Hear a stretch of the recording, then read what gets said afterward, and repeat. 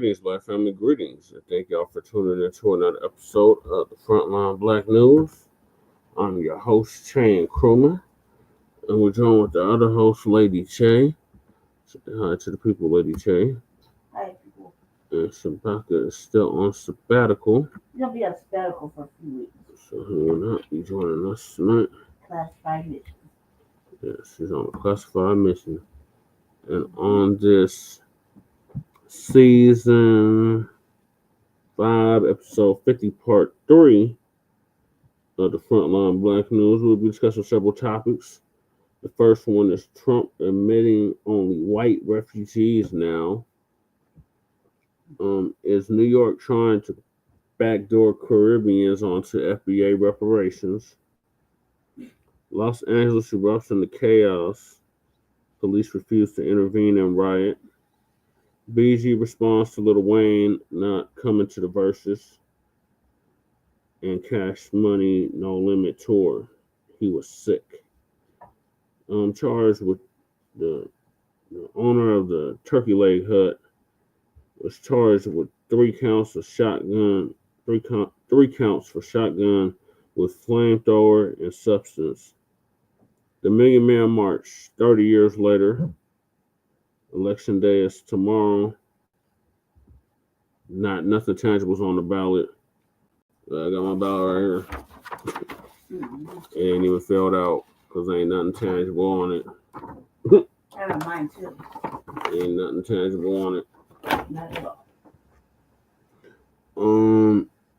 Denver budget hearing that just ended. It was the longest damn hearing probably ever.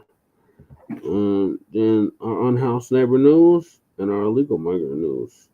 And we are based out of East Denver, North Aurora, Colorado. We give the news from a frontline and Black first perspective. We are also part of the new Blacc Media and the Signal Boosters of the new Blacc Media. We have been around for 5 seasons now and counting. We have several platforms that are part of the Frontline campaign.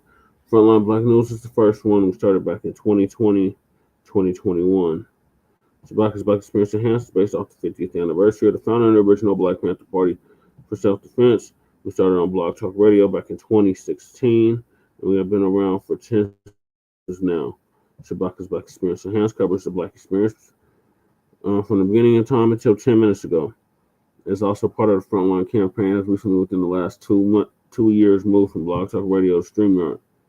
Please make sure to share and like and share the broadcast, family.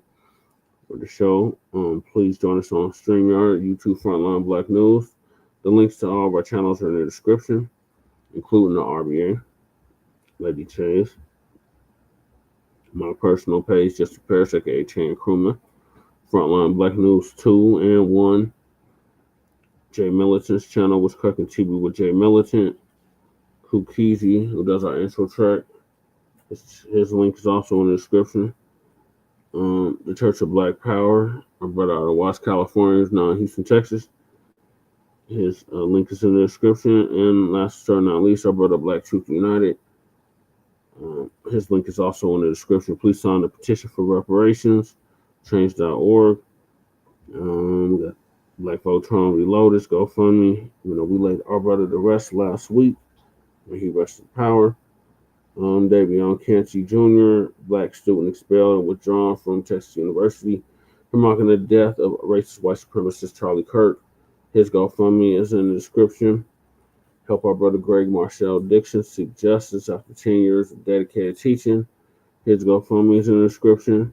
And last but not least, Lady Che's GoFundMe is in the description. And so we got copyright disclaimer under Section 107 of the Copyright Act of 1976. Allowances made for fair use purposes such as criticism, scholarship, education, and research. And if you don't understand racism, white supremacy, what it is and how it works, everything else you think you understand will only confuse you in all 9 areas of human activity, which is economics, education, entertainment, labor, law, politics, religion, sex, and war. And that's why the great Neely Fuller Jr. transitioned back in February of this year, 2025. ProduceJustice.com. When you, a black person, are captured by any race soldier, you must never fuss, fight, or flee. Comply and defend yourself in court. Also by Neely Fuller Jr., ProduceJustice.com. And last but not least, racism and white supremacy is conscious and subconscious behavior to maintain white genetic survival, to prevent white genetic annihilation. That's by the great Dr. Francis Cress Welsing, who transitioned back in January of 2016. So those are the topics. Thank y'all for tuning in. Make sure you like, subscribe. We're going to hop right into it with the first topic, which is Trump admitting only white refugees now. Professor Blacc Truth is going to give us an update on that. Shout out to Professor Blacc Truth. I've been listening to him for over 10 years, and everything he has said has come to pass.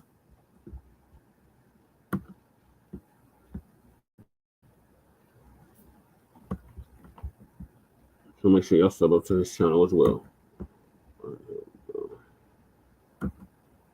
Family and fellow soldiers, I'm the Professor, and this is the Moment of Truth. Bad boys, what you want, what you want, what you gonna do when Chevy John Brown come for you? Tell me what you wanna do, what you gonna do. Yeah. Bad boys, what you gonna do, what you gonna do when they come for you? Bad boys, I'm not going back to what you gonna do? What you gonna do when they come for you? When you were 8 and you had bad traits, you go to school and learn the golden rule. So why are you acting like a bloody fool? If you get hot, then you must get cool. Bad boys, what you gonna do? Or what you gonna do when they come for you? ICE, filmed on location with the thugs and law enforcement. Yeah, there's been a whole lot of wake-up calls going on, and the orange man's making sure they get the message whether the phone rings or not. Now, it's too soon to be sure, but there seem to be some folks who might finally be figuring out that just because you identify as white on a driver's license or an employment form or a census form, you're thinking to yourself, hey, that means that I'm classified as white because they're letting me do it, right? Yeah, right up until these white supremacists show that they know who's one of them and who isn't. And their definition of white is totally different than what some of these other groups think. And they're showing that their definition is the one that matters. And even those who know that they can't classify themselves as white on paper, at least, they do understand that they've tried to take up the position of being white supremacist adjacent. So as far as they were concerned, they were some sort of model minority or whatever, and they thought that was their ticket to ride. And there are a whole lot of folks who thought that because they came from the Caribbean, or perhaps from Africa, that as I detailed for you in an earlier Moment of Truth, apparently they thought that this made them some sort of exception to anti-black racism. Because after all, they were making it very clear, we know what these white supremacists fear. They fear those black folks who came out of slavery in the United States, because those have been the biggest troublemakers. Well, we're going to show massa we don't want no trouble. That's what a lot of them thought. And then next thing you know, you see them out here all with wind in their jaws, mad as hell, saying, I'm not going back to Haiti. Now, for those of you who may not know, what's happened is Donald Trump has lowered the number of refugees that the U.S. is willing to admit to its lowest number ever. In the past, with both Democratic and Republican administrations, the number normally is around 95,000 a year. Biden, of course, was letting it get to 125,000. Those we all know they left the borders wide open on his watch, so the number was probably in the millions every freaking year. And that's a huge part of the reason why it is that the immigration course just said, you know what, we're not even going to try to figure out if somebody's here legally or not. As long as you stay out of trouble, we just don't ask and don't tell. During Trump's first term, he lowered the number to 15,000, and now in his second term, he's lowering it down to 7,500. So for admission to the United States to basically be a very select, very exclusive club. And he reserves the right to act as the bouncer. And just to make sure that people get the message, Trump is continuing his race-based policy of giving preferential treatment to the white Dutchmen who were sitting on stolen land in South Africa. Months ago said, the refugee admissions shall primarily be allocated among Afrikaners from South Africa. And a number of these individuals from South Africa happen to be engaged in all manner of anti-Black and anti-Semitic rhetoric and other expressions of hate speech, and yet you don't see any of the people who are raising all that hell about Palestinian demonstrators on college campuses saying anything about this. One has to wonder why. And speaking of people not speaking up, we also have to wonder where the hell is Candace Owens at times like this? Her and the rest of the bootlick butt-kissing brigade who will talk about immigrant solidarity. I want to see if the same people who have been talking that immigrants built this country stuff will keep saying it now. These rejects from apartheid South Africa are unquestionably immigrants, so why not lock arms with them? Oh yeah, because the orange man is only looking to let them in. You know, this would be a great time to drag out that old line about immigration is our strength. Haven't heard that one in 5 minutes. And for the DNC shills and the left-leaning clowns who will infest the comment section and say, well, those Dutch people, they're racist, you know. Well, guess what, stupid? The people the U.S. has been letting come in as refugees from south of the border and from Asia, they've been just as racist as anything you get from South Africa. And when you look at the tethers who have been coming in for the last 3 generations, who have been ready to bend over backwards and jump out a window just to talk trash about us to ingratiate themselves to the white power structure, you understand that anti-Black racism takes on a particularly perverted edge. The Congressional Black Caucus, or Black Immigrant Caucus as they should be called, they're the first ones to go ahead and put on the case for immigrants, and why not? As the Blacc Media has pointed out for you time and time again, the vast majority of the Congressional Black Caucus are individuals whose parents only got here about 30 or 40 years ago. And that being the case, the white powers that be looked and saw compliant bootlicks and said, we're going to go ahead and elevate you guys over these FBA people over here. We're going to make it so that you guys leapfrog to the front of the line without having to do anything, and then you can tell everybody how great immigration is.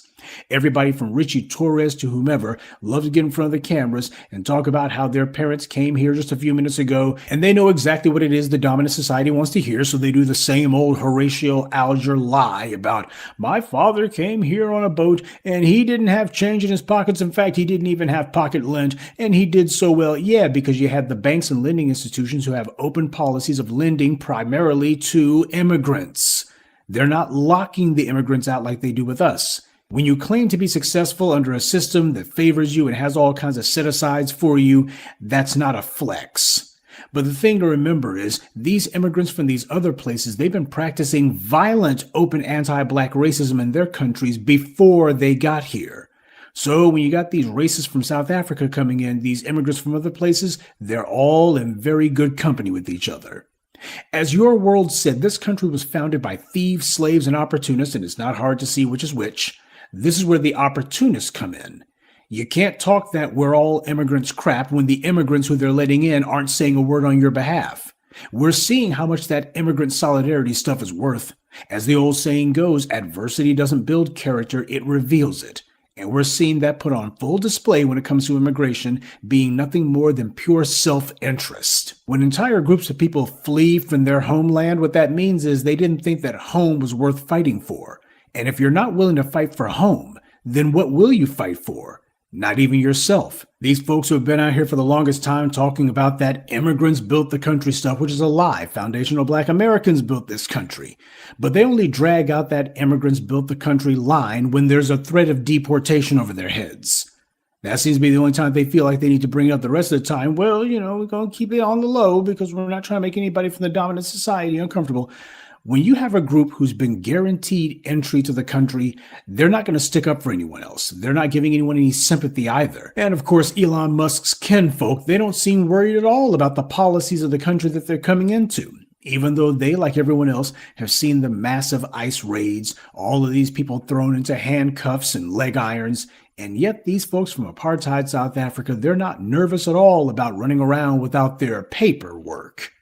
The administration made it clear that all the other nationalities, by the way, are not going to be included, and that even went for the Afghans. And they've noticed, along with their would-be American allies, Sean Van Diver, the president and chairman of Afghan EVAC, a California-based coalition that has helped Afghans resettle in the U.S., said that the refugee limitation cap is an unprecedented dismantling of America's refugee program and a moral collapse that abandons the very allies who stood shoulder to shoulder with our troops. Now, you know what I think about that? What I think is never do a favor for a favor. That's the lesson that should be taken away from this. People who perhaps thought to themselves that they had found some sort of workaround to get themselves a green card eventually. You put in a little bit of time sticking up for Uncle Sam and his army of occupation, and in the end, if things go south, as they inevitably do every time the U.S. occupies a place, things go straight to hell. Well, that's okay. They'll go ahead and give you a slot on some leaky boat or on some overcrowded aircraft, most likely, and they'll go ahead and bring you to the U.S., well, eventually. Yeah, the U.S. government is very good at making lofty promises when it's convenient to them and forgetting all about them when it's not. People are wondering if Trump's going to do anything for the Ukrainians, who are also white, but Trump's boss, Putin, wouldn't like that, and there was the bickering that Trump had with Zelensky back at the beginning of his second term. See, what's ironic is that just a couple of months ago, Trump was pretending to care about a white Ukrainian woman who was killed, and yet he's making it clear that he's not going to roll out the welcome wagon for Ukrainian refugees. So while the orange man only wants white people, he doesn't want all of them. And that's how white supremacy has always functioned. And that's the reason why it's a good thing that he's back in there. You're starting to see what white supremacy is exactly like. And all of these people who thought to themselves that they were on the team, well, they're finding themselves cut from the team. Of course, this isn't going to change anything with them. Their attitudes are not going to be any different because there is no immigrant solidarity. The only problem that some of these groups have with the policy is that the administration's prioritizing someone other than them. That's the problem that they've got. After all, a lot of these people tried to reinvent themselves, classifying themselves as white as if they had the authority to do so, or as some sort of white adjacent model minority, what have you.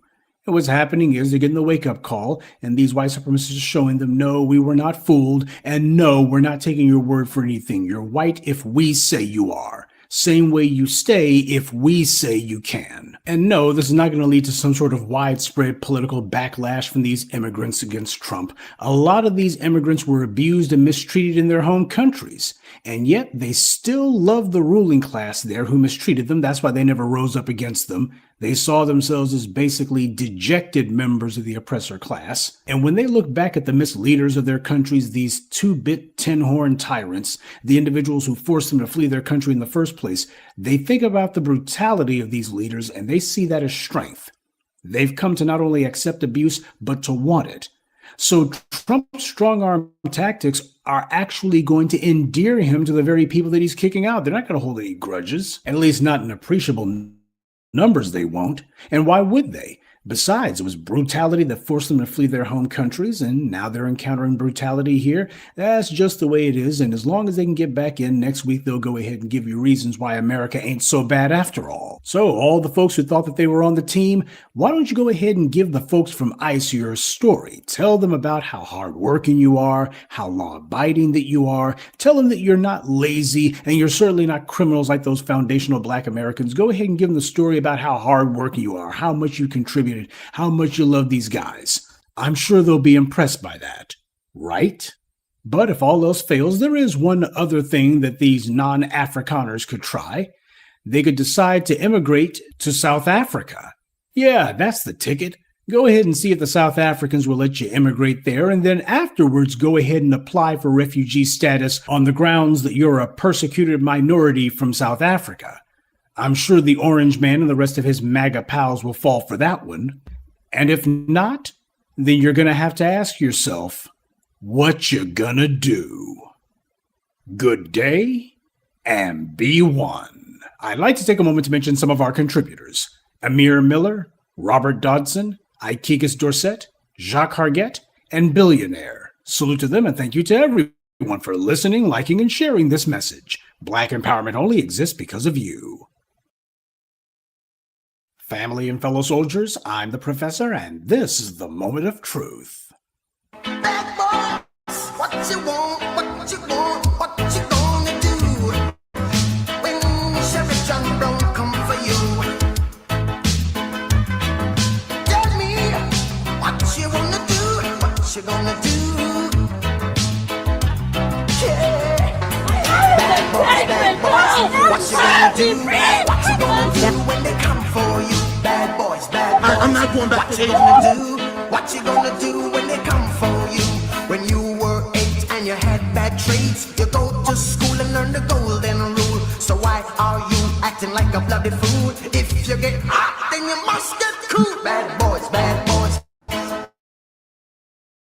you gonna do? What you gonna do when they ICE, filmed on location with the thugs and law enforcement. That was totally worth it. Yeah, that was hilarious.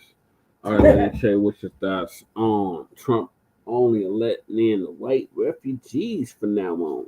I mean, it makes sense. You know, it also let in whoever got 10 million in their pocket to donate to fucking his library or whatever the fuck he's doing.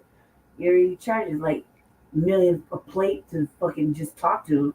And, you know, pardons are like starting price at 10 million. So, I mean, it's all about the money for him. And yeah, he's going to be particularly fucking favoring. He's salacious. This is salacious. But he'll do that until they get on his nerves. You know what I mean? Mm-hmm. And yeah, of course he doesn't want Haitians or anybody else here. You know what I mean? Like, of course that's a real issue.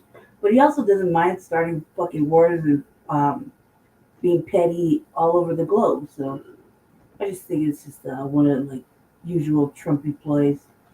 You know, he's salacious. He lives for controversy. You know, he lives to be controversial. And now it's like, so you let in whatever, you go overseas and do whatever, pick license hit, but you won't, you know, make a deal in your own country. You know what I mean? You won't make a deal to open up the fucking government. Salacious.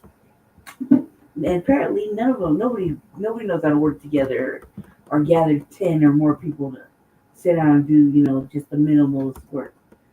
It's all salacious. And that's why it's a failure. You know what I mean? He had 3 more years of salacious shit that he said he was going to do anyway. Remember last time he said there were shithole countries. Yeah. You know what I mean? Last time he didn't want to do this and he didn't want to do that. He's just stepping it up a little bit. And until, you know, I mean, he's already alienated his base. You know what I mean? They can only love him so much overseas. You know, they can only be so impressed. It just takes any of their dictators to turn around and gang up on old Trumpy, and that's that. You know what I mean? None of these agreements will matter as soon as everybody gets tired of them and say, you know what, fuck this shit. You, and you. Let's just go. You know what I mean? There's none but dictators now, right now. Everywhere and all over, right? Yep. None but dictators. So he wanted to be part of the club. But the way he does shit, it's only a matter of time before they say, you know what?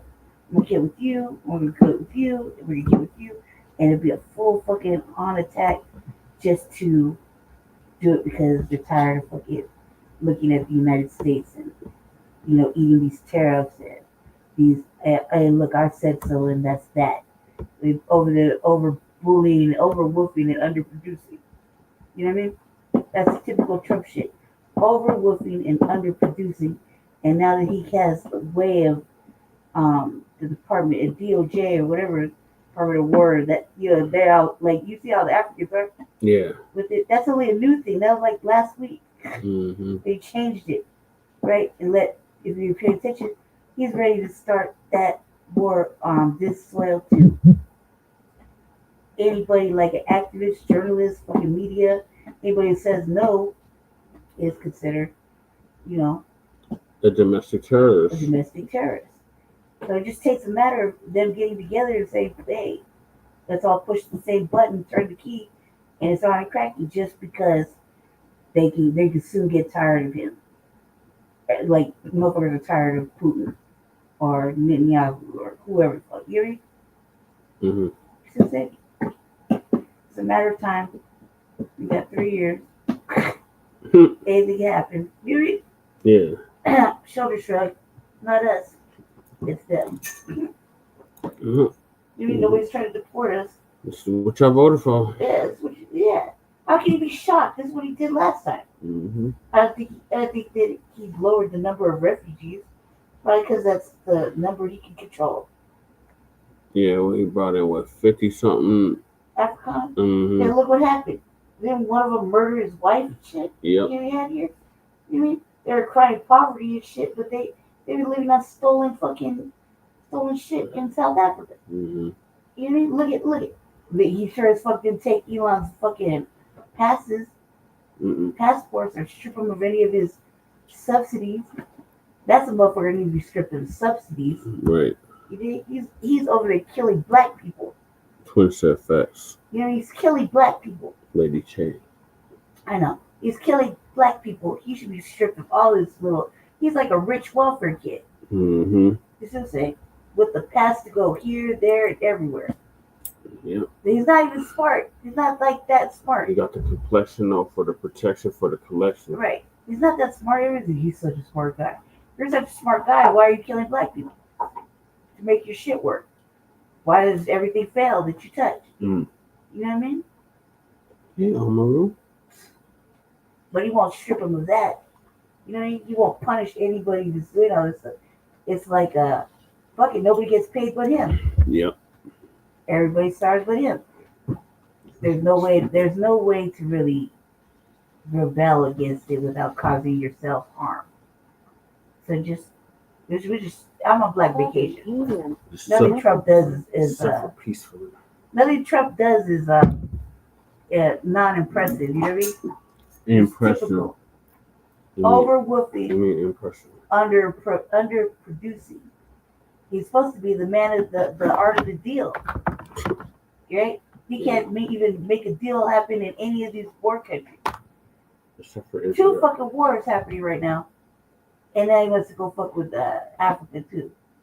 After he shipped motherfucking deportees. Yeah, Nigeria.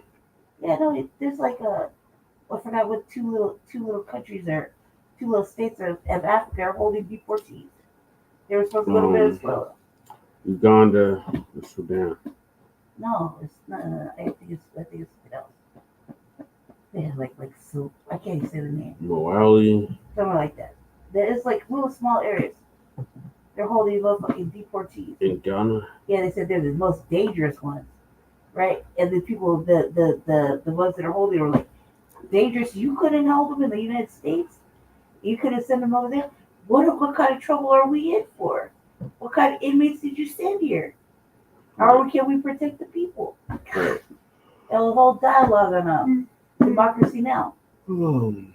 He's over fucking with Venezuela.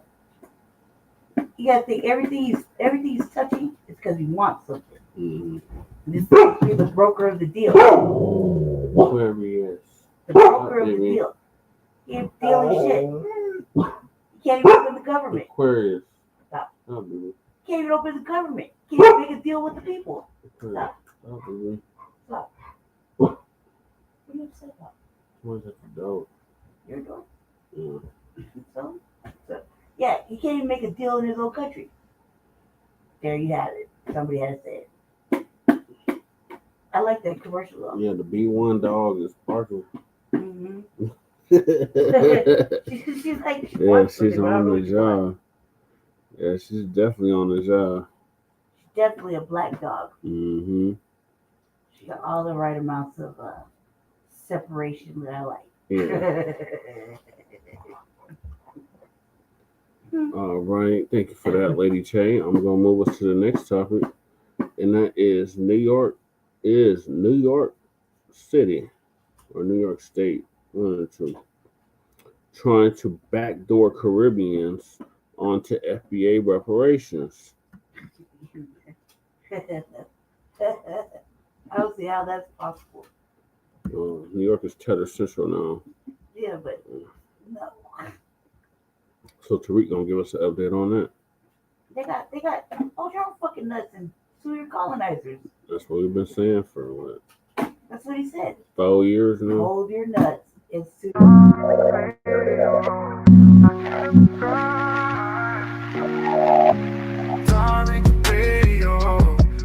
Subscribe.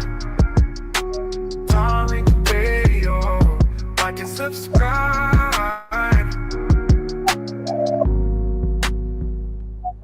What do we know about Black New Yorkers at this time that are from New York City and New York State? It's a really sort of interesting dynamic, right? Because you have people like, let's say, people like Gina Manuel's family, right, who we started with, who in the 1870s, her family had been here for about 70 years. So there's a very long history of people actually being from New York, or the New York at least area. But then also too, there's also a strong influx of people who have come to New York City, particularly between the decades of the 1790s, 1800, and 1810, from the French West Indies. Because the Haitian Revolution was one of the largest revolutions in the Atlantic world, we do see a significant population of people coming here from Saint Domingue, which is Haiti, from Martinique, and from Guadeloupe, because as you can imagine, race was a little different in the French Caribbean. You have maybe black people who were a part of a petite bourgeoisie class who was concerned about the fact that insurrection might mean that they might be murdered in the revolution, so they came to New York. But then you also have a significant population of white enslavers who are bringing their enslaved people to New York as well. So it's complicated in that regard, because it's like, when do we talk about the origin of these people, right? Like I'm saying with Gina Manuel's family. I mean, because her family, like she said, they can go back to the 1790s, but as well as her family, they also immigrated to this country, some of them. And then I'm sure some of them have origins probably in other parts of this country as well. But we do know that have been a strong black community in this city that have been here from Dutch occupation, right? And a lot of those people who, let's say, were not enslaved, were maybe able to maintain their residence in New York. But as you can imagine,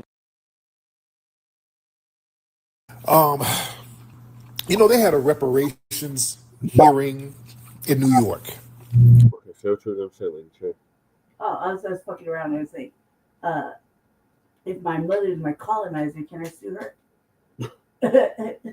Real shit. I'm serious. He's like, hold your own nuts to sue your colonizer. Well, if she's my colonizer, can I sue her? She's not the government. We don't know that. You see, it's a fucking psyop. Who knows? Right? But seriously, like, if she's my oppressor and my colonizer, have y'all fucked up in the gate? Can I sue her? You know, right? As a joke, I'm being funny. Yeah, you could sue her. Right, let's just sue her for colonization. Fuck, you pay me, bitch. You owe me. You ain't? Sue her for pain and suffering. Oh, like 2 whole fucking lives of fucking generational wealth. Twice. Right. Right? So, can I sue my colonizer? Question mark. Asking for a friend. It looks like me. What do you say? We're asking the chat. It's just twin. We're asking twin. What do you think, twin? Twin, can I sue my mother if she's my colonizer? It stole my generational wealth twice? Serious. What do you say? He hasn't said nothing yet. Like, is that a real question? Well, we're waiting on twin to come up with the answer. Mm-hmm. They had a reparations hearing in New York, and I'm telling y'all, we have to really keep our eyes on these reparations hearings, these reparations task force agencies that's happening around the country. We got to really keep our eyes on them. That's exactly what we're doing here in Colorado, Tariq. We're definitely keeping our eyes on what's Have happening. to, man. There's nothing but coons up there. Tethers and white tethers. And a lot of white folks. I already see the fixes in already here in Colorado with this bullshit ass study. And then they're going to come up with a bullshit ass commission. Yeah, we could have sat on, but they won't let us. Yeah, it's already been It's already finalized. convenient. It's so convenient. We've been bugging them about it for like since inception. Mm-hmm. Right? And they said no. That they're making us fund. We have to fund our own study. Which is redundant and stupid. If you would let me speak, I would be like, why the fuck are we funding you? Right. No, go find it somewhere else. Right. Like you find money for everything else. Right. Like you found money for the illegal immigrants. Yeah, lots of money for the illegal immigrants. Like you found money for COVID. Like you found money just to be fucking around and overpaying shit Mm-hmm. for vanity projects. Yeah, we got our hearing on Wednesday. Yeah. So we In person. gonna go live with that. Round 2. Children, get the hell off of mommy's chair. And At this reparations hearing or meeting or whatever it was in New York, they were really trying to do some backdoor stuff. And this is why we really got to keep our eyes on everything. Delineation is very important. There's a reason why people keep trying to shame us for delineating, because they understand the term foundational Black American is such a powerful term, and it's a lockdown term. It locks down who's supposed to get what, and people can't really tether on it. That doesn't mean that people are not trying to try. At this hearing, they had some Caribbean activists up there. And boy, they were trying to backdoor. They were saying a lot of stuff that some of these people be coming in these spaces saying. They were like, well, we need to see who's going to qualify for reparations, because we do understand that in the 1700s and early 1800s, there were a lot of Caribbean immigrants who came to the United States, some from the Dutch West Indies and the French West Indies and the British West Indies, whoop-de-whoop. They would come, some immigrated from Jamaica in the 1700s. So some of them were here for years before the first census was taken, or before the census was taken in the 1860s, whatever the argument they were using. So they were really trying to use that backdoor argument. And I do revenue. He tries to do that too. He talks about certain people who were over here in the 1800s who were Caribbean or who came from the Caribbean. Understand this. I want y'all to understand something. Watch these talking points, because these are backdoor talking points meant to undermine us. A lot of these people, and again, they were enslaving people back and forth. There were a handful of people who came over, just a very small handful, some business people who happen to be Black or whatever. I want y'all to understand this. When they came over in the 17 and 1800s, that was a part of the ethnogenesis, ladies and gentlemen. See, your ethnogenesis, that erases your prior national origins. Just like when people say, well, you guys are African, but when we got here, we became a whole new ethnic group. Some people say we were Aboriginal. That's true. When we start dealing with the white supremacists, we became a whole new ethnic group. If you came over from the Caribbean around the same time, you became part of a new ethnic group. You were part of the ethnogenesis. So those people who came over from the Caribbean, 17, 1800s, they became part of a new ethnic formation. You became a part of that foundational Black American lineage. Over generations, you intermarried, merged cultural practices. You were subjected to the same racial caste system as other foundational Black Americans on American soil. Your Caribbean identity at that time, it was dissolved within the system here, because this was the formation of the United States. You became ethnically a foundational Black American. You didn't remain a Caribbean American. In fact, the descendants of those people, you can't go back to the Caribbean and say, hey, I'm a Caribbean, my family was here in the 1700s. No, you would have to immigrate there. You would have to immigrate to the Caribbean if you wanted to move back. You see? You would have to apply for a visa or residency, just like any foreigner. That proves your lineage and your legal identity is no longer Caribbean. You can't claim a homeland that doesn't recognize you as a native. Just like Africa, we cannot go to Africa without going in as foreigners. That's why we don't use the term, like we don't say we're African. We're not continental Africans. We have African genetics, but we're not continental Africans. We are a new ethnic group. You understand? And if the people came over here at that time, they were helping to build what we now call the foundational Black American identity. You were part of that foundational Black American lineage. You understand?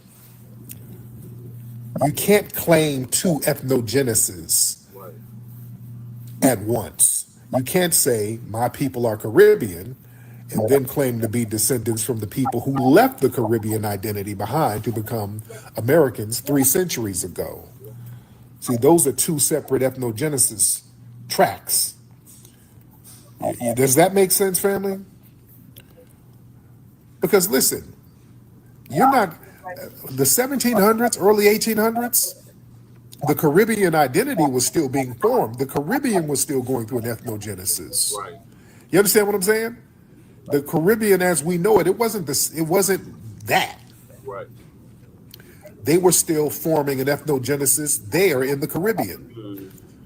The music, the dance, the patois, that was still being formed. That wasn't codified yet. Right. So they were still going through an ethnogenesis. Hell, the foods was different. 1700s, early 1800s, hell, like places like Jamaica, they didn't even have curry chicken yet. They didn't have curry goat, none of that shit. They didn't get curry until around 1845 when they brought over those East Indian indentured servants from Calcutta. They didn't have jerk, not jerk. They had jerk chicken with the Maroons, but jerk chicken didn't get popularized till the 1900s. The Maroons would do jerk chicken, but I'll get on that in a second. But as far as the curry, that didn't start to 1845 when those East Indians got there. Now, the jerk chicken and all that, some of the Maroons, what they would do, they would bake food underground so that the smoke wouldn't be detected by the British, so they wouldn't be found. And they called that jerking, which was an amalgamation of an indigenous word called churkey, something like that. It was called churkey, and they were also using the same term over here, where you would dry meat. Yeah. That's where we get the term beef jerky and all that stuff. You get meat and you dry it and you cure it. So we had jerky over here. They had jerk chicken there. You see. But the point is, they were still formulating their culture there. It wasn't Caribbean culture as we know it. So they were already going through an ethnogenesis here. So when you leave before your ethnogenesis, before your culture is even codified, and you're coming over here at a time where our culture is being cultivated and codified, you're a part of our ethnogenesis. So you're not Caribbean. Hey. If you were here in the 1700s, you're not. If your lineage has been here since the 1700s, you're not Caribbean. Yeah. So we're watching people do all of these little backdoor tactics. And by the way, the Caribbeans, they got a reparations platform. They got CARICOM. We got CARICOM over there. So people who are current Caribbeans, they can get that, but we're not going to let people come over here and backdoor. They're not going to backdoor the reparations here, and we're seeing a lot of that. All right, let me get some of these folks in here. Family, come on up here. Let me get y'all in here. Let me get some of these folks in here. A lot of folks are making requests. Let's get you up. Let's get up. Who's that, Lila? No, it's pronounced Leah. Leah, how you doing, Leah? I'm doing good. I'm so glad I caught you live. Yes, ma'am. I wanted to speak a little bit of peace here. Some of these tethers out here be saying the FBA is xenophobic because we're just choosing to just delineate and just do our own thing. But we are the main people that's open arms with everybody. Yeah. And the fact that they've been disrespecting us for a long time, talking about how we're lazy, we're this, we're that. And then the minute we say, okay, since we all that, go over there and go chill and let us do our own thing. And then they have a problem with it. Right. You know? Right. And rightfully so. We should have been on this. Because the thing is, we've allowed a lot of stuff to happen. We've let them talk greasy for a long time. We've said, okay, they're down bad. We'll let them say whatever. We ain't gonna punch down. We had that mindset, but then it just got so bad where we just had to say, hey, look, enough is enough. Enough is a damn enough, because now these people are getting into political positions and they're deliberately undermining us, as we're seeing with some of these reparations hearings. They're going in there specifically trying to undermine our reparations claims. Absolutely. What's up, Angel? How you doing, brother? How you doing, brother? I just want to say all love to you, but to expound on the point that you were making, absolutely, and they get offended when you confront them about it.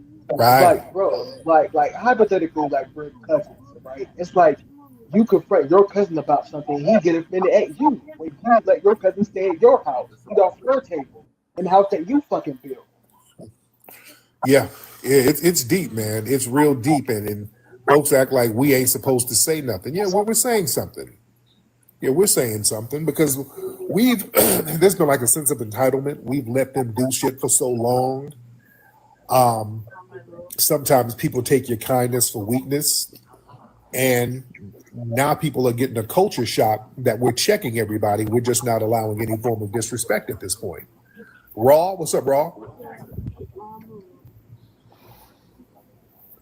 Raw?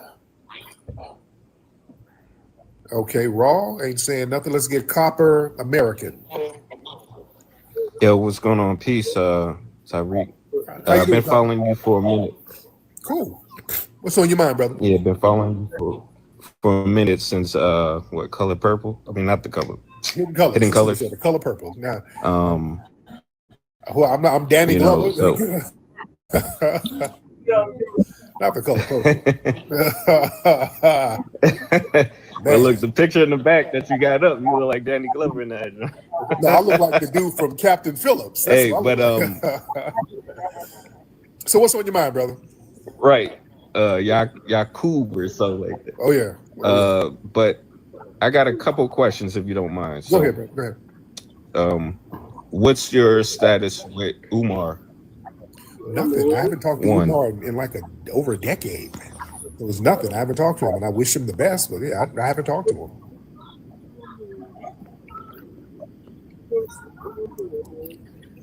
Okay. So, and going back to the FBA xenophobic topic, since we are all of those collective bodies of DNA, why are we still considering ourselves a byword to America, as in African American, Black American, or foundational Black American? Why not just American instead of a compound word? Well, the thing is, when we say foundational Black American, that's a commemorative term, because that's a term that really specifies the people who are literally the foundation. So we, as foundational Black Americans, we are exceptional. We're not just American. Somebody who comes over here tomorrow, that's an American, but he ain't the same as me. He ain't the same as my lineage. So we have a different relationship to the culture, the land. We are the culture of this country. We fought in every war in this country. So we, as foundational Black Americans, are extremely exceptional, more exceptional than the white tea supremacists, because they tried to destroy this country several times on some BS. We've been the ones maintaining the integrity of this country, the culture of this country, the moral high ground of this country. So we're very exceptional, right? Go ahead, brother. Okay, I understand that. So why not original American instead? Foundational is better, because that lays claim to us really being the pillar of what everything else is built around. See, original, yeah, some of the red natives can kind of latch on to that. They can latch on to that. And some of the red natives, they had no bearing on the building of the United States. They have nothing to do with the building of the United States or United States culture. No disrespect to them. But it was us, the people who became foundational Black Americans. We are instrumental in every nook and cranny of the infrastructure and the culture and the economy of this nation. So foundational is a very strong codified term that just can't be remixed. Now, why do you have a problem with foundational? Why would you have a problem with that? Mr. Copper? Well, it's not more so foundational. It's more, can you hear me? I got bad reception. I can hear you. But it's not so foundational, but the term Black, going back to the etymology and the Black's Law dictionary definition. No. Yeah. I feel like it's a lot of weight behind that. But that's a term that we already use. We've popularized the term during the Harlem Renaissance. We are the ones who made Blackness cool globally. We're the ones who did that during the Harlem Renaissance. Black is not negative. Just because the white supremacists try to make it negative, we don't have to go for that. There's nothing negative about that. It's all about perception. We made blackness cool. We made blackness a thing. We made blackness the culture. There's nothing wrong with that. Yeah, I don't get into the whole Black's Law dictionary and all that because all of that is based on I'm white and I say so. You understand? Go ahead, brother. Copper, go ahead, brother. Okay. Yeah, I mean, that's it. I just wanted to know your stances on it and just put that on, Now, Copper, that out there for the people. Now, Copper, Because I don't think I've seen an interview with you. Yeah. Now, Copper, let me ask you this because I hear a slight Caribbean accent. Where in the Caribbean is your family from? Oh, you already know my family from all up and down the East Coast, man. We Caribbean. So on my mom's side, we Black. Okay. So we from North and South Carolina, and DC, and we also and my father, he's Puerto Rican. So yeah. There we go. There we go. There it is. Okay. There it is. I knew there was a Caribbean thing in there. There's a Caribbean thing in there. And it's okay. So, all right. But thank you so much, brother. Thank you so much. See that backdooring family, that goddamn backdoor shit? See? When y'all start hearing Black's Law Dictionary and all that stuff, that's Caribbean talk. All right. Also, family, this is the thing. Have y'all been seeing this? What's up with all of these people? Non-FBAs claiming the damn Carolinas. That's a new thing. That's a new thing. A lot of people these non-FBAs are trying to claim North and South Carolina. Family, we know y'all ain't really from no damn North South Carolina. We know the accents. Right. All right. We know the accents. North and South Carolina, they got certain accents. So that's the thing. A lot of people, they're trying to latch on to the Carolinas now. They're trying to backdoor their way into that. A lot of people try to latch on to the Gullah Geechees. That's one thing. That's one thing. You understand? So how do I hear Caribbean? Yeah, Puerto Rico is the Caribbean too now. But there's some other stuff going on in there. He just admitted to Puerto Rico. There's some other stuff going on in there. Sound like some Jamaican. I know accents. I told y'all. I know our accents. Dude, I know foundational Black American accent. I know how we talk. I got family all over the damn place. And some of the FBAs, y'all do too. Y'all got cousins in the South, in the Midwest, on the East, in the North. Y'all got cousins. You know how your family talk. You know when you talk to your cousins from New York, they talk a certain way. You talk to your cousins from South Carolina, they talk a certain way. Alabama, they talk a certain way. New Orleans. We got cousins, dude. We got relatives. We got aunts, uncles, moms. We know accents. Yeah. Let me get some more folks in here. Let's get Phoenix Rising. Hello, Tyreek. Hey, Phoenix, how are you? I'm fine. I vowed that I would never get on TikTok, and I just happened to see that you were live because I'm on X. This is Dove of Light. Oh, how you doing, Dove? I'm fine. I'm doing fine. Foundational. I was mentioning this to my brother, and I just now I can email and send him your link. But the foundational the foundation means building. We built. Okay, we built. And so I started running this past my she's my cousin, but she's my like a great aunt. And she's Jehovah's Witness, and she started getting mad. She says, I don't want to get mad anymore. I just want to stay in Jehovah. Because she started, and we did this, and then we started going through our family on what they took from the house and everything they took from my great aunt Alice up in Brooklyn, New York, taking, just how they steal the property or get the property for low. And she was already 80 something and stole her beautiful brownstone and everything, and the building of and just found out about the Black Senecas in Central Park. I just found Came across that on YouTube Yeah, yeah. Oh yeah, that's up there in New York. Yeah. in Central Park. Yep. And so, yeah, I mean, since I just really discovered you back in March, you know that, right? So, Wow. yeah, I just got on, I had gotten on X because I got a new phone and I said, Tyreek, just check this out. And then I just was hooked on your X, and then I thought, gosh, why don't you record it so I could just go back and listen sometimes? Because I mean, you get to some people that just call up and this one hollering woman named Vicky or something. I never get over that one. That was funny, boy. Was that the YT woman? Was that her? Yeah. Oh yeah. Yeah, we used to have a good time She on was that. like, we're loving kumbaya, and then you were like, you don't kumbaya up in here.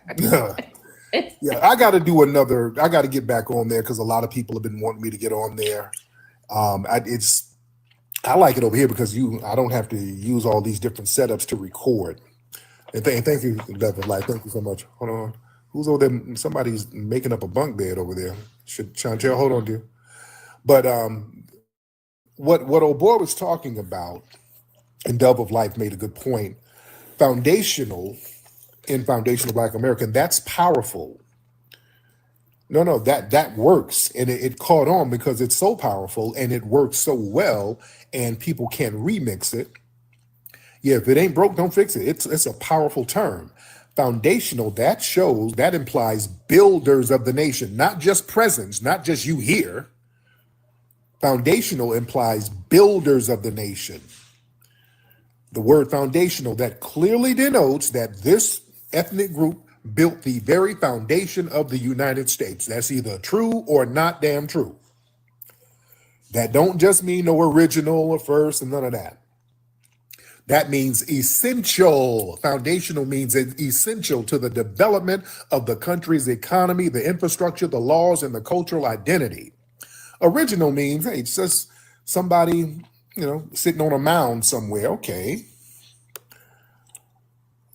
You could have been somewhere sitting down on a mound 2,000 years ago. Okay, you were here first, but we were foundational to the infrastructure of what will become the United States. Foundational, that ties directly to the creation of the U.S. as a nation state. Yeah. See, when we do aboriginal or original, that starts getting confused with Native American politics, and that's been flipped already. That's why I stay away from a lot of that. The Native American thing, that's been flipped already. The white supremacists, they done went in there and just ran roughshod. They done tricked up the dolls rolls, paid their little $5. So that's why the Indian chiefs now look like Justin Bieber. They done flipped that. So even getting, no, I don't even touch that. It's been flipped. Yeah, you got to unflip that first and then get it. It's too much. That's too damn much. They got the tribal princesses looking like Britney Spears. Dude, it's been flipped already. They done gutted them tribes and remixed them. You see? So I don't even want to get mixed up with that. See, the word aboriginal, which is fine in some cases, but it's strongly associated with the native tribes. And a lot of that will confuse lineage discussion. And then that opens up the door to a lot of false equivalencies. And then identity conflation. Because see, y'all start saying, hey, let's, instead of foundational, let's say we native. All right. And we should get reparations as natives. And what's going to happen is them same $5 Indians going to show up and be like, yep, I'm native just like him. So where's my check too? They already got that sewn up. They're going to edge you out of the line. And also original Black American, that sounds very vague. That sounds, it lacks political sharpness. Original, that's a soft, unfocused term that don't really carry a lot of historic political specificity. Yeah. It doesn't really imply contribution or continuity. You see, foundational is you can't have anything without the foundation. Foundational Black American, that's a very unique lineage specific cultural identity. Excuse me. You understand? Foundational, that carries a lot of moral weight as well. That lets you know that there was theft, exploitation, and a debt that's owed. Yeah, not just we just showed up and we wanted something. No, we're the foundation, and the foundation, there has to be compensatory justice for the foundation. Who's this with all this noise? Chantel, is that you? I am so sorry to have that in my background, but I have really, let me hold on, turn this down. You for what you have done for foundational Black Americans for years. Yes, ma'am. And when these people come on here and they're the musty crusties, and most of them are from like the UK, and they're over here. Why are you worried about us? Yeah. That's my concern. Why are you worried about what we're doing and you're not doing the same thing in your own place? Yeah. You could be foundational Black Americans in your, or you Americans, or whatever the fuck you want to call. Excuse me. I don't know what we're supposed to talk about here, but it cracks me up when you're like, you really get into them.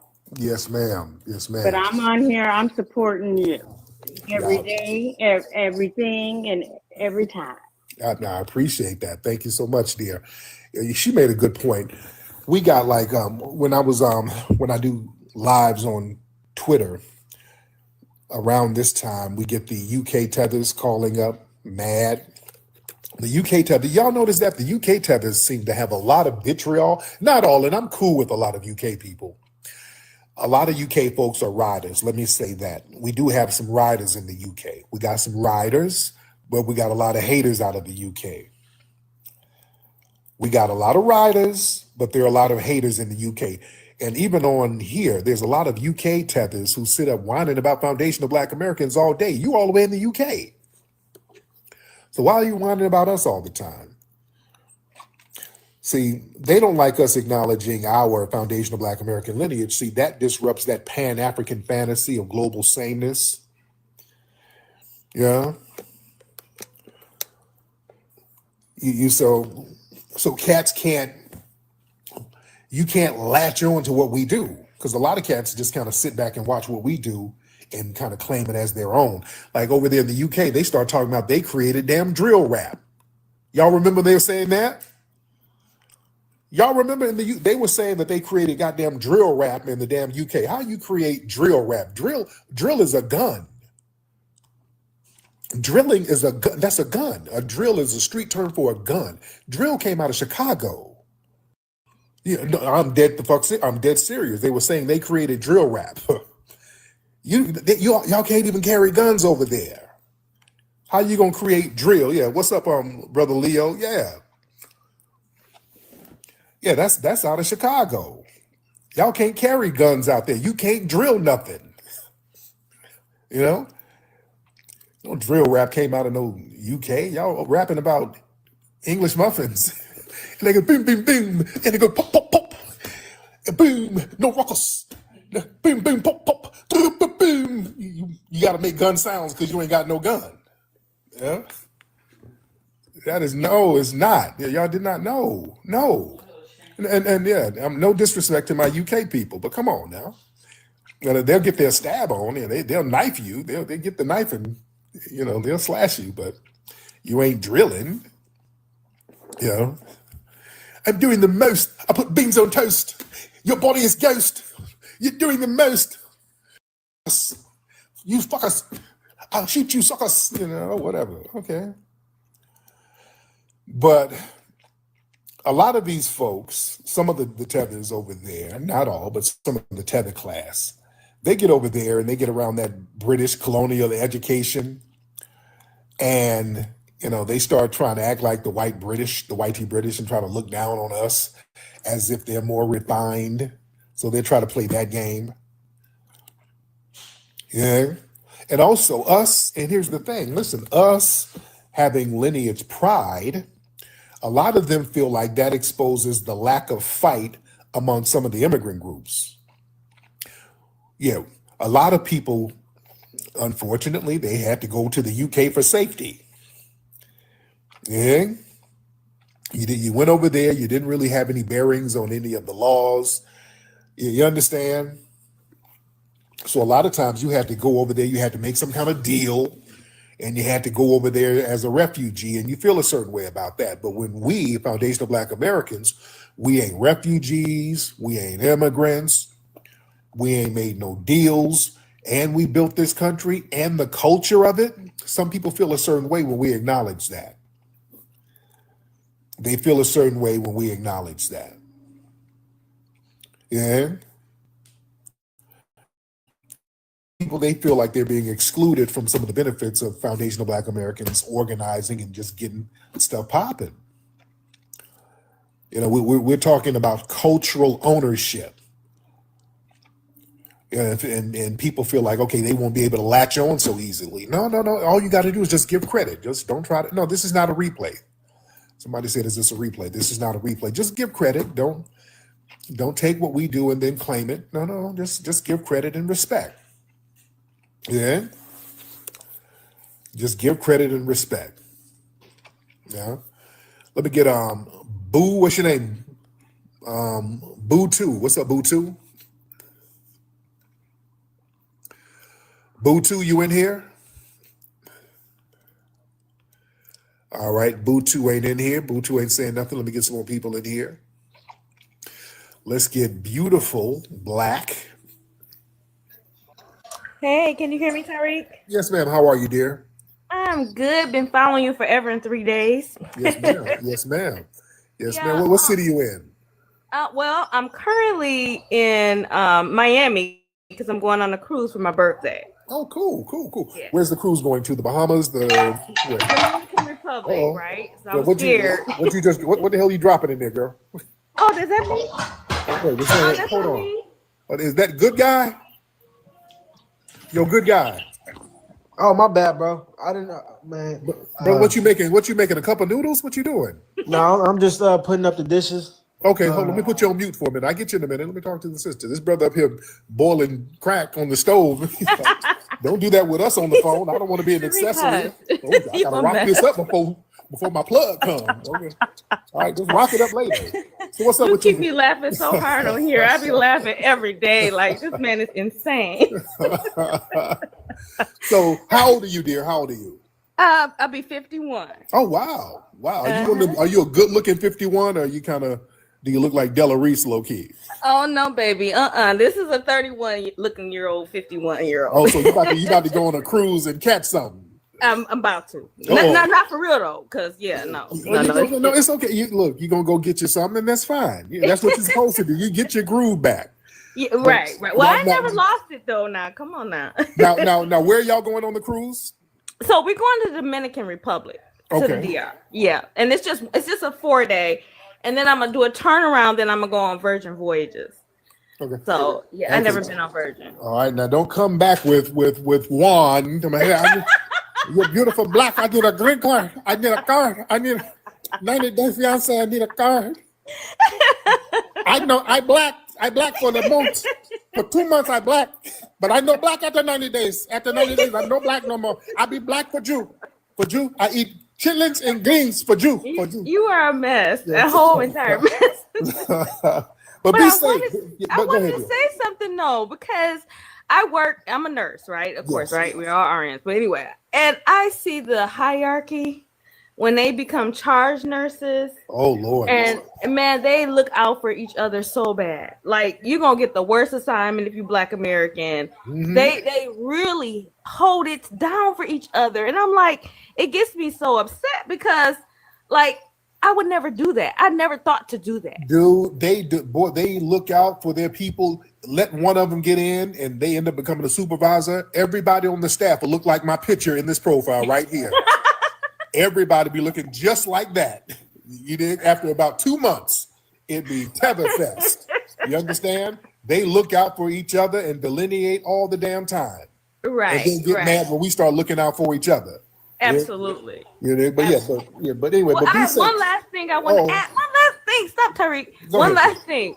So what are we gonna do once they lose their accent and acclimate into our culture more, but they still have their allegiances with their original homelands and stuff? Yeah, we're peeping them out. They can't hide that well. Again, we look at them hairlines. We know who's who. We know who's who. In 20 years, though, you think it'll be better? Yes. They're trying to assimilate, but we know who's who. Yeah, it's hard for them. It takes them about 3 or 4 generations to get that hairline lost, and them heads to get back down to our size. It takes a few generations. So we know who's who. We know.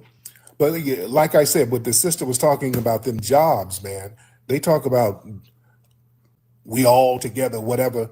Man, you go to your job, it ain't never just one Jamaican working there. It ain't never just one Filipino working there. It ain't never just one Somalian working there. Never. They bring in their people. They do nepotism. They do ethnic nepotism. They look out for their people. Some of them be having scam degrees and all types of stuff, scam licenses. They let them on in. You're working right there with them.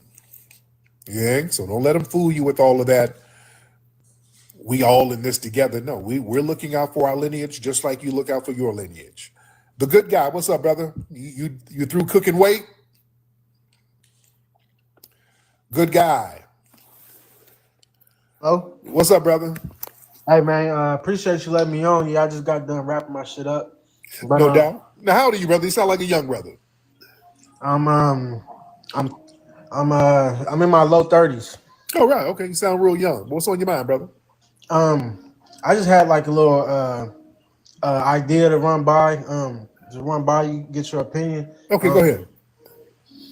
Because the rumor is that Haitian was founded by that Chicago was founded by a Haitian brother, right? Yeah. So I'm thinking like niggas like Chief Keef and all them dreadhead, goofy looking niggas. Them niggas is the descendants of them Haitian niggas. No. What's his name? Jean. What's his name? Disabled. I can't think of his name. The brother who helped found Haiti, not Haiti, but found Chicago. Disabled. Here's the thing. There's been rumors, and I've read that he was from Haiti, but there was no concrete evidence that he was from Haiti because he had a French last name. So there actually is no direct evidence that he is actually from Haiti. He could have been from St. Louis because there was a lot of French people there, or Louisiana. There were a lot of French people there. So there's not any definitive evidence on if he was from Haiti or not. That's been kind of murky. People just kind of assumed it because of the last name. He had a French last name. But he went up there. Yeah, the people up there ain't got nothing to do with French culture now. They ain't got nothing to do with that. Even when he was founding Chicago, he married an Aboriginal woman up there. And he became a part of the damn ethnogenesis. And also by the time he was here, Haiti wasn't formed. It was still Saint Domingue. So there's a lot of caveats to that. Who is that down there? What's up, brother? What's your name? Balaguru? Balagaru? Yo, Balagaru. What's up, brother? Okay. This brother's up here putting up some plates too. All right. So let me get everybody on here. All right. Let's get some more people in here, ladies and gentlemen. Let's get the gifts up. Let's get the gifts up. Let's get the hearts up. Let's get the hearts up to 500,000. Let's get those hearts up to 500,000. Let's get Miss TJ. Miss TJ, hop on in. Miss TJ. Hello.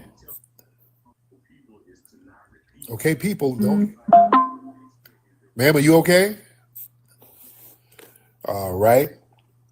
Okay, come on. Y'all got to get it together, family. Do not make a request if you are not ready to get on. All right. If you are not ready to get on, do not make a request, please. Let's get this brother here. Let me see. let's get Shiloh James. Hey, you can hear me? I can hear you. What's up, brother? Yeah, I've been trying to get on for a little minute, man. I had a quick question. The movie Spook Who Sat by the Door. Yeah. I wanted to know, will we ever get back to those kind of tactics, you know? And you know, I just want to hear your thoughts on that movie. Hell no. Yeah. Hold on, Charisma. Hold on, brother. Hold on. Yeah, the Spook Who Sat by the Door, you know, that was a deep movie based on the book by brother Sam Greenlee. And when they did that movie in the 70s, you know, they got a lot of funding from black business people in Chicago. And by the way, the movie was about a black man who became a FBI agent, and then he used the techniques and tactics from the FBI to train street gangs and black power organizations to launch guerrilla warfare in the streets. And this was actually happening in real life at the time. At the time, you had the Black guerrilla family in the prisons. You had the Black Liberation Army out here putting in work. You had a lot of revolutionary groups waging guerrilla warfare in urban areas around the country. So they actually ended up they pulled that movie out of the theaters. Once they found out what it was really about, they blacklisted the movie and they pulled it out of the theaters for decades. So yeah, the movie wasn't even available until like the late 80s, I think. And a brother named Ted Reed, he was the one who bought the rights to it. But you know, those tactics, those were effective in those days. Right now, you got a lot of people who are just off code. That wouldn't work in that degree now because you got so many off code people. But there's other things people can do, you know, politically and socially, and there's other ways to get justice. I need some more work, baby, tonight. I need some more work on me tonight. I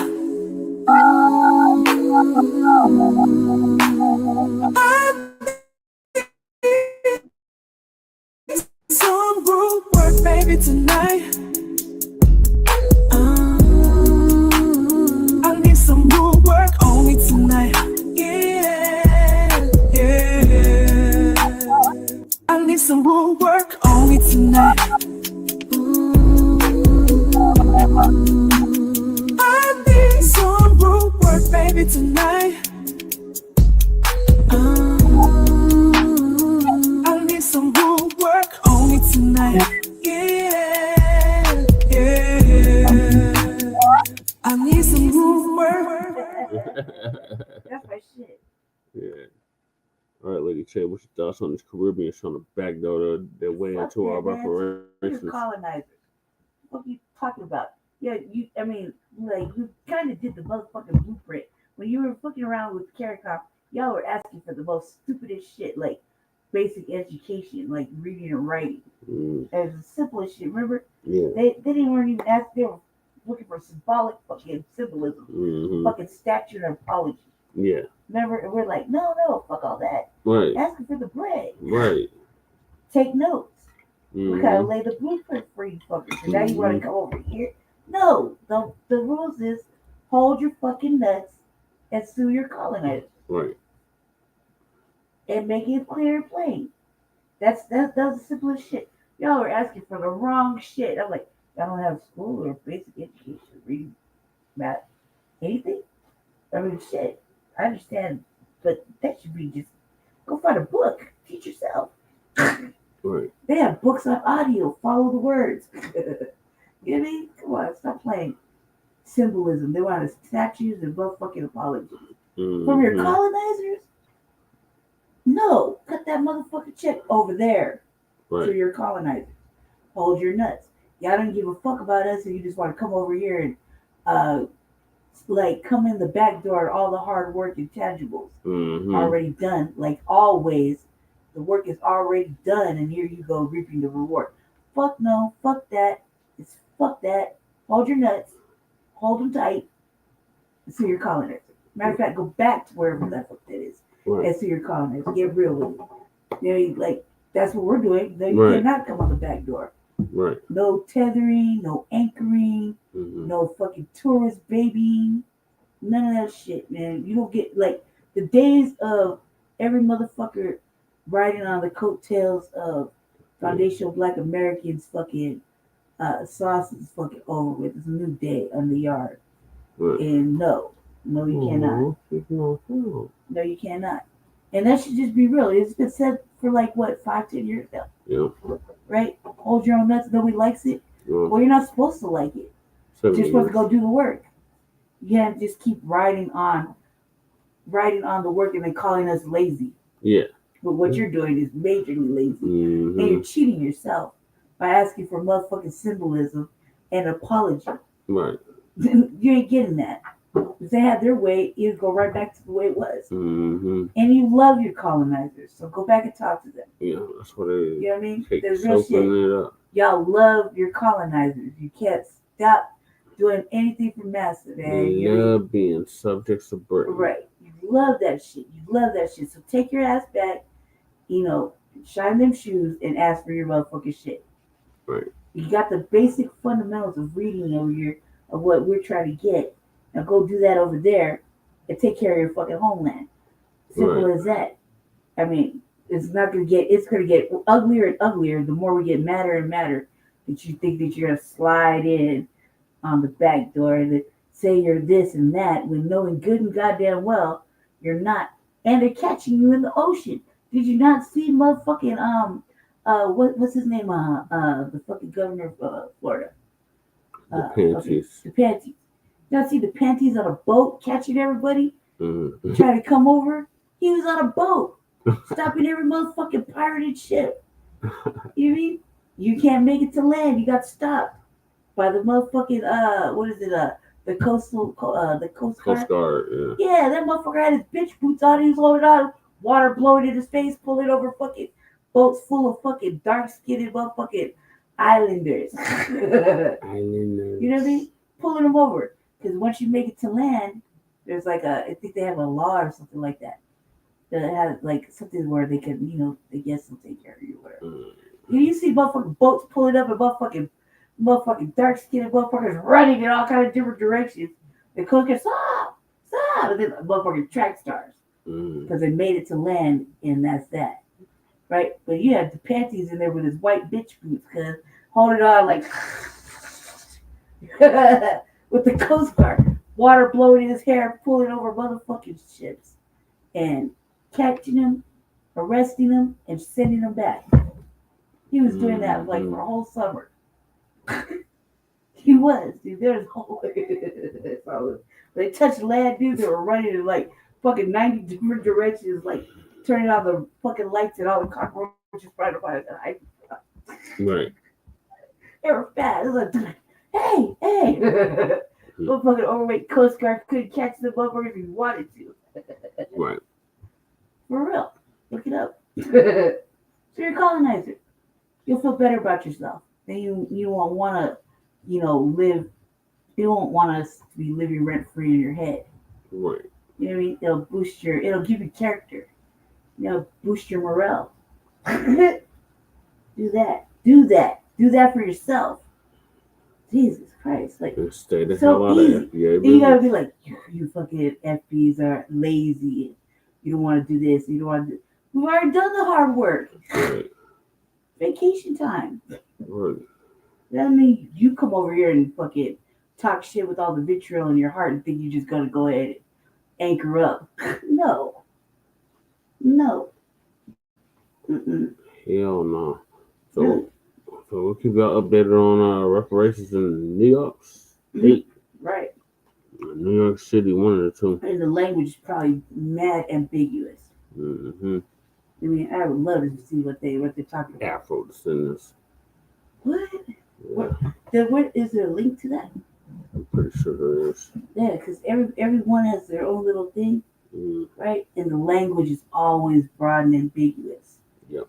And then watch, it goes right through, and all the white people start stripping it, and then it becomes for everybody. You know what I mean? Yeah, go ahead. All right, so moving along, we got LA ERUPTS, Lady Chase hometown. erupts into chaos. Police refuse to intervene in riot. So TD Media Group's going to give us an update on that.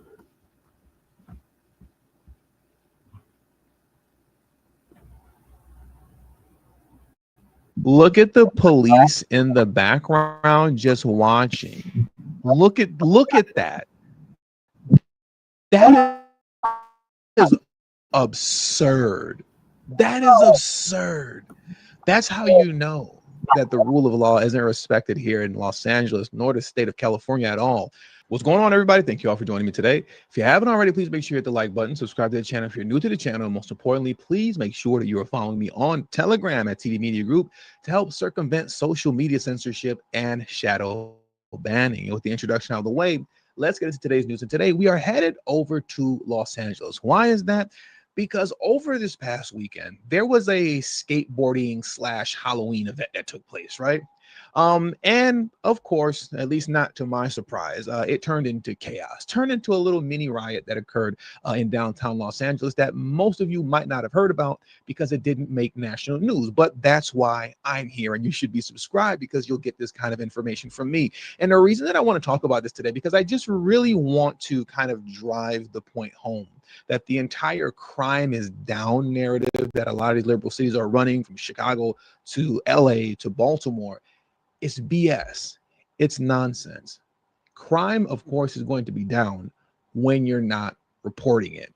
And that's really what I want to get into today. So let's take a look at this here. The mayhem that unfolded in downtown LA this past weekend. I believe it was Saturday night going into Sunday morning when this occurred. So let me pull this video up for you guys now, and let's just jump straight into the madness.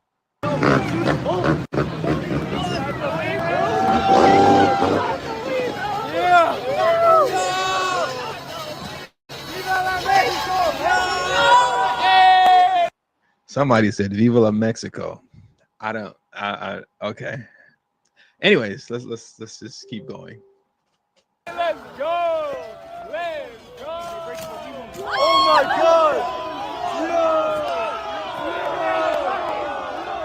Foreign flags being waved in the background. This doesn't even have anything to do with ICE.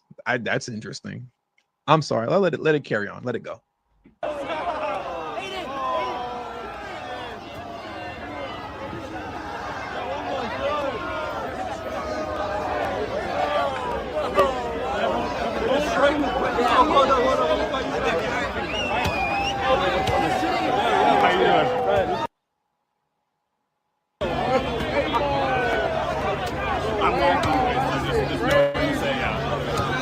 Hey, they got a Waymo, bro. Hey, why y'all getting a Waymo? Hey, what's up? Yeah! What's the Waymo?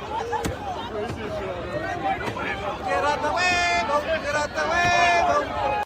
They ordered a Waymo. For those of you who don't know, if you don't live in Los Angeles or if you don't live in an area that has these Waymo is a driverless ride share. Basically, it's a Lyft / or Uber, but you know, it's AI driving you, right? There's no driver. It's a driverless car, you know? So they ordered a Waymo, which is a driverless vehicle that showed up, and they ordered it just to destroy it, you know? So let's let it carry on. It's ridiculous.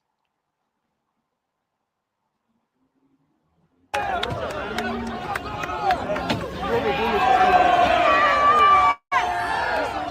that's crazy, bro.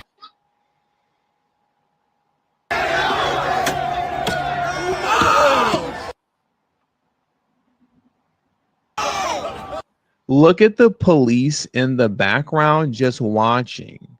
Look at that. That is absurd. That is absurd. That's how you know that the rule of law isn't respected here in Los Angeles, nor the state of California at all. When you have a row of police cars in the back and a row of law enforcement just sitting back there watching, and nobody cares. Nobody cares. They're just doing what they're doing, and LAPD is just sitting there with, I don't even, can you call this a show of force? This isn't a show of force when nobody cares and they're just ignoring you. But remember, everybody, crime is down, right? It's way down in LA, just like it's way down in Chicago, just like it's way down in Baltimore. It's It's down. Trust me. Believe me. What's the saying? Trust me, bro. Crime is down. Trust me.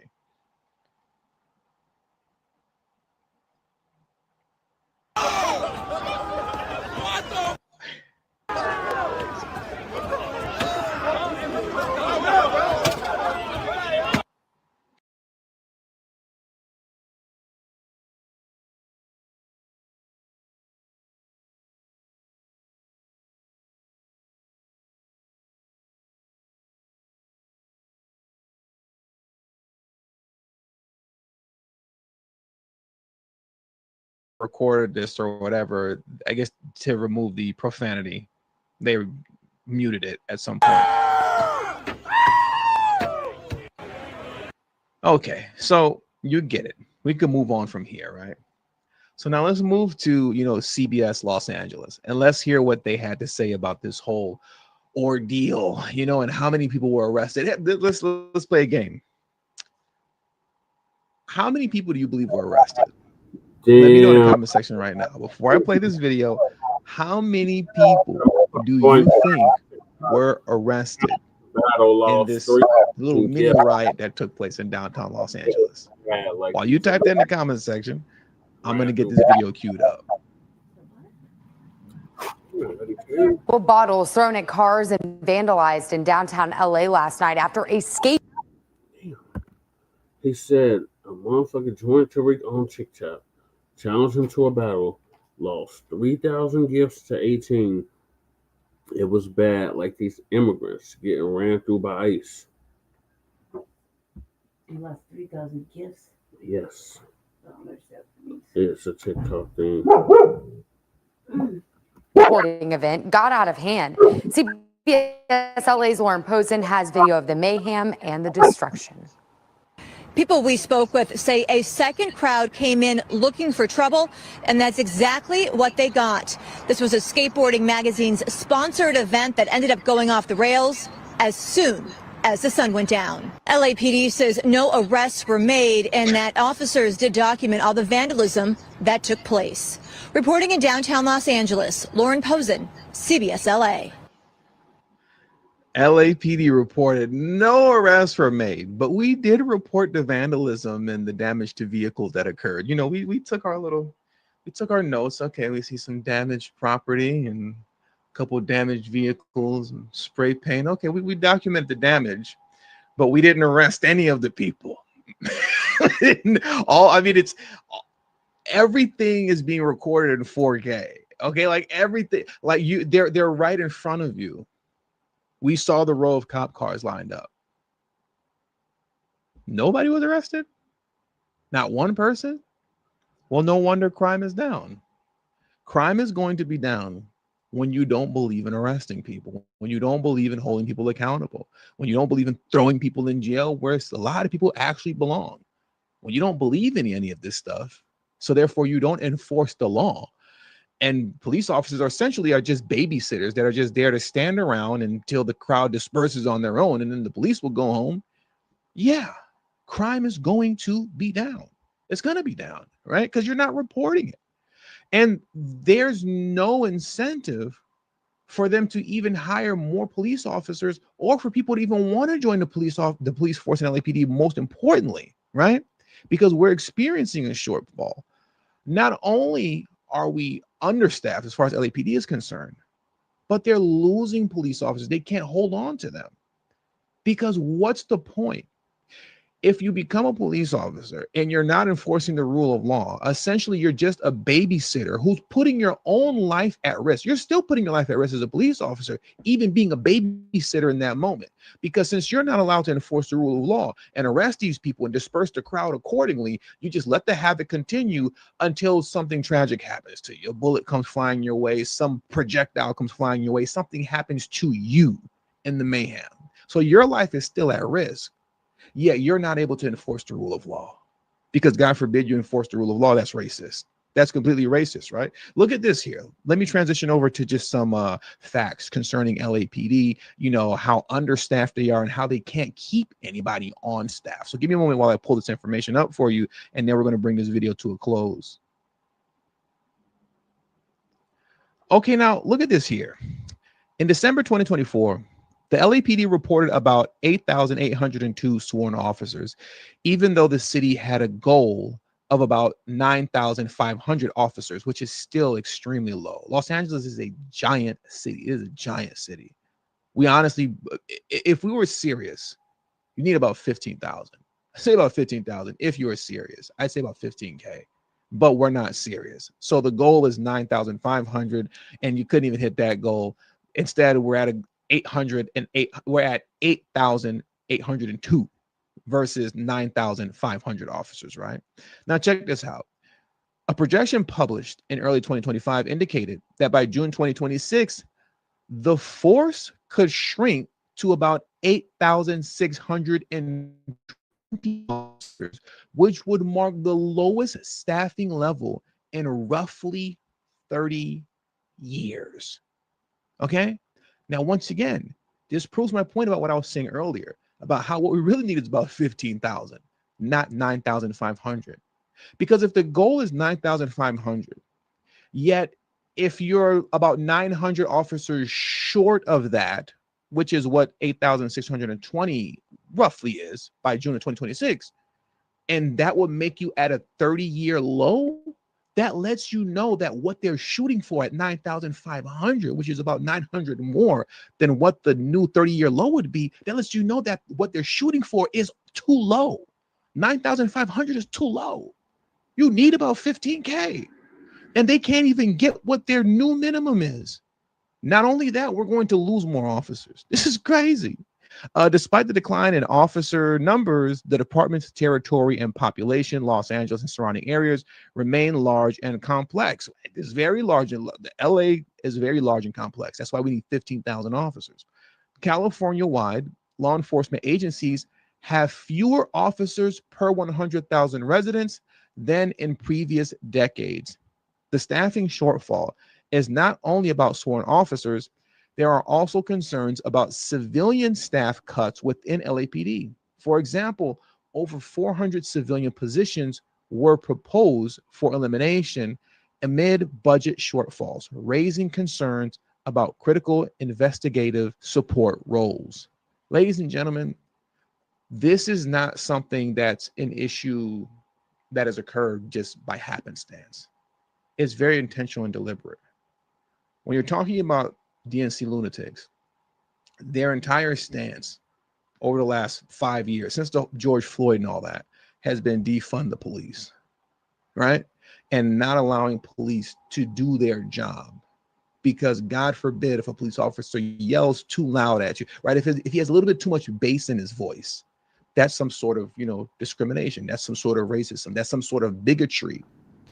Because the police officer had too much bass in his voice. So when you're not allowing officers to do their job without fear of being sued or fired and losing their pension, and then on top of that, those who do stick around, they arrest you just for you to get out within, less than 24 hours, just for you to be out of jail within the hour because of no cash bail and all this other nonsense, it becomes pointless. Why put your life in danger as a police officer when, number one, you're not allowed to enforce the rule of law? And number two, if you do enforce the rule of law, you're going to end up being reprimanded because you had too much bass in your voice. What's the point? And that's why you see things the way that they are. On top of the fact that, like most liberal states and cities, we don't know how to budget. In California, and specifically Los Angeles, we don't have a revenue issue. We have a budgeting issue. There's more than enough money in this city to take care of the police, to hire more officers. But just like in Chicago, when your money is being dispersed throughout a bunch of nonsensical, holistic methods of reducing crimes, holistic that is. And on top of that, your money is being dispersed throughout Los Angeles to provide free health care for illegal immigrants. I think, what did it cost California so far? I want to say about as a whole, $12 billion. $12 billion, if I'm not mistaken. You see, when the money is being dispersed like that in all these different areas where they shouldn't be, versus taking care of home accordingly, you get this here, and you get the chaos that we just watched, and you get zero arrest. And with zero arrest, of course, crime is down. And with all that being said, that does it for today's news. So I want to thank you guys for joining me today. Please hit the like button on your way out. Subscribe to the channel if you're new to the channel. Share this.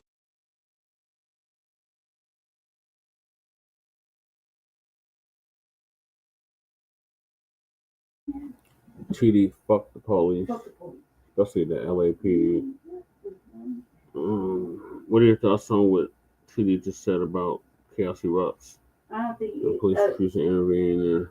I think it's like every other city, and maybe they're not getting the right amount of money or pay, and you know they're probably mad because of the National Guard.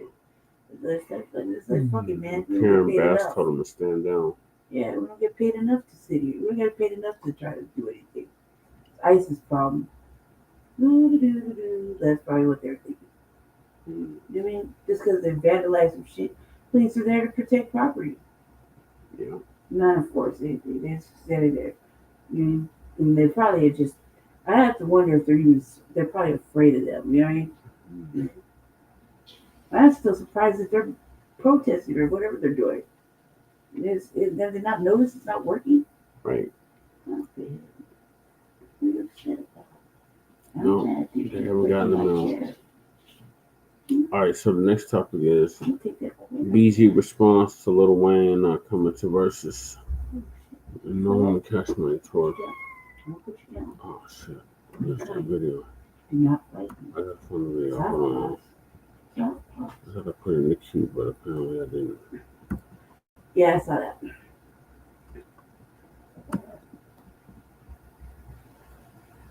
I felt like his explanation was pretty good. And apparently he go to the other venue. Yeah, that night.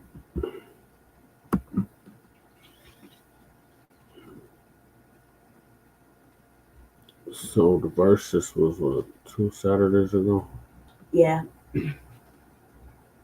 Want my opinion about it? Yeah, go ahead. VERZUZ. I felt like, yeah, of course, No Limit took it. You know what I mean? Yeah. That was pretty good. They had all the right energy. It was good. I was really, you know, like I like Mystical. Mystical was there. Yeah. He's locked up. You know what I mean? And I just thought it was a good show. On their side. I think Manny Fresh and Juvie, BG, pretty much carried that whole fucking energy. As soon as Birdman came out, he just felt like he was like all bummed out, depressed, like I don't know what the fuck his problem was. Like he just brought the whole energy down on that side of the stage, you know. Yeah. Did a little speech about whatever. You mean that was lame.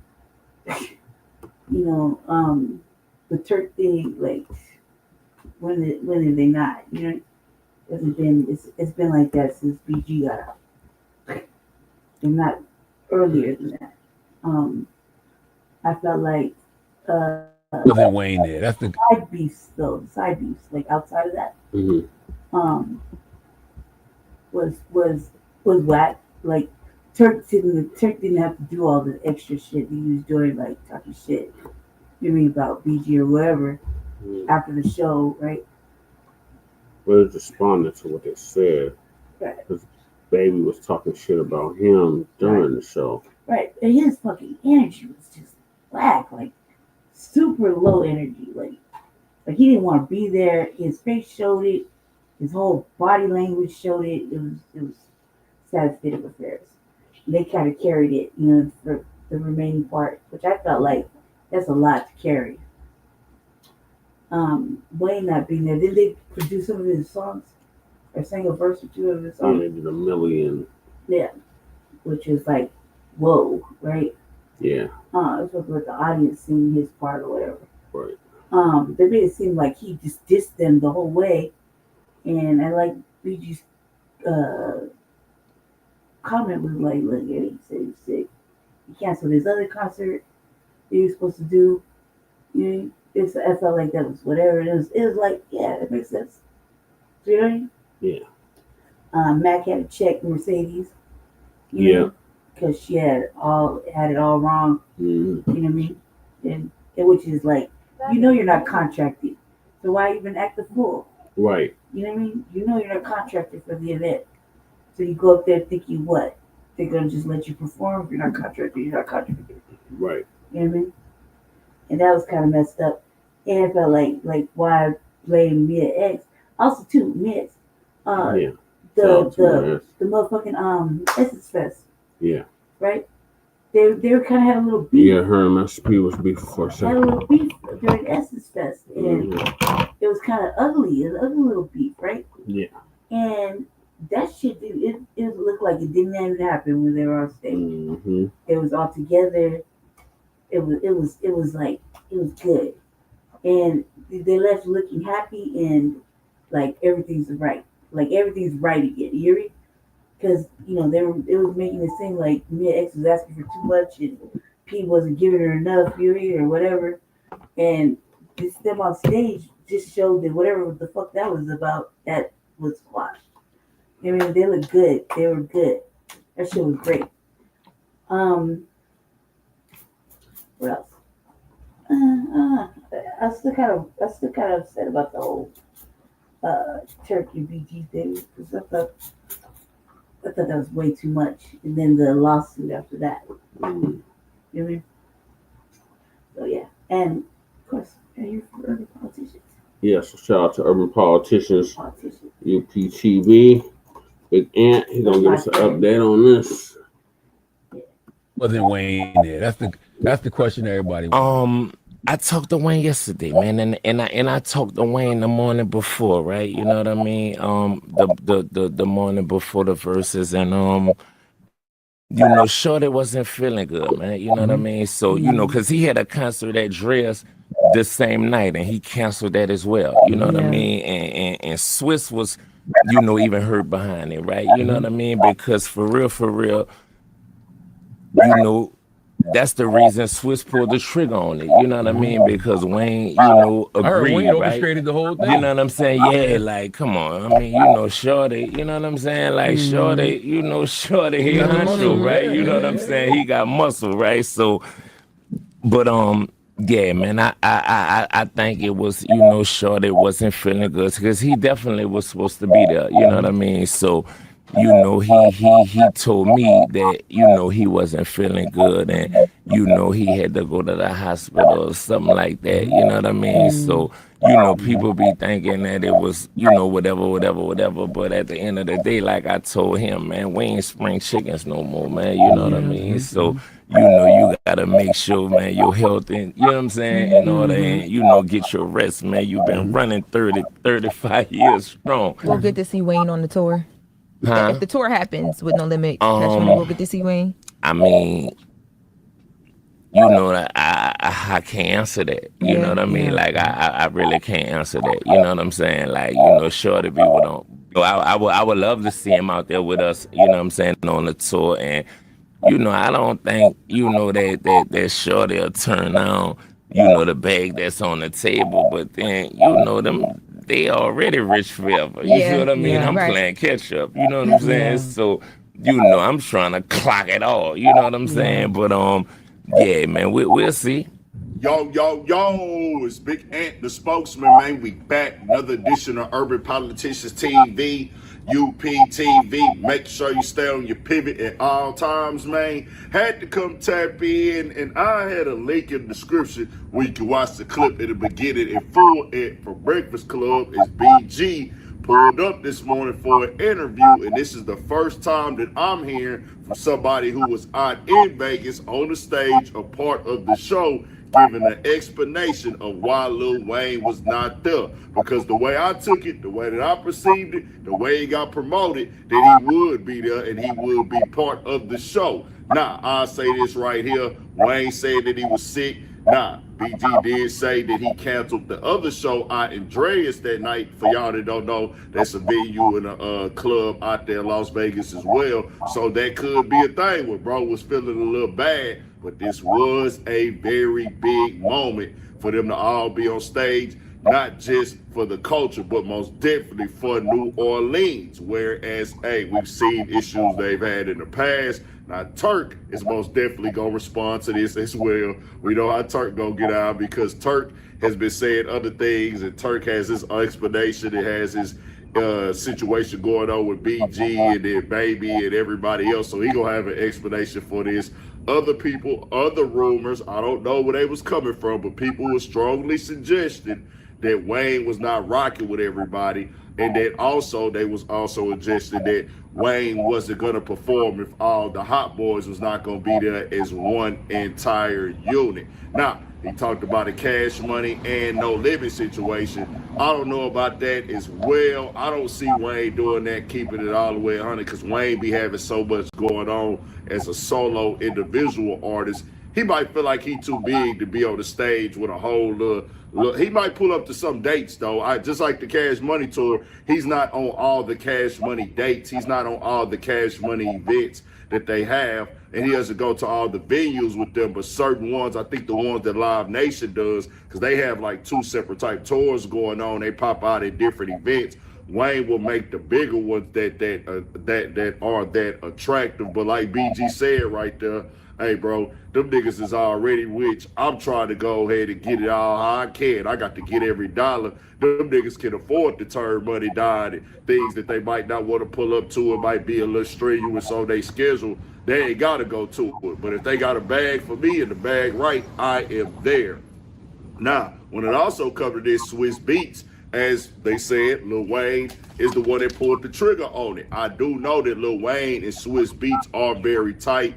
Lil Wayne has spoke on that in the past, how Swiss Beats showed him a lot of love when he was going through a situation with his taxes and Cash Money. The Swiss Beats was sending them beats, keeping them working, just showing them love, keeping them in the studio. And then he also spoke about how Jay-Z had helped him out with the taxes as well and helped him get his finances together in that situation. So he's always said that, hey man, Swiss Beats is my guy. Swiss Beats, I rock with Swiss Beats. And that's why when I seen VERZUZ, I instantly thought that Lil Wayne would be there, because I said this has got Swiss Beats name tied to it. Lil Wayne gonna be there for sure. And that's why I made the prediction that Cash Money would win the VERZUZ overall. But whole different type of situation played out where they did not win the VERZUZ at all. I feel like No Limit took it hands down, but getting in the end, I do feel like Cash Money got certain rounds because of the fact the songs that they played was just hits and things like that. But as far as the way that they put it together, came as a unit, everybody was in unison. They all had on, they took us back to that era. Everybody had on camouflage. They all stayed on the stage together the whole time as a group, bouncing. Everybody looked like they was part of the show. They wanted to be entertained. I mean, they wanted to entertain and they wanted to be there. And then also on the other side with Cash Money, it was like everybody came out individually. They came out as like solo acts. We kind of our own guys. We all got our own certain type of fits. And I said from day one, man, they were supposed to come out with the white tees on, man. That's how they should have hit the stage and stuff. Cash Money, they did their stuff. I grew up on them. It was still a great show on the Cash Money side. I feel like BG did a good job as well. Birdman was entertaining overall. And also, I do got to say this, man. Most definitely prayers up to Young Bleed. I have not got the latest update. The latest update I got from the VERZUZ was Young Bleed was in ICU.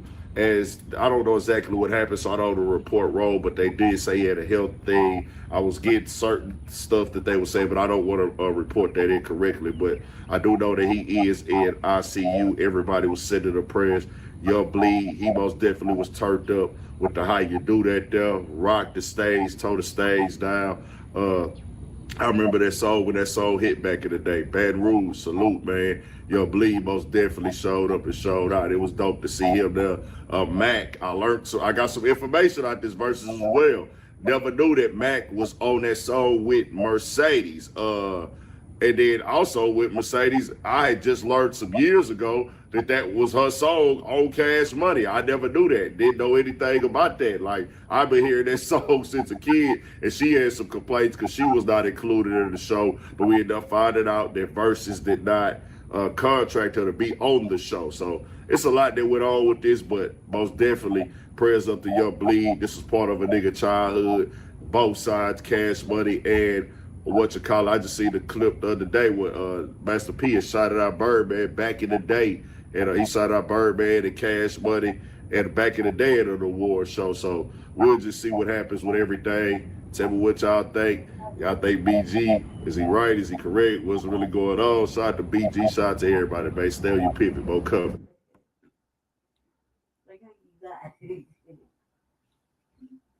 Man, Wow.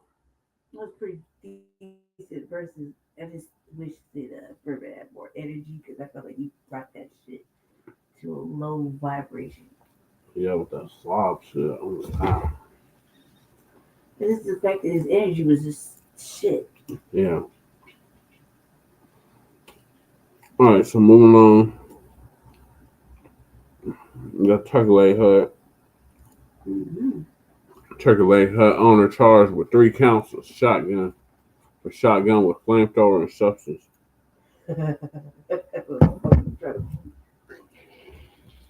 So UPTB gonna give us an update on that as well. Whoa. Locally, come on. The Turkey Leg Hut, another volley in the back and forth saga. Lynn Price, one of the former owners, has 3 new charges filed against him by the federal government.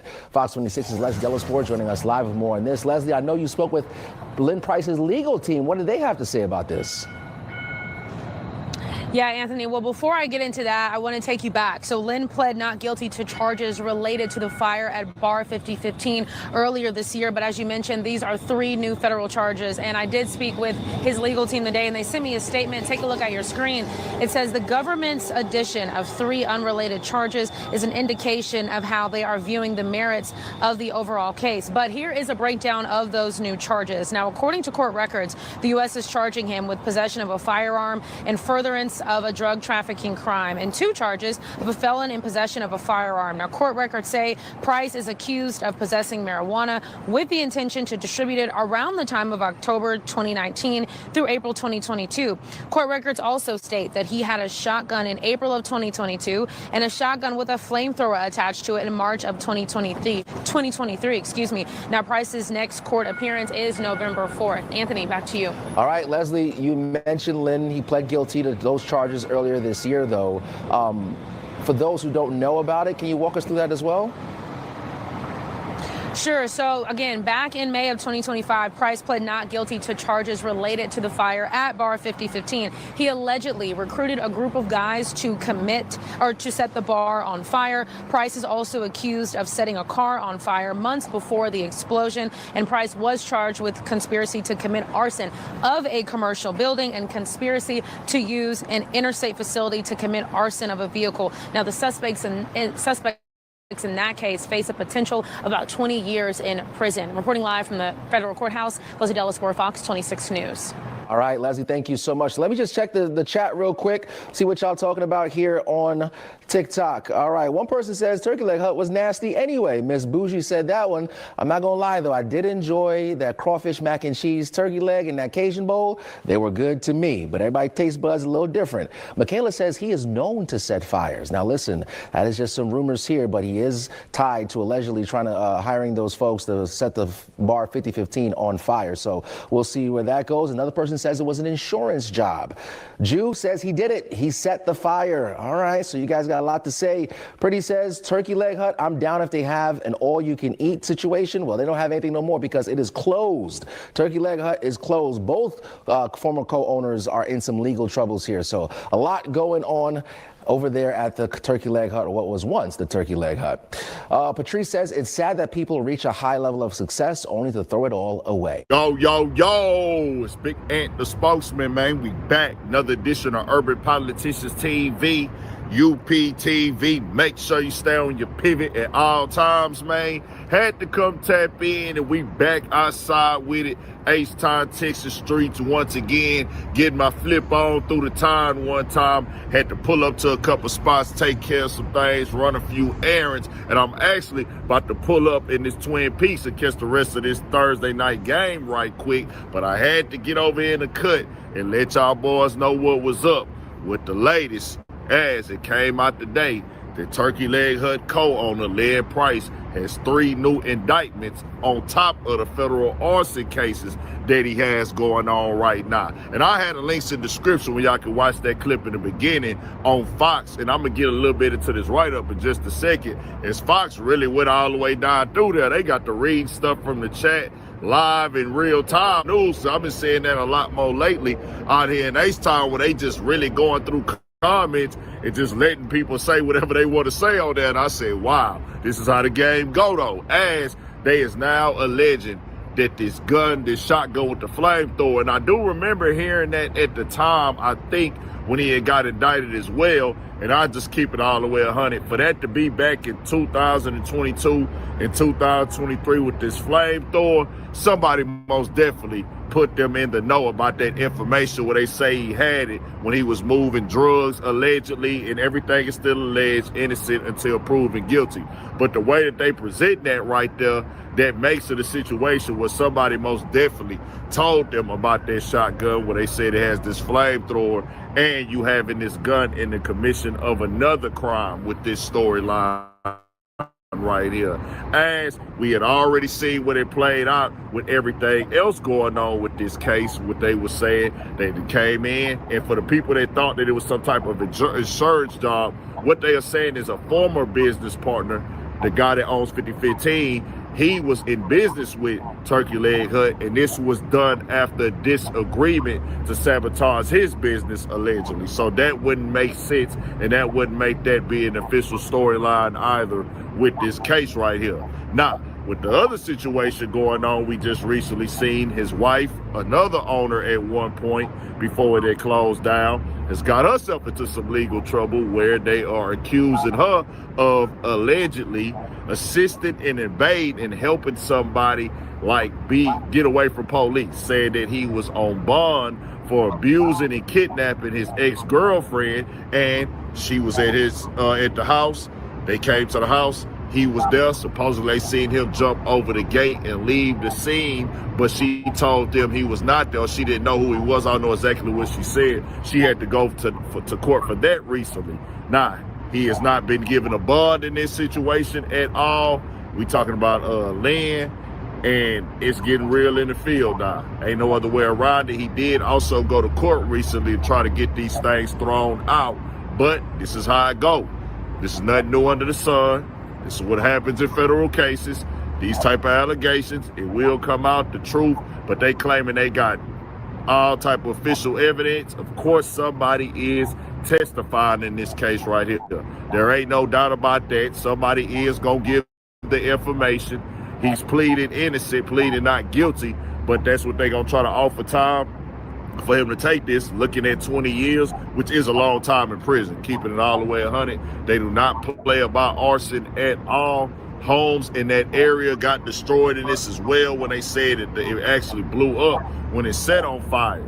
Somebody is going to walk them down through there and say these things, whether they are true or not, whether they factual or not. They got somebody pointing them in that right direction. They gonna look up old text messages. They got all type of technology. They got all type of they got all type of this, coordinates, bro. They be tracking, and then you will be surprised who will pull up in that courtroom and get the pointing finger saying, man, it wasn't me. That was him. It was this. It was that. It was them over there. Hey, I didn't have that big role in it. So what they do is they gonna always have somebody at the top. Right now, they saying that top allegedly is Lynn. He orchestrated this.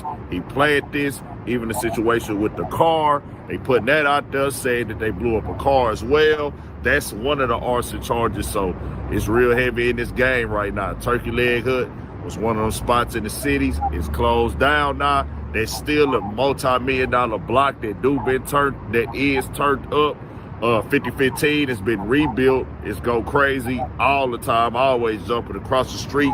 It's faces where Turkey Leg Hut was up the block. They turned that into a door. They having a door over there at Midtown now, but they put in a door right there. Still got Tipsy's on that block. A few other spots open up that block. On that block, Exotic Pop is the other way. on that block as well. All this is on Alameda. It's restaurants, all type of stuff going on that side. Then the other part of Third Ward across 288 be turned as well on Emancipation. You know they go crazy. So it's $1 million just business to be in, but it turned into this. Everybody innocent until proven guilty. We got more coming, more videos, all that. 1,000 for shit show. Stay on your pivot. Yeah. All right, be your later. The fact method or strategy to offset some of the. That's hella creative. You go to jail. So we're talking about the turkey leg hut. Yeah, this go to jail, man. And the co-owner is now facing serious prison time. Mm-hmm. For The having fact a that everybody's flamethrower snitching, man, it's just whoa. with a fire flame. Shot that. Yeah. That's the part that's funny as hell. Because he is so serious. Mm-hmm. Whatever they did, so serious. He had to go create some shit in his garage. That part. Yeah. That part is the funniest part to me. And then motherfuckers snitching on him. Like, this is the thing, man. This is all I've seen in the last fucking 5 years is just motherfucking snitching. Like, snitching. Snitching in the comments. Snitching everywhere. Like, god damn, man. Like, no manners. Right. That's just funny. You got it. Of course, just snoring like a grown ass man. All right, so moving along. The Main Man March was 30 years ago today. It smells like you do. Yeah. Events or a repetition of the events that have taken place here in Los Angeles recently, we have to go to the root. We have to go to the cause. Dealing with the condition itself is not enough. Dear Mr. Massa, I'm just trying to mind my own business. What's the matter? It's just another day, another black king captured. I'm about to lose my brain stuck inside this ghetto rapture. I got a lot of smoke. If you want it, you can have it. They want a hat trick, but this is black girl magic. Ain't talking about the kind that'll make you disappear, but I'm talking about the power of the melanin within. Ain't looking for trouble, but I'ma say this one time. I put 2 dukes up if you try to touch mine. We still want justice for Samir and Trayvon. You say you don't see color, but racism ain't blind. They targeting little kids whose skin look just like mine. So I'm paranoid, it's a war zone outside. And I'm a black queen, so if you ask me to step out of my car, you gon' have to snatch me. Cause I ain't going no damn well. Had to spend my whole life living unfair. Ancestors got my back and they right here. You can never understand, it's a nightmare. Living in my black shoes by the black rules. You can keep your handshake, I don't dap coons. The white man that go nuts if he can't shoot. But you all on his side like a damn fool. Make it make sense. We are oppressed. Queen. We are exploited. We are downtrodden. Make it make We are sense. denied not only civil rights, but even human rights. Amadeus. So the only way we're going to get some of this Amadeus. oppression and exploitation Queen. away from us or aside from us is come together Queen. against the common enemy. Who taught you to hate the texture of your hair? Who taught you to hate the color of your skin? Parents, pay attention to the books, the school system, even to your little children. Lies mixed with wisdom. His skin too bright, so he was blind to the prison. My skin just right, so I collide with division. You trying to pray to God, but we tired of religion. No savior saving, we got to save our savings. We used to pay, miss, how we gon' make the slave rich? But who's to blame, and tell me why you complaining? We need a team effort just to rule the nation. Like a bad relationship, missing communication. We missing moderation. They trying to get a poison to my population. No reparations. I'm getting tired of Satan. We are oppressed. Queen. I'm getting tired of waiting. We are downtrodden. Queen. We are denied not only civil rights, but even human rights. Amadeus. So the only way we're going to get some of this Amadeus. oppression and exploitation. Queen. All right. Hello, everyone. Thanks for tuning back in once again to the original Queen Amadeus Shakur show. I'm your host, Queen Amadeus Shakur, and this is your Daily Vitamins. So as you can see, I have some guests here. We're having a panel discussion. We have Lisa Cabrera and our own OG Patrice. reparations. Okay, so we're going to be talking about, how things have fared since the 1995 Million Man March. It's 30 years since. Okay, the anniversary was officially October the 16th of this year. And we're just going to talk about our thoughts and views on how things have progressed or whether they have, we've regressed. And basically how we think things are going. And we're also going to talk about Trump's going to have to go ahead and pay the funding for the SNAP benefits out of the contingency a judge just ordered him to do so. Okay, so with that all being said, everybody hit that like button. Okay, Jarnicia's here, Ray Johnson's in the house, Juju, G from the land, Just Anticipate, Troy Parker. All right, Seeking Wisdom, Earthbound is here, Buckhorse DC, Andrea, Chosen One Indeed, Claudette, Mel, Goodness Ready to Bow. Okay, Repentant Judah. All right, so shout out to all of my loyal royals and everyone tuned into the Queen. A big shout out to my moderators for putting in work. I see you, Desmond and Christopher. Okay, so with that all been said, let's have a brief word from my sponsor. I see you, Andrea, at 12 Tribes, and then we'll get into it.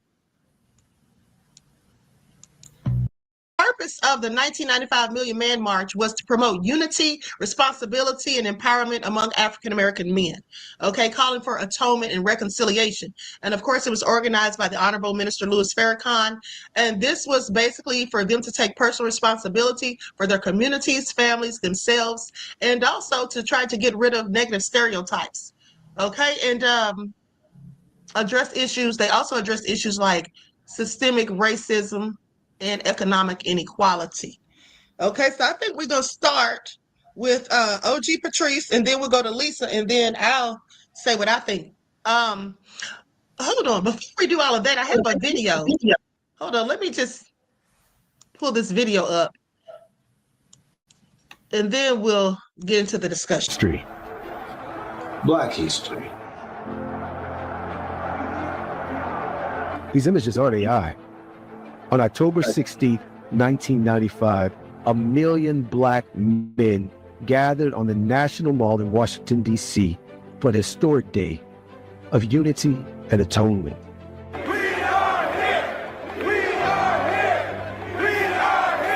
They came by plane, train, bus, from all over the country. San Francisco. Fairbanks, Alaska. What prompted you to get on a bus and sit for 13 hours to come to Washington, D.C. today? Well, I came out because of the unity for black men. What do you hope to take away from this? Well, I hope to take back to home I come from, the spirit of 1 million men out here. While some predicted violence, there wasn't any. The Million Man March was full of speeches by various social and political leaders who urged black men to live their lives in a righteous way. Among the speakers that day, Maya Angelou, Rosa Parks, Stevie Wonder, and organizer Louis Farrakhan. As an African-American woman, I am proud, applaud, and support our men in this assemblage. The ancestors remind us, despite the history of pain, we are going on people who will rise again, and still we rise. All for one. One for all. Clean up, black man, and the world will respect and honor you. Even the Bloods and the Crips came together at the Million Man March to preach unity. Killing black brothers, it ain't gonna happen no more. We're tired of the killing. It's gonna stop, it will stop, and it must stop. Black man, I come to you with much love. As we brothers on the West Coast made peace, me myself, I was taking lives, but now I'm saving lives. 30 years ago, men, women, and children came together in Washington, D.C., not for fame, not for money, but for unity. The Million Man March was more than a gathering. It was a call to rise, rebuild, and reclaim pride in our communities. And now, 30 years later, that same spirit walks through the heart of Philadelphia, a city built on revolution, still standing for change. You can feel it in the drums, in the chants, in the faces of a new generation carrying the same message forward. This anniversary isn't just a reflection of the past. It's a reminder of how far we've come and how far we still must go. Every step, every voice, Every raised fist is proof that the message didn't die in 95. It evolved. The march continues through fathers teaching sons, through mothers guiding daughters, through communities uniting for justice, equality, and peace. Philadelphia showed up today not just to remember, but to remind the world that the dream still lives here. Because the Million Man March was never it was a movement. And today, that movement still marches on.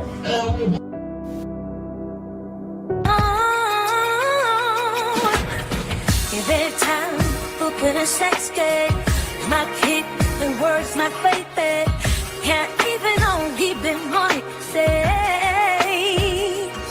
It's like an earthquake, don't fall you out. Create a constant, this kid up on the ground. Such an awesome play, easy, just a more for all.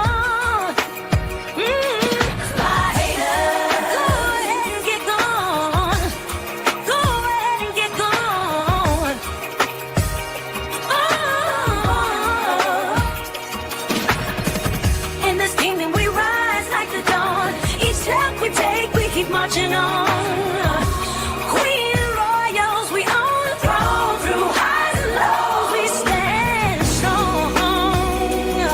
By haters, we've heard it all before.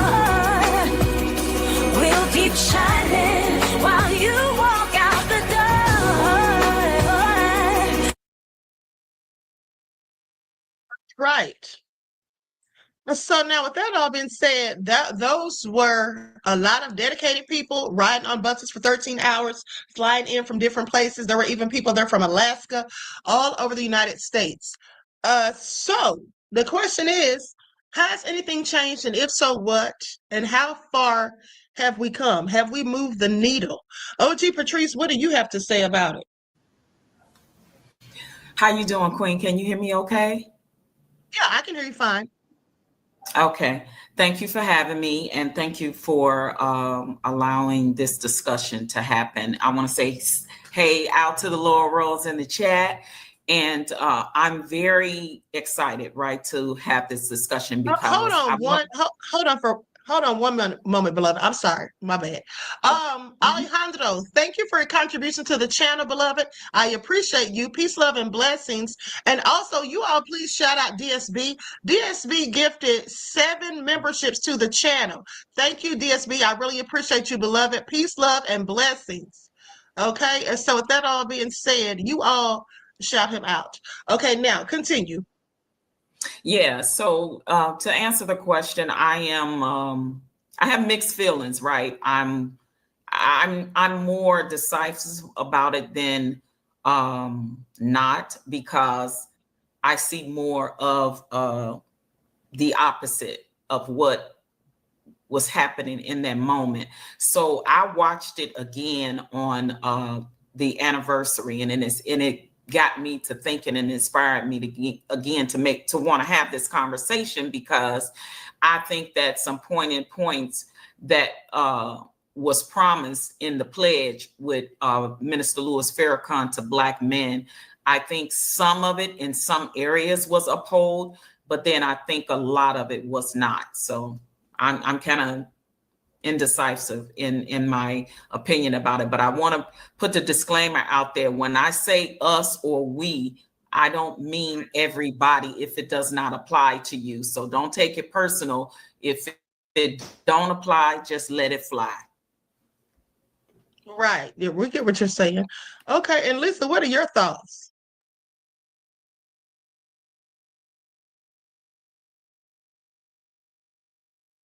Lisa, you're muted. Can you hear me now? Yes, you were muted. Go ahead, beloved. I just want to know what your thoughts are on it. Well, when I first heard about the Million Man March, I thought the whole concept was excellent. Mm-hmm. And, it's rare that you get our men together in one place like that from all over the country. So that really was a beautiful thing. And Right. I was working in corporate America back then. And I remember the white folk were saying, oh, they're going to leave trash all over the place. You know how they talk about us. Oh, it's going to be fights. All those black men together, they're going to be fighting. It was no fighting. And they took all the trash with them. Do y'all remember that? They took all the trash with them. In fact, the National Park Service that do the cleanup said they didn't have to clean nothing up after they left. And, you know, there are some areas of improvement, in my opinion. And some will say we kind of drifted further apart. I think especially in issues between men and women, I think we have not come a long way in that area. We haven't. I would agree to that, Miss Lisa. I think a lot of it has to do with gender politics too. Well, a lot of it is outside instigation too. Yeah. That's what I'm talking about, Lisa. Outside influences. When I say gender politics, that's what I'm talking about. People pushing certain narratives to try to sow seeds of discord, in my opinion. One thing I will say is, okay, so absolutely the homicide rate. I'm sorry, say what now? Did you say something, OG Patrice? No, I'm agreeing with what you're saying. Oh, okay. I thought you were going to say something. Can you hear me? Okay, so yeah, I can hear you. Okay, so in 1995, the homicide rate among Black men was significantly higher than other groups. Now, the exact figures vary from source and age group, of course. Some data indicates that for Black men aged 10 to 34, why would they say 10 is Black man? That's ridiculous. But anyway, that's what they have. The homicide rate was almost 12 times greater than for white men in the same group. And that's according to ResearchGate. Okay, another source notes that 10,400 Black people were murdered in 1995, which was the peak of that decade. Now, in 1995, the homicide rate for Black men aged 10 to 34, again, nearly 12 times higher than the same bracket for white men.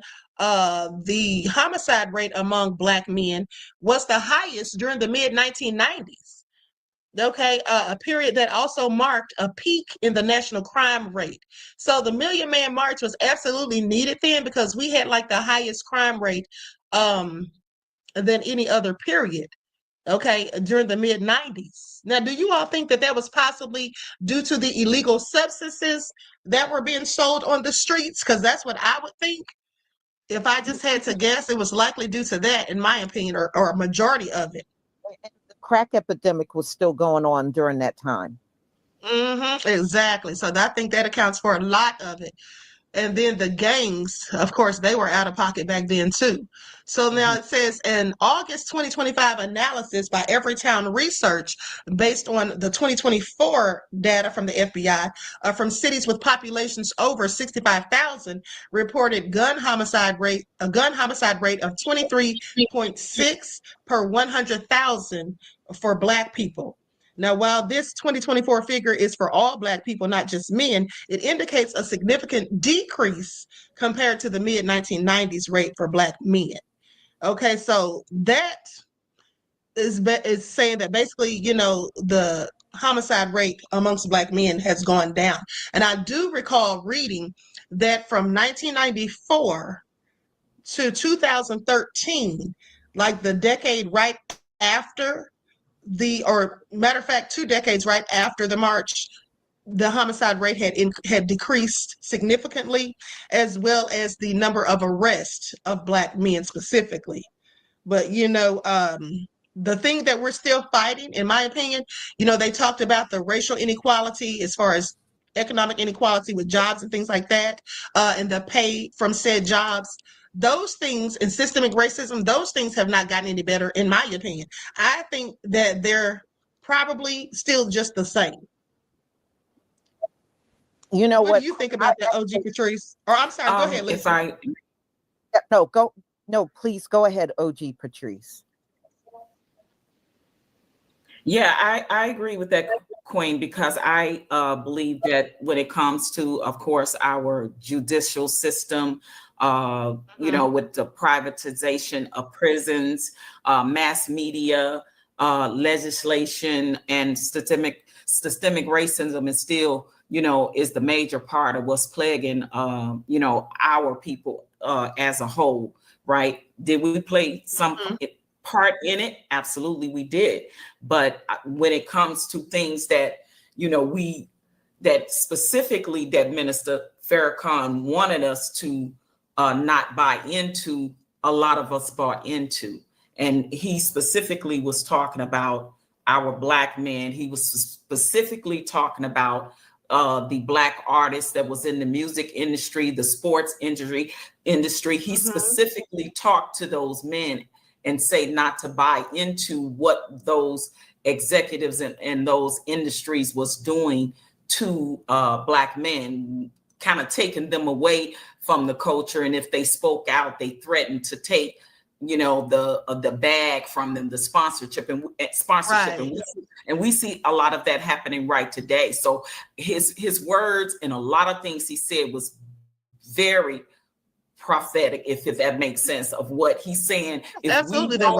If we don't change, and that's what the whole thing about atonement and reconciliation, that was the whole reason why he wanted to bring Black men together, because they were the leaders of the communities, the families, and things of that nature. So when he talked as a whole, he was talking to the men that he was supposed to talk to, that were said leaders in our communities and fathers and things of that nature, to go out back into your communities and make a difference. But first, before you do that, you have to atone, and you have to give reconciliation for yourself and for your fellow Black man. Right. Exactly. Okay. Now, Lisa, what do you think about it? How we're faring so far? Actually, and this is just my opinion. I don't want anybody to think I'm, speaking for others, because I'm not. I actually think it got worse. And I think it got worse because of, the back-to-back lynchings we've seen. And then when we look at the music industry, too many of these young rappers are still dying. It's almost like a week don't go by where we don't hear about one of them, getting pew-pewed out in the street or at some party, or, you know what I mean? Right. I think too many of our youth are being unalived. And I think that has gotten worse, in my opinion. As far as it is what it is. It has never been good. It never will be good for us. It never will be good for us at all. I agree with that. Yeah, I have to agree. I have to agree. Minister Farrakhan. I have to agree, absolutely. Hold on, OG Patrice. I have to agree with that, Lisa, especially these younger people. I feel like, the younger people are just out here in the streets, just doing all kinds of crazy stuff. You have children, 12 and 13 years old out here now, carjacking and just hanging out with the wrong crowd and all of that. Parents are younger. It seems like the younger parents, not all of them, but some of them are more interested in hanging out in the streets than raising their children. And it's just a whole lot of stereotypical BS is still going on. Yeah. So I definitely think that's still a problem. You know what it is. And I get attacked for saying this sometimes, especially around our people. The problem is, Queen Ahmadiyya, people don't raise their kids like they used to. If you get up and go to work, really the daycare is raising your child. You're not raising that child. And a lot of these parents will even tell you, oh, I'm tired. When I get home, I'm tired. I don't be bothered with these kids. Well, those are your kids. You're going to have to be bothered with them. I've heard many people around me say that. They get home from work and they don't want to, I'm tired. I've been working all day. I don't want to be bothered. Well, you got to be bothered, especially when you have underage children. And too many daycares. Well, Lisa, that's because a lot of the parents. Go ahead. I'm sorry. Go ahead. Finish. Oh no, go ahead. Go ahead. No, I just wanted to elaborate on what you were saying. That's because now in today's world, parents are deciding to let their children's cell phones and computers and games, that they are allowed to play up until all times of the night, all times of the day, because by the time the parent get home, they're tired, like you say, and they don't even want to be bothered.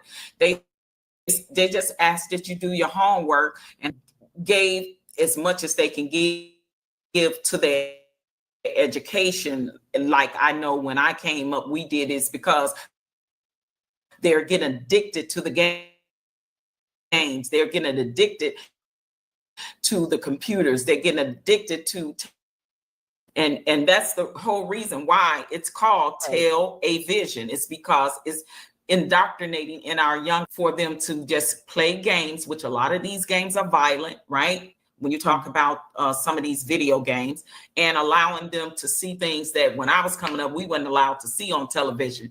And it was like we got a certain age before we can have access to be able to see this or do that or go here or go there. And it's different now because, Queen, you're right. It's a younger generation. And I would like to say a lot of those men out there that brought their sons to the Million Man March, those sons are now parents now. We talking 30 years. So now those men that brought their sons are the elders and their sons are the younger generation. And then it just continues to go on. So it's like it failed and missed the mark. It failed and missed the mark in 3 generations. When we talking 30 years, we talking 10 and 10. So you talking 3 decades of degeneracy, of falling into under the spell of the ignorance, and because of what they see on television, reality TV, what they see in the music industry. Minister Louis Farrakhan spoke specifically to the women to tell them they don't have to sell their bodies and sell, But what I wanted to add, I wanted to add to what you were saying. I wanted to add something else. You're on the right track, and I just wanted to add one thing. Do their music. That's exactly what we see. So we're talking from 3 decades, certain areas. I've seen growth in Black. Join an organization, make a difference, become a mentor to someone younger, someone in need. And I didn't see a lot of that. They told them to go back and join, whatever religion organization that you want to be a part of, and be a part of the community down. What we see now going on and what's being exposed with some of these pastors, a lot of those pastors were standing right there behind Minister Louis Farrakhan, and a lot of those speakers and pastors now are in the news mainstream media for doing a lot of nefariousness. So again, it's just been a slow progression of degeneracy within the last 3 decades. And you know what else I think it is? Because they are on computers and on cell phones all day long, I think they have not developed good social skills. Now, with us coming up, we had no choice. Computers and cell phones did not come around until I was an adult. So when I was a child, that stuff was not around. So we had social skills. We were always out in the street playing and hanging out with each other. But I notice when you talk to these young people, they don't have the same level of social skills that we did. It's very because, I'm sorry, go ahead, Lisa. No, go ahead. Well, I absolutely agree. And that's likely, like OG Patrice was saying, because they're always on these phones and then texting and all of that. And a lot of these kids are coming home to empty houses. The parents are at work and can't afford daycare or afford babysitters. So some of them are there by themselves. And because you have these younger parents, like in their 30s or whatever, and they're having teenagers. Yeah. I was raised a latchkey kid, right? Like when I came. OG Patrice, can you hear? I was Hold too. on. OG Patrice, let's not talk over each other. Mm-hmm. Can you hear when Queen, we're you going talking? in and out. I don't know if it's just me that. Can you hear me, Lisa? I can hear you. Okay. Now, as I was saying, a lot of these younger parents are not doing their jobs as far as I'm concerned. That's why people are saying, who raised you? Because like I said, a lot of them want to go out in the clubs partying. They're going on trips. They're doing all kinds of things, and the children are left unattended, and they're not being given the knowledge, that they need to be given as well about their history, their true history, about different things that they need to know. And I just feel like because of that, and because a lot of these kids hanging out in the streets with the wrong crowd on the corners with the dope boys in the hood and all of that stuff, they're getting caught up with a lot of the crime because they're just seeing this, perpetuated in their own society. Like, it's not getting any better. It's actually gotten a whole lot worse. Because like I said, you see 12 and 13-year-old kids out here committing crimes now. I report on it all the time. And so I just don't feel like it's gotten any better. I think that we have sunken, it's almost to a whole new low. I mean, the gang activity has amped back up. Now, when they had the Million Man March in 95, they had the Crips and the Bloods there like they were having a truce. And now we have all of this gang activity. We have all of these shootouts, drive-bys, and all these things happening, specifically in places like Chicago.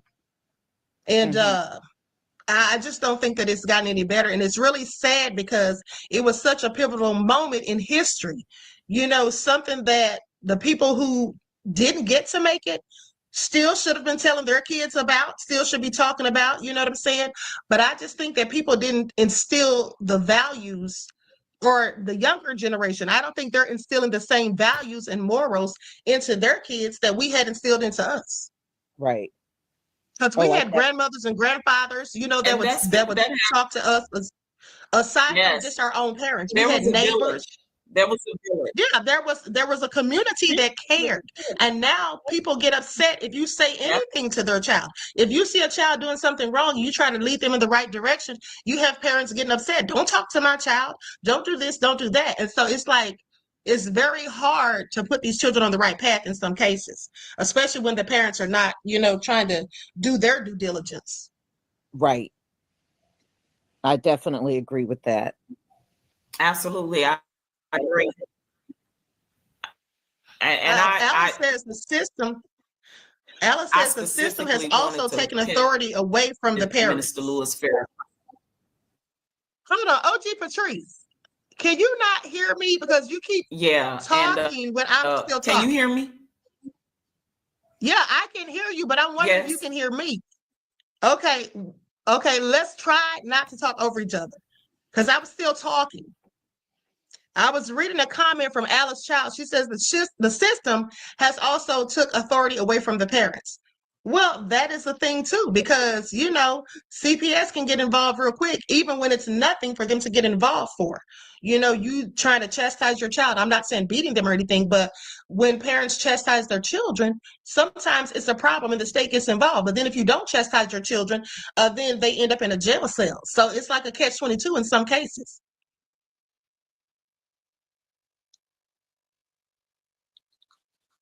Oh, OG Patrice, you can go ahead, beloved. OG Patrice. Can you hear me now? Yes, go ahead. You were muted. Go ahead. Can you hear me? Yes. Okay, my apologies. My apologies because you were going in and out. No, I just wanted to agree with both of you said because I wanted to specifically, pinpoint about the pledge that was promised. Those Black men promised with Minister Lewis Farrakhan. The most is when it came to abuse, the abuse of women and the abuse of children. And you see that now more than ever before, where there's abuse, the rise in abuse of women has risen among Black men. I'm sorry. Are you there? We're listening. We're listening, beloved. Go ahead. Keep talking.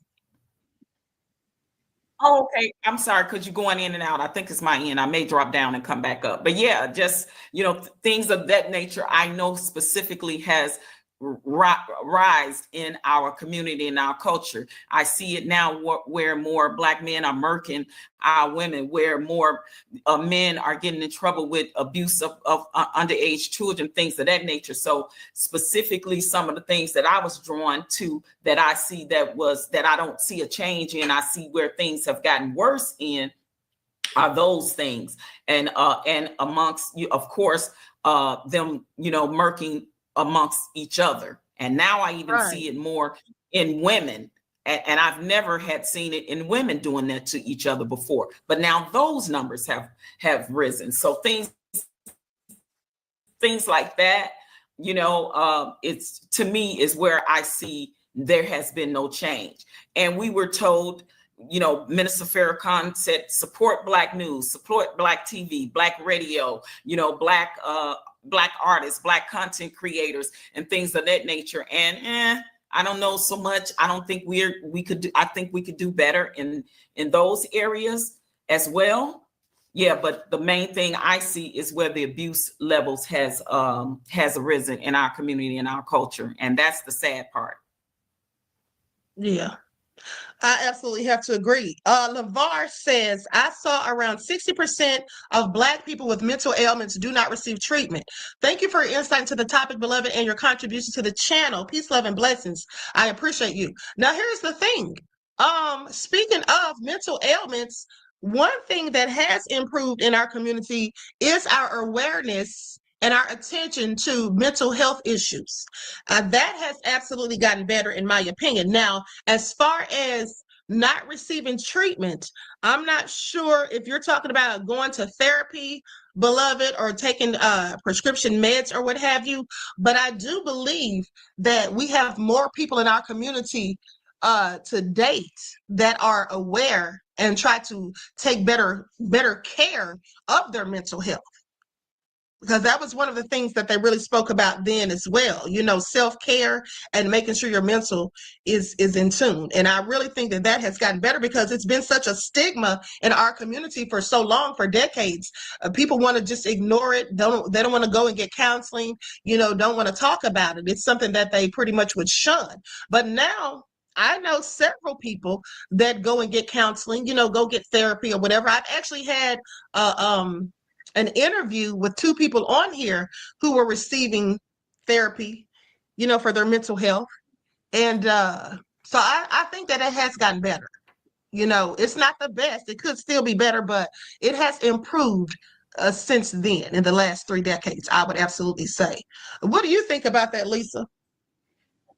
I think there are areas where it improved. The only thing I think our people need to work on is whenever you're dealing with a crisis, we need to learn how to lean on each other. Our family members need to come together and deal with whoever is problematic, because we know calling the police, they're gonna end up unalive. They ain't trying to understand our mental health issues at all. Yeah, I agree. That is the one thing I wish our people would work on. Whenever you got a child or somebody in your house having a crisis, get other family members and yourself and everybody come together and deal with it.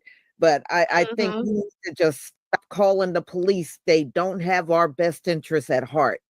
I have seen it. We've all seen it, where somebody's having a crisis and they'll come out and unalive the person, and sometimes right in front of their families. Right. Yeah, this is very true. Very true. It's like they don't have the patience, or the consideration or the empathy for people who look like us when they're going through a mental health crisis. We've seen so many bad case scenarios. I'm going to go to this clip when they were showing the Million Man March on NBC.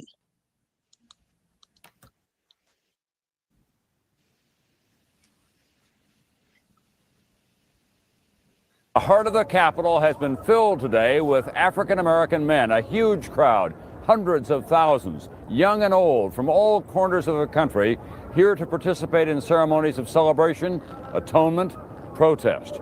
Here to be praised and challenged by Black preachers and politicians, poets and entertainers. At the end of the day, a long, passionate, and confrontational speech from the controversial leader of this march, Minister Louis Farrakhan of the Nation of Islam. Farrakhan spoke beyond this audience, directly challenging President Clinton. We begin tonight with NBC's Robert Hager. They poured off buses from Baltimore, Richmond, Syracuse, Norfolk, and all across the country. By midday, they filled the Washington Mall, from the U.S. Capitol all the way to the Washington Monument, a stunning sight. They heard from scores of Black leaders and from the poet Maya Angelou. And at day's end, they heard from the man who called them here, Louis Farrakhan. But the real evil in America is not white flesh or black flesh.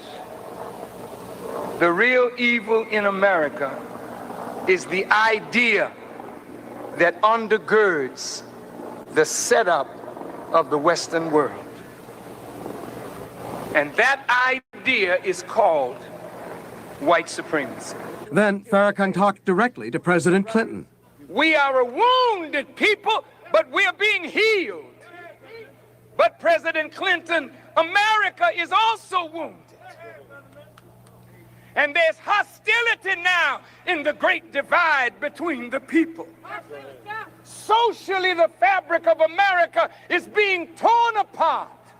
And it's black against black, black against white, white against white, white against black, yellow against brown, brown against yellow. We are being torn apart.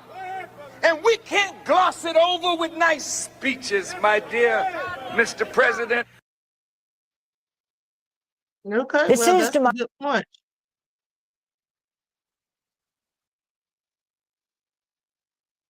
All right, so DSB, thank you, beloved, says Shalom Queen, Lisa, OG Patrice, my warrior queen sisters. Keep up the amazing work, family. Thank you so much, beloved, for your contribution to the channel. I appreciate you. Peace, love, and blessings. Okay, and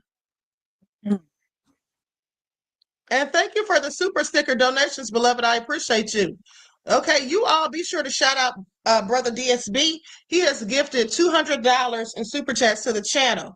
Please be sure to show your appreciation. Thank you, beloved. I really, really appreciate you.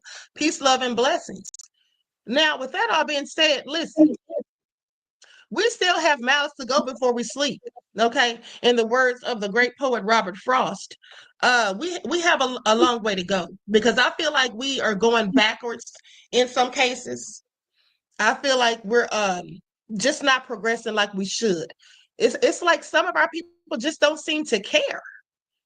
You know what I'm saying? Out here spending money on these name brand things, not trying to acquire any generational wealth, not trying to have funds put aside for a rainy day, just out here trying to keep up with everybody else, keeping up with the Joneses. I mean, I'm not saying all Black people. Of course, we know it's not all of us, but there are a lot of our people that do these things. And it's just ridiculous. How are you ever going to have anything for self when you're just spending all your money, giving it to people, these corporations that don't really care anything about us and who don't contribute anything to our own communities?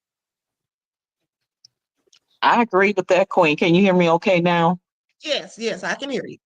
I agree with that. And when you said that, you just remind me of how Minister Farrakhan spoke about the Willie Lynch letter. He actually talked about the mentality of our people, and that's been our greatest downfall, where he talked about within our own culture and community. Because I will say this about the minister, that people can say what they want about him. He's been accused, of being, a racist. He's been accused of being all these malice things. But Minister Louis Farrakhan has held his own people accountable first. And that's how you're supposed to do it. That's how you're supposed to fix it within our community. If we can't take and put the mirror up to ourselves, then how are we going to go out into our communities and help our communities? So when he read the Willie Lynch letter and talked about the indoctrination and the mindset and the traditions of our, of our coming from our ancestors from that is still a part of the problem of what we engulf in now when it comes to things like colorism, when it comes to things like, status, when it comes to things like wealth and money, how we are divided ourselves. And he talked about the two Americas. We know that what the two Americas was about. We know that that was about America of where there's one particular race think that they are the ones that's right and should rule to be superior to other races. He said that is the biggest problem that America has. But he also called us out too.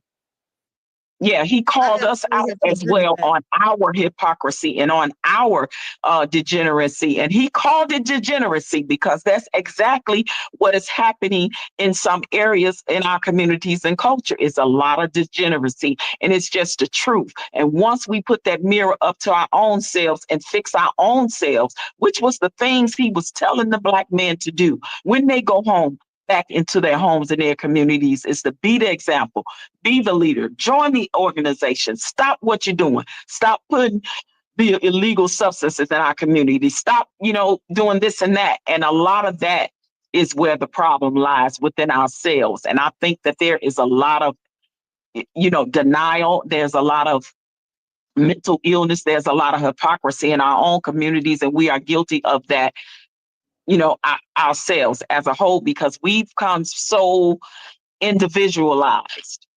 It's just, if I got, and I understand, I got to help me first, but then where's the hand extended to help your fellow man or woman? That's where the problem lies. And it's not all. I'm not saying all, so I had that disclaimer. I'm not saying all, but some. Right, I absolutely agree. Deandra Mosley says, an interesting quote from the master teacher, Dr. John Henry Clark, questioned the Million Man March was an accomplishment, but for who and for what?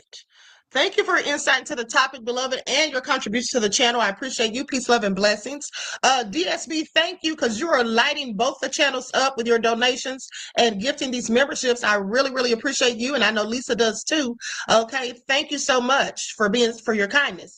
Now, with that all being said, the Million Man March was an accomplishment. Yes, it was. For who and for what? It was for Black people, specifically Black men. It accomplished a lot then. Now, that hasn't, those things have basically faded over time, unfortunately, but this is due to the people in our communities who just don't care, who don't want to make atonement, who don't care about making the community better, who are only concerned about themselves. There are a lot of people like that in our community, sadly, that they think for selves and not as a collective. And so we will continue to have more of the same until people get on the bandwagon to realizing that we have to be united. Okay, unity is our biggest problem. A lack of unity, shall I say. We don't have any. Okay, we don't have any unity. I mean, and when we try to, there's always skepticism. There's always some sort of negativity brought about. Even with Black Lives Matter, we have Black Lives Matter out here, acting as advocates for police brutality or against police brutality and all of this. And then to find out they were scamming the community, to find out that they were frauds, okay, that they weren't giving the money to the victims' families, that they were keeping it for themselves to enrich themselves. Greed is a lot of the problem in our community. And then you have these other people that come, other ethnic groups that come into our community and open up businesses, and we're pouring all of our money into them, but not into ourselves, not into our own Black businesses. And then a lot of Black people complain about Black-owned businesses. Okay, and the same complaints that they don't have when they go to Walmart or McDonald's or other places when they have subpar services. Or they want a discount, or they want something given to them for free when they don't try that with other people. So it's to me just like disrespectful. And Reggie said he was disappointed in BLM. Yes, I was too. Okay, I'm disappointed in some of our own people in general for the things that they just won't do. And some people, you can't talk to them. They're just going to, have it their way, period.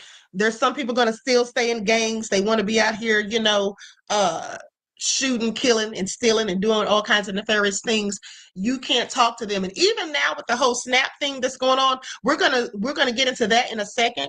But even with the whole SNAP thing, you have some of our people sitting there talking about they're gonna go out here and rob and steal and this, that, and the third.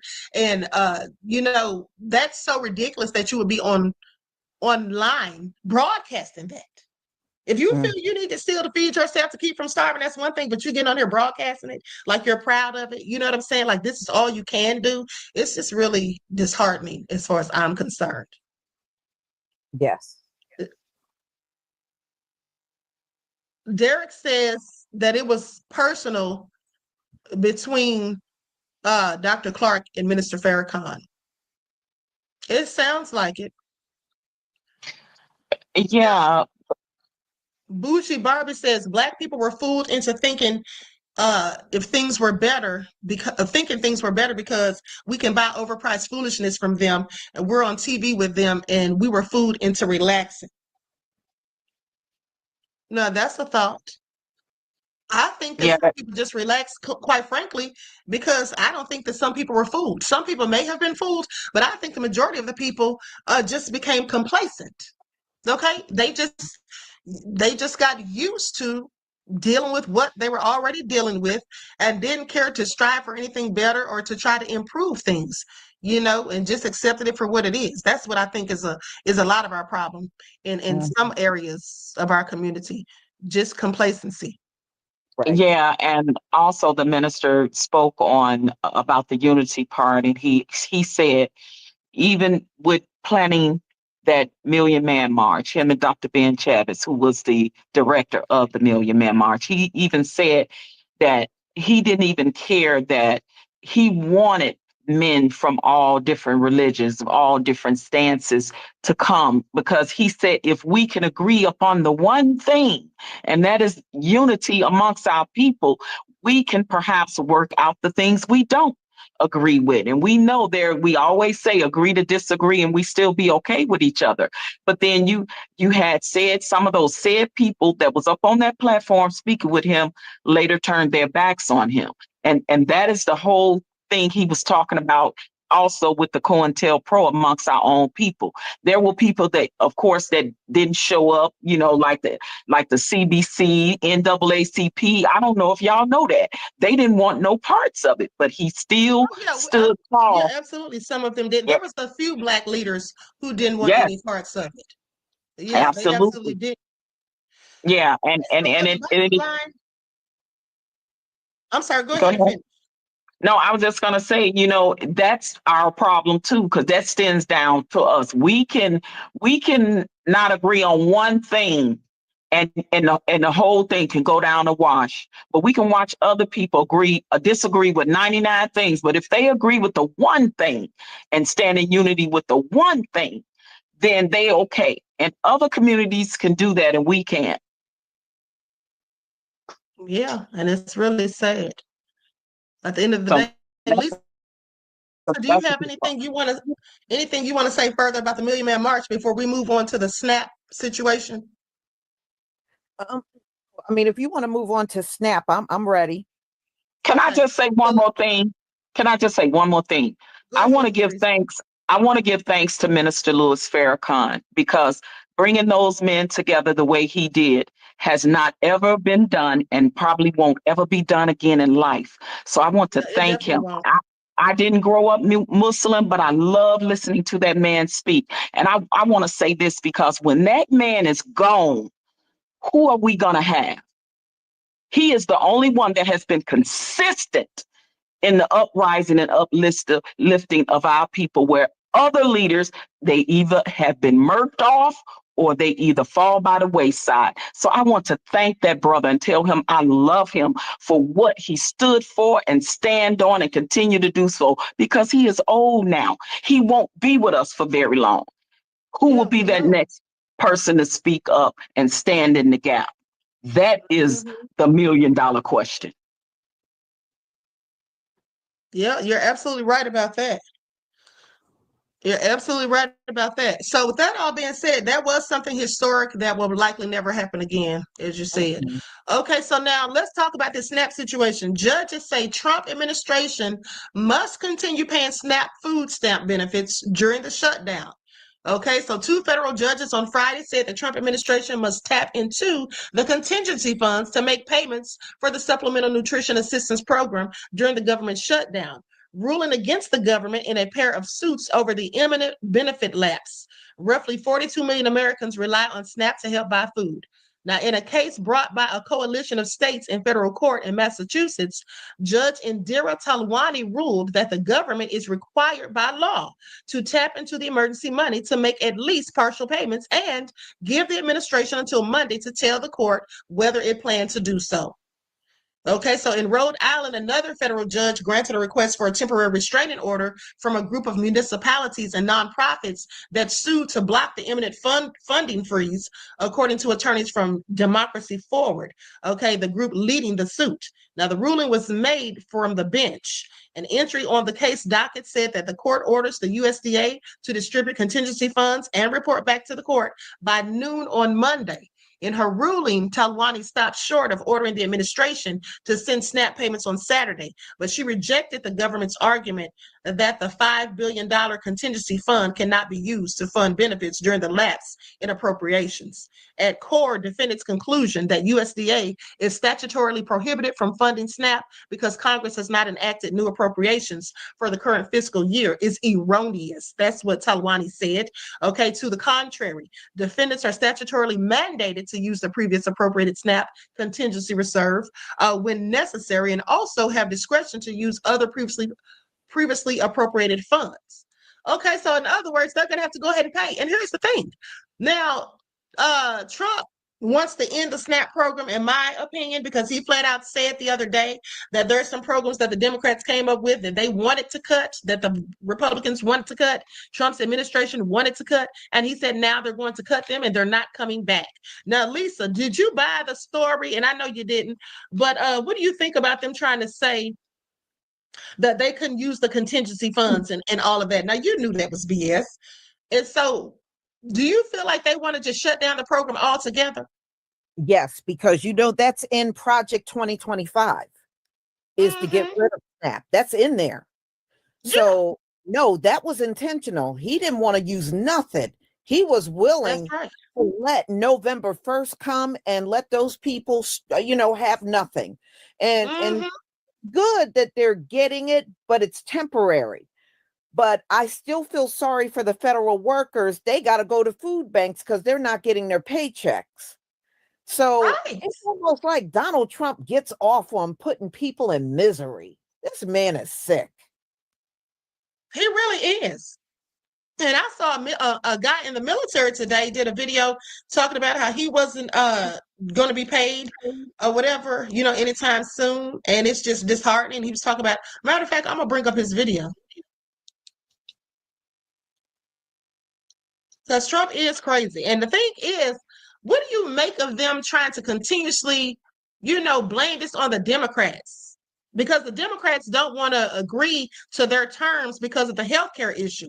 And so they're trying to make everybody think that the Democrats are the reason they're not getting their benefits or the reason the government is shut down and all of this. But that's all of them. They're in control of everything. Right. They got it. Right. They got the presidency, the House, and the Senate. So there is nobody else to blame. I'm sorry. There is no one else to blame. That's right. So they sound crazy sitting here trying to put out these false narratives that it's the Democrats' fault. And then, J.D. Vance came out yesterday, I think it was, and said the Democrats need to quit the charade and go ahead and let the government open back up. First of all, I'm sorry, but Trump's administration is the one playing charades. There's something about this whole having to come in for work every day and knowing that I'm probably not going to get a paycheck here in the next 5 days or something, that really hits different. Not in a good way either, but I guess I can't get a side job or nothing, so I guess I'm going to try to start monetizing on here a little bit if I can. So if y'all could help a brother out, that'd be sweet, by just liking, sharing the video, and getting it out there and everything. Now I know he didn't say help a brother out. Okay. Now this reporter says that Trump is trying to starve people, okay, even children. Let's go to it. Years worth of funding available for the SNAP program, our tax dollars that we have already paid to the federal government to facilitate this program, and the Trump administration deleted this language from the website this morning. They are hiding the fact that not only is there more than enough funding to pay these benefits that we have already paid our tax dollars into, but that there was contingency language to ensure that even in the event of a government shutdown, that SNAP would go uninterrupted. The Trump administration and the Republicans supporting him are using food as a political weapon. This is a choice. They chose to delete this language. They are choosing to force children to go hungry. Now that's a darn shame. So they deleted the language this morning, didn't she say? Now this is a woman who was pleading with Trump for her SNAP benefits. Of course, this is before she found out that they're going to have to pay them anyway. This was like 5 hours ago, before the report came out about the judge's order. She received SNAP as she is losing her benefits starting tomorrow, like so many. Cassandra, appreciate you making the time and being here and talking about this. Tell me more about your situation and how worried are you about SNAP benefits running out tomorrow? Yeah, thank you for having me. So we're a family with a member who's disabled. We have a 2-year-old child. We are on Medicaid and disability and SNAP. We're worried. We were lucky enough to be able to put a safety net in place for ourselves because of our budgeting. But to go a month, especially a month with a Thanksgiving holiday in it, and not know where our food is going to come from in 2 weeks' time is a little scary. Yeah, I see you smiling despite talking about something that's really hard. I really understand this. I grew up with a sibling with profound disabilities, and there's already the underlying stress of navigating that, let alone wondering about food and wondering about Thanksgiving. What worries you the most? What's keeping you up at night? Honestly, being able to make sure that by the end of the month, when usually we have this safety net of SNAP in place, being worried that there's going to be a week, 2 weeks at the end of the month where we don't know where our meal is coming from, unless we're lucky enough to have our food banks still have enough food for everybody who needs it.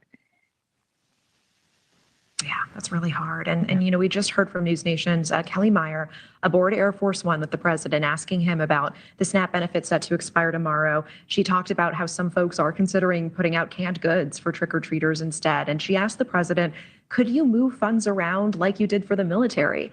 The president responding by blaming Democrats. What is your message to the president as you're trying to figure out how to feed your family this month?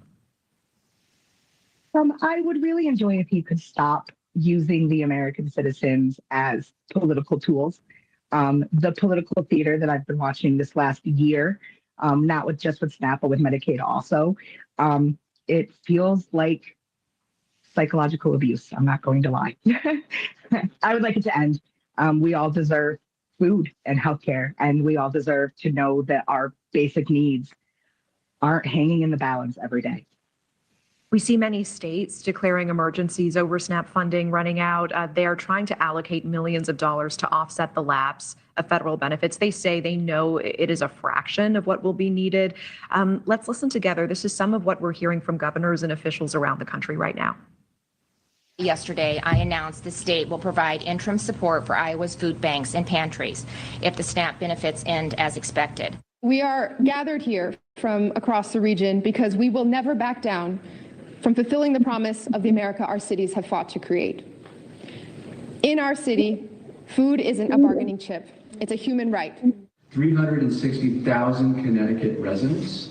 I'm glad to see that the governor has put some money towards this effort. I think we all can agree that there's a lot more that needs to be done.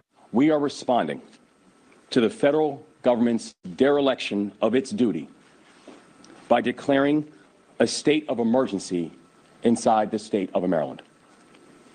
And I will use all powers vested upon me as the governor of the state of Maryland and immediately use my emergency authority as governor to surge $10 million to food banks and to food bank partners all across the state of Maryland. This is all bad. There's no way to sugarcoat this. What is being unleashed on our people, not just here, but across the entire country. So I know you're in Pennsylvania, and so many states are trying to provide support. They know it's not going to be enough. Are you confident that you're going to have what you need, especially in November and leading into Thanksgiving? I will say confident, yes, but only because I am lucky enough, privileged enough to have a support network in place. If we need things, we have family, we have friends. I'm lucky enough to have an online community, people who are always willing to help me. I'm confident that we'll be okay, but the thought of millions of other Americans not having that same safety net is honestly the thing that just hits me the most. Thank you for watching. Subscribe below and download our news.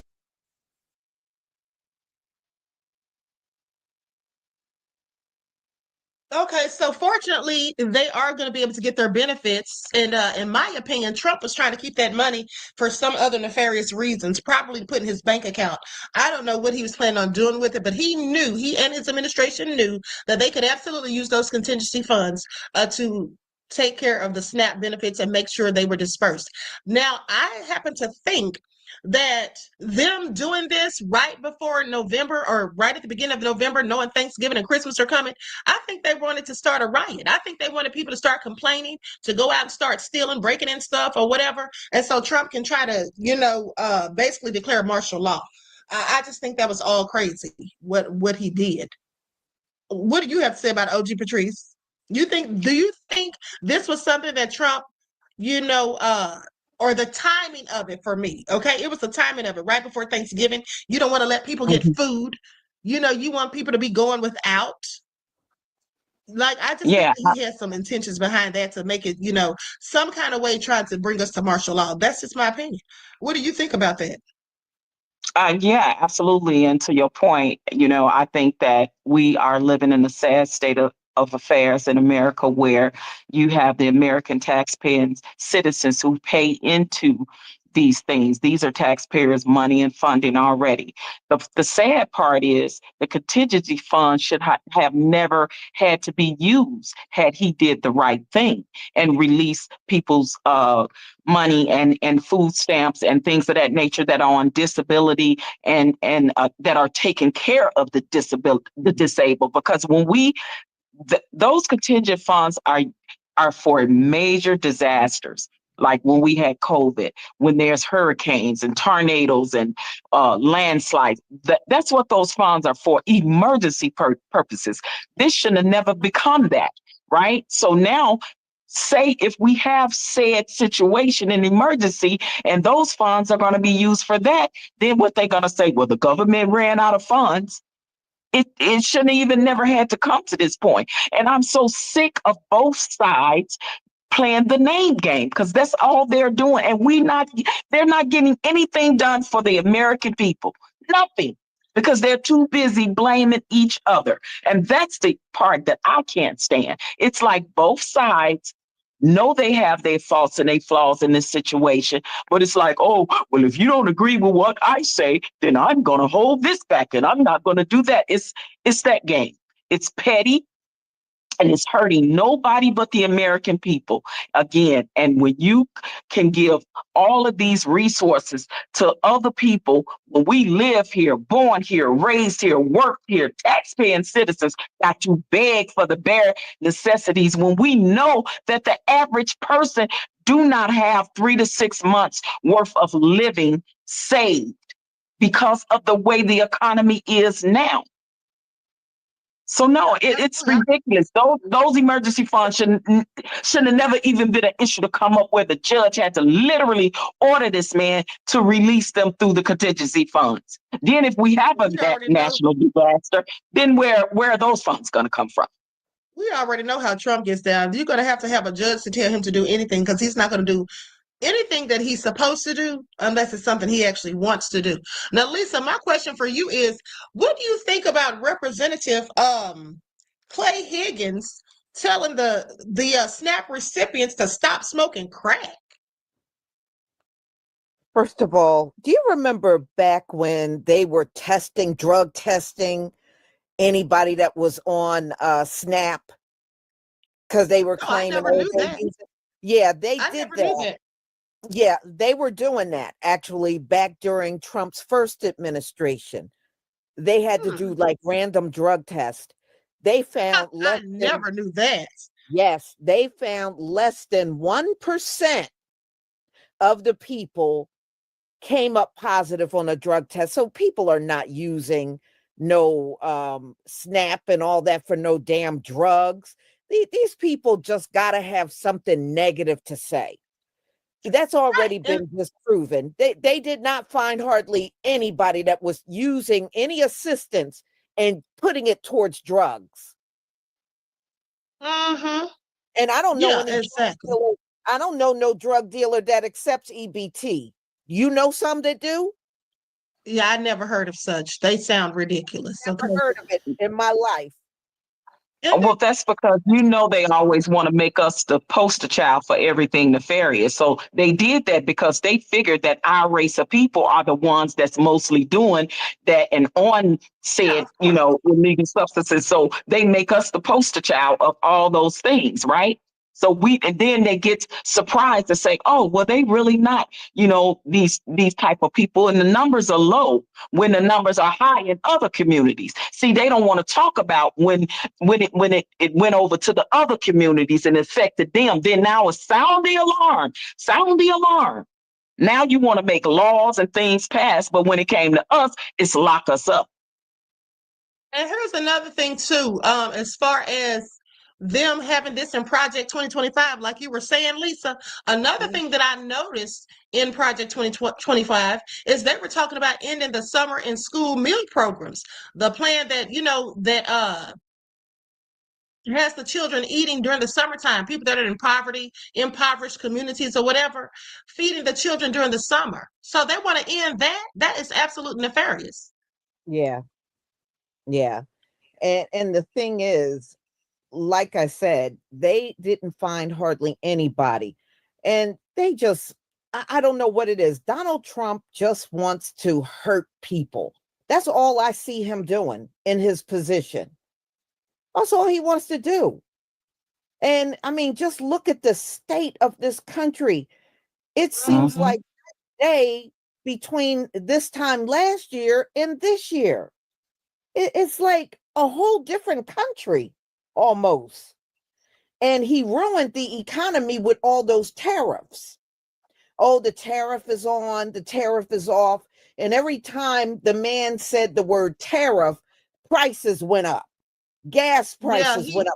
Prices went up. He definitely did a lot of damage with that. And now China is, he went and had that meeting with Xi Jinping the other day, but he really didn't come back with anything because as far as I'm concerned, you're in the same boat because now the only thing they really told him is that they're going to continue to buy soybeans from the U.S., but they also said they're going to buy from Argentina. How much are they going to spend with the U.S.? Because before all of this trade war stuff started, they were spending billions of dollars with the U.S. You think they're going to be spending that kind now?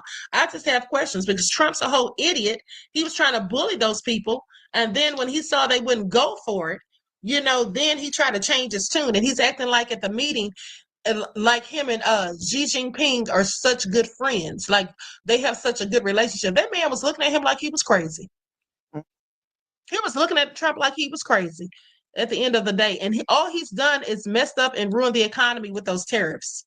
They have not been beneficial. He keeps gaslighting and deflecting, talking about, oh, we're making money, we're getting rich. The only person getting rich is him because he's putting all that money in his pockets. He's greasing his palms, and people are giving him all these free things. He was supposedly giving some golden golf balls just the other day. So he's out here just making money for himself and his children, okay? Because I think they have made over $5 billion, if I'm not mistaken. Yeah. Yeah, it's just like Trump, I believe he literally got this presidency just to get his lick back off people.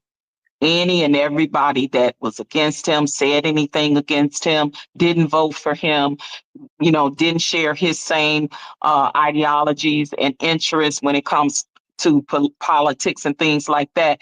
I think it's like he's getting his lick back to a lot of people, and he's specifically making Black and brown people pay for a lot of things, because when he tried to come in Chicago and other places, they was like, we want you over here. Go on with that, because we know what he's going to do. We already knew he was going to do all of this because Kamala said it 1,000 times. Now, here's the thing they say. The Trump family stake in WLF is a total of $22.5 billion WLFI tokens. Okay, when the token launched on public exchanges, its market price briefly gave the family's total holdings a notional value of approximately $5 billion. Okay, so the only one out here getting rich, like I said, is him. And he's trying to act like everybody's doing so good. No, everybody isn't. And he's making it even worse. And then why would you want to not give people their SNAP benefits when you know that there's money put aside for that? Acting like like it's illegal for him to do it. It's just all so crazy. He is just ruining this economy and ruining the whole country as far as I'm concerned. And but that's his whole job. Because like I've been telling you all for weeks. Okay, that is his job, is to destroy America. That's what it looks like, and he's doing a good job of it. Yeah, and the thing is, when you run off of the heartstrings, the pull on the heartstrings of the Black and brown American people, and you cater to what you say is the working class people. See, that's what they always run on, right? Oh, they worry. Well, yeah, we want to make it better for the working class people. They're the fabric of this country, and but you are hurting said working class people, the same people that voted you in. That now it's hitting their homes, it's affecting them, and now it's like, oh, now they are some of the ones that are on TikTok and all of that. That's crime, right? But you paid for what you voted for, and that's the problem, right? Because they thought that, oh, he's going to look out for their best interest. He's not going to look out for no one's best interest but his own, line and hit the pockets of himself and the cronies that's sitting up there, that's being yes men and women to him. That's all. But they tear on the heartstrings of the American people, because we are the fabric of what makes this country great and what makes this country work. Heartstrings, because nobody's listening to Trump. Whose heartstrings? MAGA's? No, I'm saying the working people that voted for him, right? Like both sides do it, right? They do it. They do. Both sides do it. They run on those. But you hear those said people that are now moaning and groaning and griping. Well, that's what I've been saying for the past 6 months. Okay, let's go to this video. This guy said that Trump was probably trying to steal the money. The SNAP program was defunded to hide the fact that this administration has taken the backup SNAP program funding and used it somewhere else. What we do know is that SNAP was supposed to continue on regardless of a government shutdown, because there was supplemental backup funds allocated just for SNAP. However, what happens if this administration in the darkness of night decided to reallocate those funds? Perhaps maybe that's how he was able to fund his birthday parade of $40 million. Perhaps maybe the $500 million that was used to paint the border wall was taken from the SNAP supplementary fund. Perhaps maybe the funds that were supposed to be allocated for SNAP aren't actually there anymore, and that's why the Tangerine Twat Waffle refuses to allow SNAP program to be funded beyond November 1st, because there's simply no money to actually allocate to it, because he's already reestablished all of that money money to feed his ego or line his pockets or, I don't know, get another round of cheeseburgers on him because he wants everybody to love him.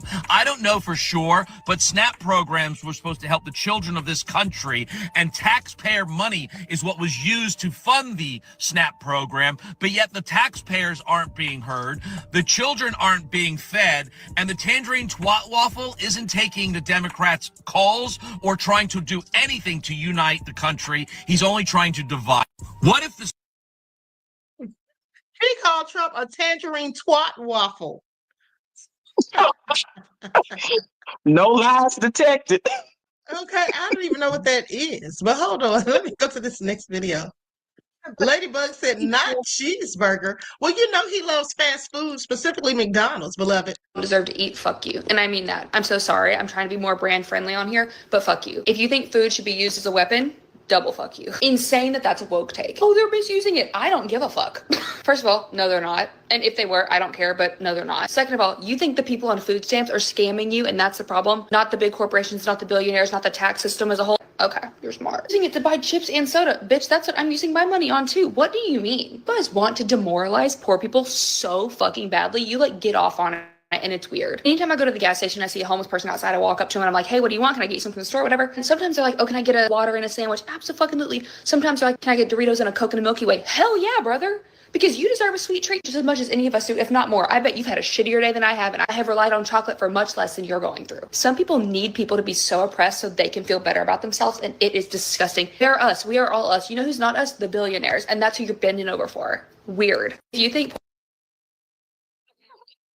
Okay, so she didn't hold back. Now let's go to this last video.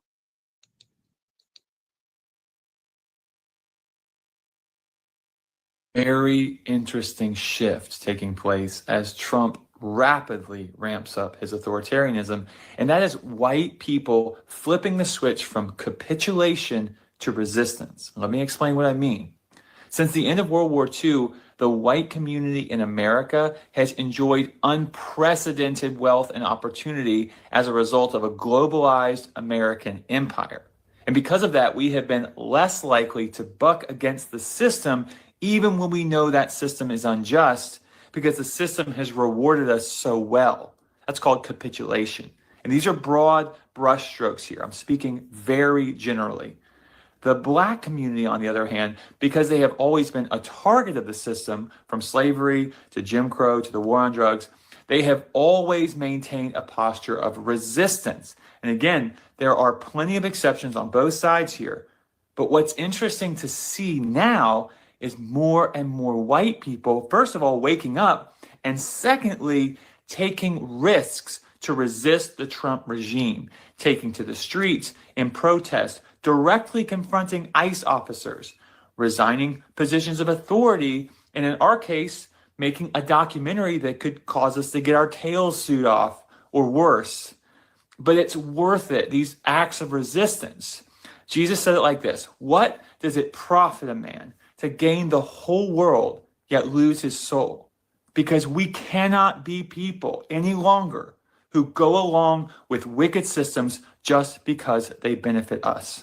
There is a very interesting shift taking place as Trump.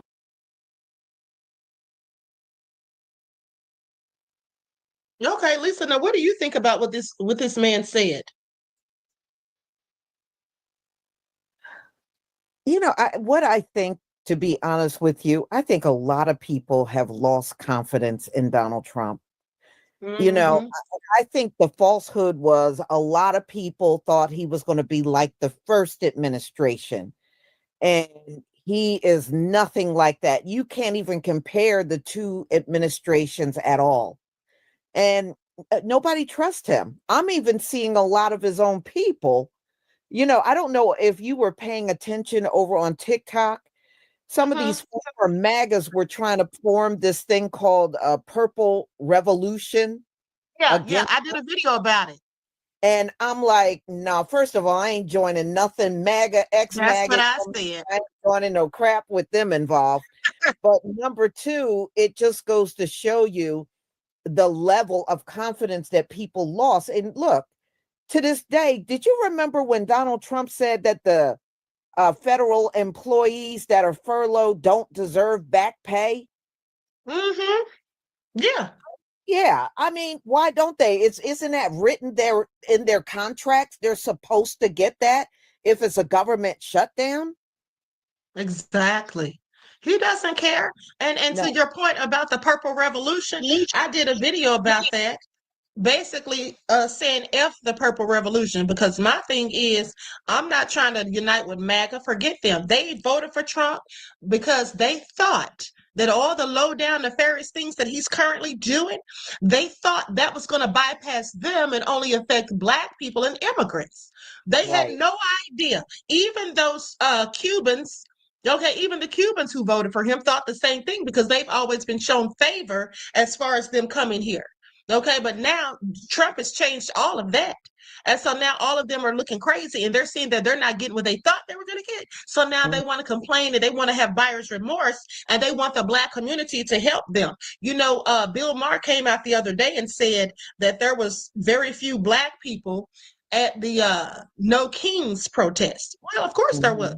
Okay, because this is y'all's mess, so y'all can clean it up. I'm not going out there and protesting. At the end of the day, we already knew what Trump was about. Right. And but they just didn't think that what he was about, like I said, was going to negatively impact them. And now that they see that he's showing he doesn't care anything about them either, now they're upset. And like the guy was saying in the video, now they're starting to wake up. Well, why are they starting to wake up now? That's because they see that it's affecting them negatively. Absolutely. That's why. I agree. And that's why on a silver platter, and now they're not. Now they have to struggle. There's people who have their own businesses, like the guy who said he had a painting company and he hasn't been able to get any work. These people can't pay their bills. He's messed it up for the farmers. It's just costing everybody money, but yet yelling at the top of his lungs that we're getting rich, we're making money. He sounds so idiotic. Yeah. Yeah, and that's where we come in, where we fought for every race of people there is on the face of this earth.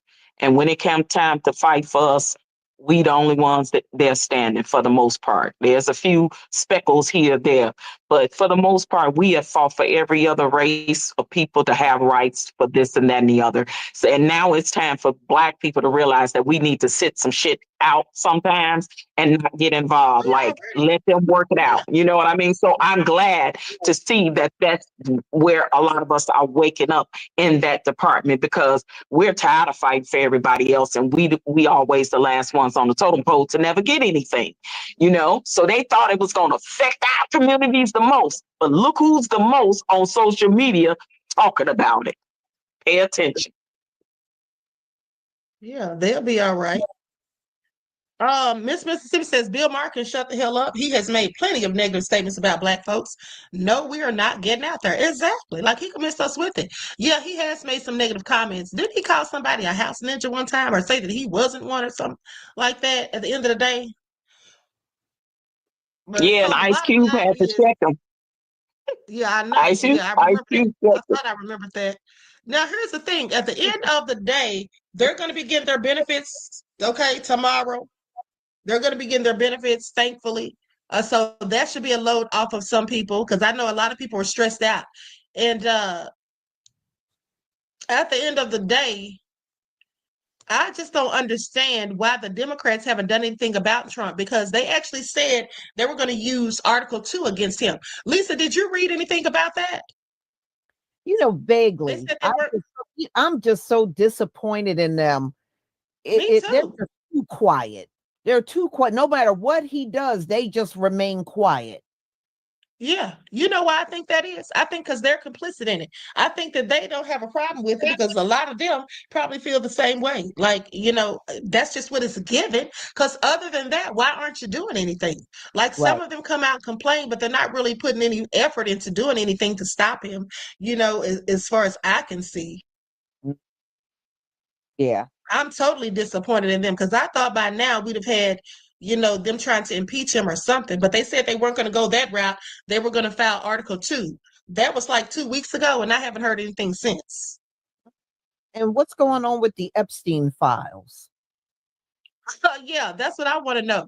So far, Speaker Mike Johnson seems to be stalling on the confirmation of Grijalva, so that they won't get the 218 people that they need so they can release those files. Now, he said he was going to stop the blocking, but we'll see how that pans out. Because that's the thing right there. And they have also reported, I don't know if this is true or not, but it was said that the day that Charlie Kirk was assassinated, that was the day that they had said those Epstein files could be released. Mm-hmm. And then I guess they got sidetracked after Charlie Kirk got killed. I mean, what happened with that? And now you got Johnson blocking it, like I said. Well, Johnson is the one sending the Republicans home. You know that?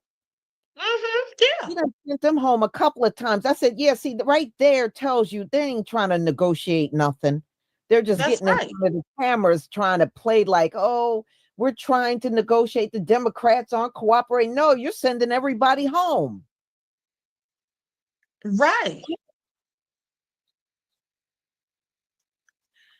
Yeah, it's all crazy at the end of the day. This whole thing is a mess.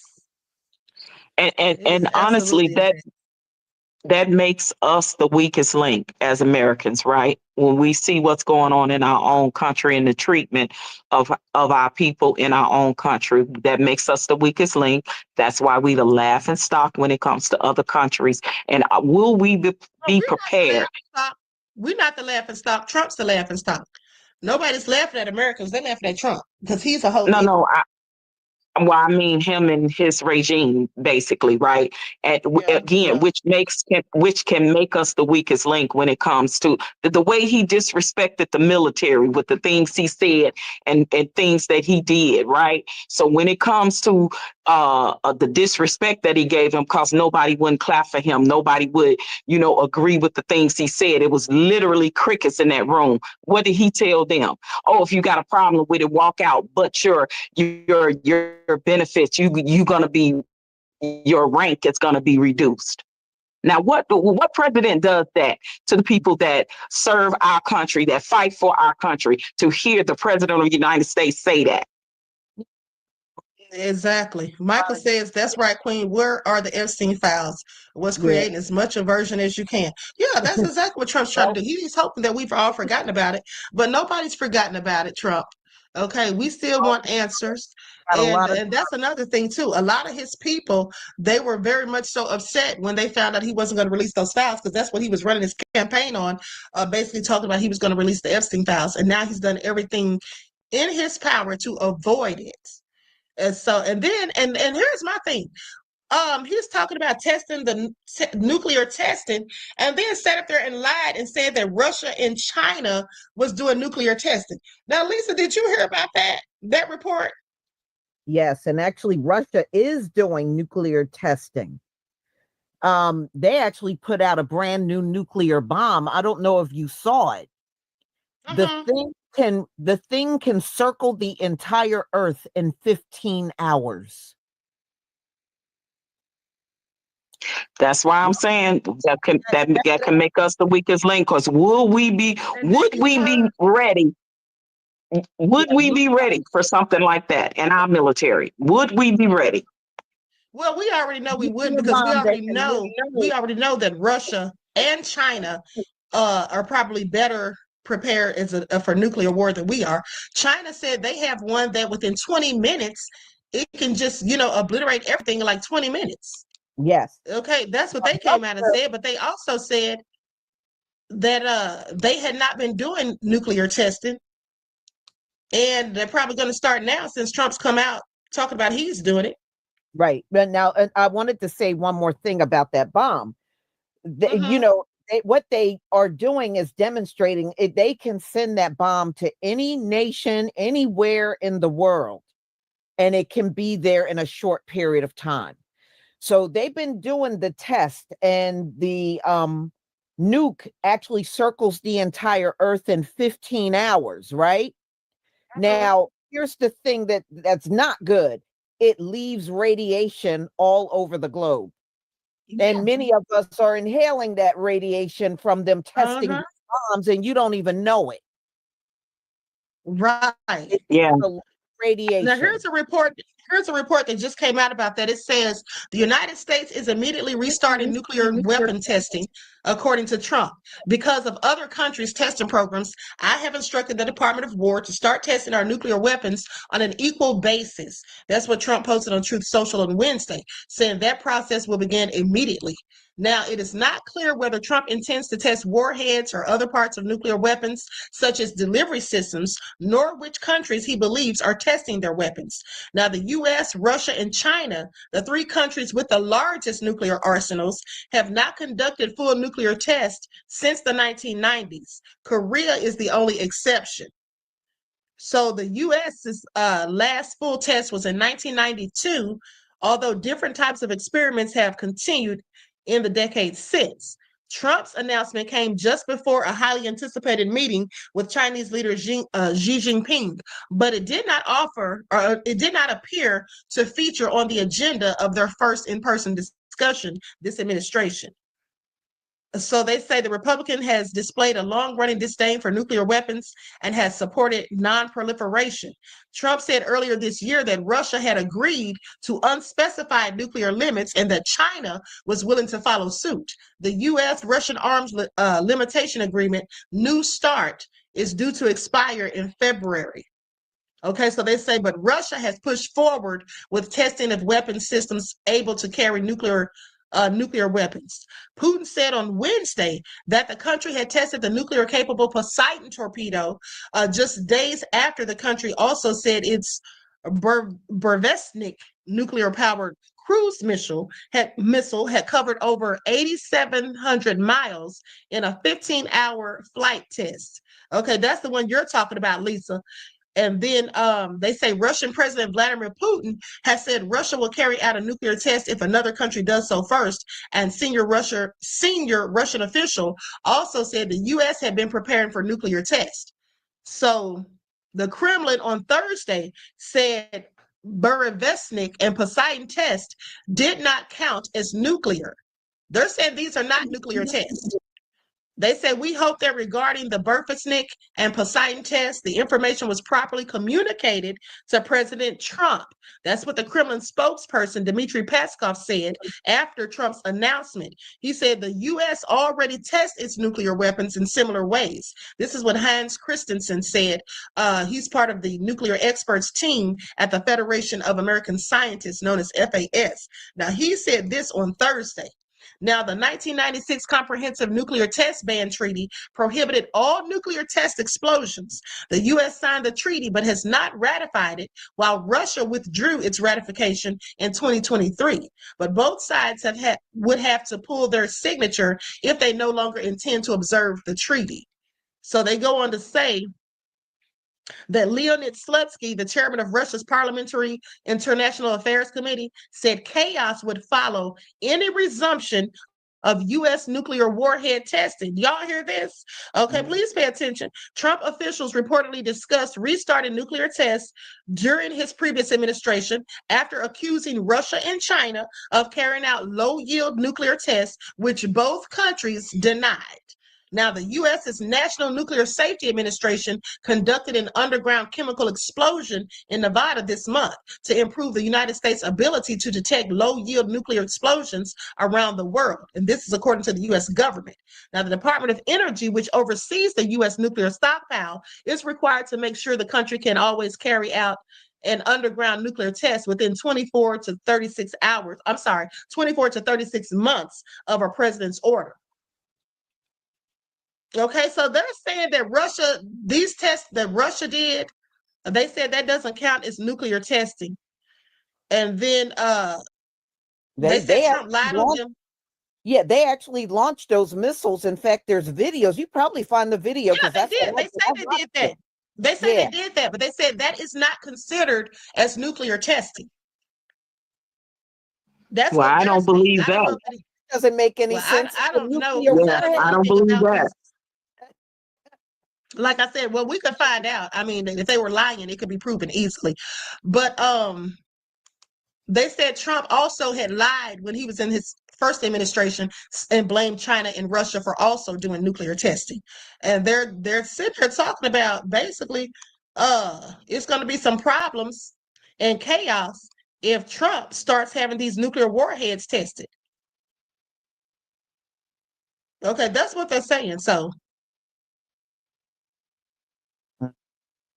I don't know. They said those didn't count as nuclear tests. Lord help us. Miss Mississippi said these other countries have to have nuclear weapons to protect themselves against America. Look at what America is doing to Venezuela. I don't deny that. Okay, I don't deny that, beloved, at the end of the day. So they're saying they haven't done any nuclear testing since the 90s. That's their story, and they're sticking to it. But meantime, there's recent launches of nuclear missiles that they were testing, but that don't count. Okay, that's very interesting. Mm-hmm. Yeah, that's what they said. Hold on, I'm gonna do a little research real quick. America got to stop being asleep at the wheel. And our fearless leader is just leading us over a cliff, sliding down an open wound. Right. Now, here's what they say. I just looked this up. They said, no, testing nuclear missiles does not equate to nuclear testing. Nuclear testing specifically refers to the detonation of a nuclear weapon itself. Launching a missile that could carry a nuclear weapon is a routine test of a delivery system, not an explosive nuclear test. The two are distinct. One tests the delivery vehicle, the other detonates the nuclear warhead to test its functionality. With that all being said, that completely makes sense to me, and that's what I was thinking, because the thing is, Trump is the one who wants to launch nuclear warheads. He wants to detonate these things, and that's why they said if he does do so, it's going to be problematic, because nobody else is doing that. Nobody else is doing that. So he trying to start a World War III. I don't know what he's trying to do, but they said he told the same lie back when he was in the first administration. They say there are specific events where a nuclear weapon is detonated to test its design and effects. This is what countries like North Korea have continued to do, while other nations have abided by a global ban on explosive testing. And that's what I'm saying. If they were lying, we could easily find out if they're lying. You just can't tell that lie and get away with it. I don't see how they could. But they said that North Korea has still been doing it, despite the global ban on explosive testing. And that would definitely leave radiation in the air if they were detonating these things. Right. Absolutely. So anyway, honey, we'll just have to wait and see how it all pans out. Mel said Trump thinks he's invincible. Invincible. Yeah, he does.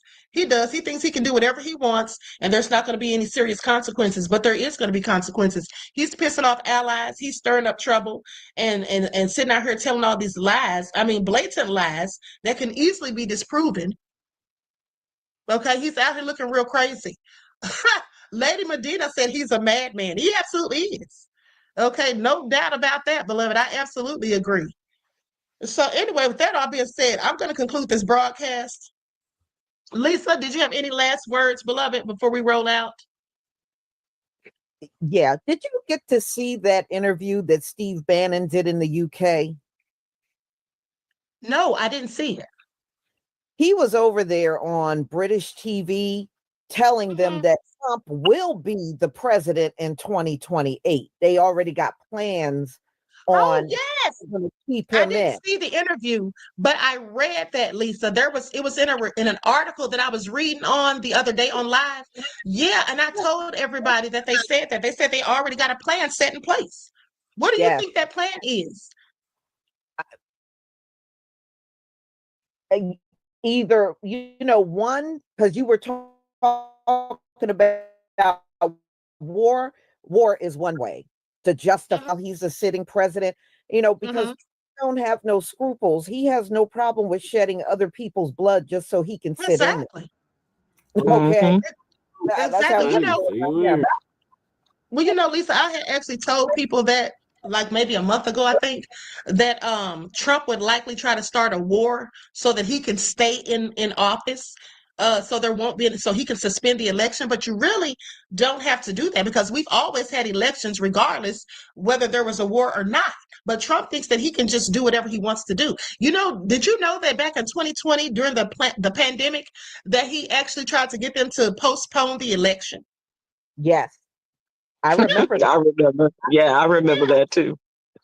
Yeah, and then martial law could also keep him in there, and that's why I think that he was definitely, you know, I think that he was definitely trying to have some chaos start, some civil unrest by not passing out the SNAP benefits, by not releasing them. I think he was trying to start civil unrest then, so he could declare martial law. I just don't put anything past Trump.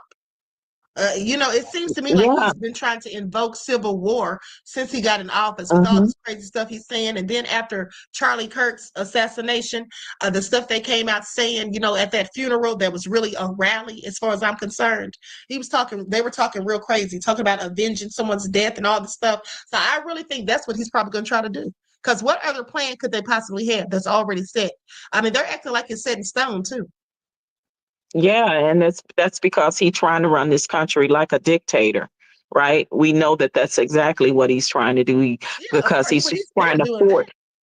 He's trying to force things on the American people, right?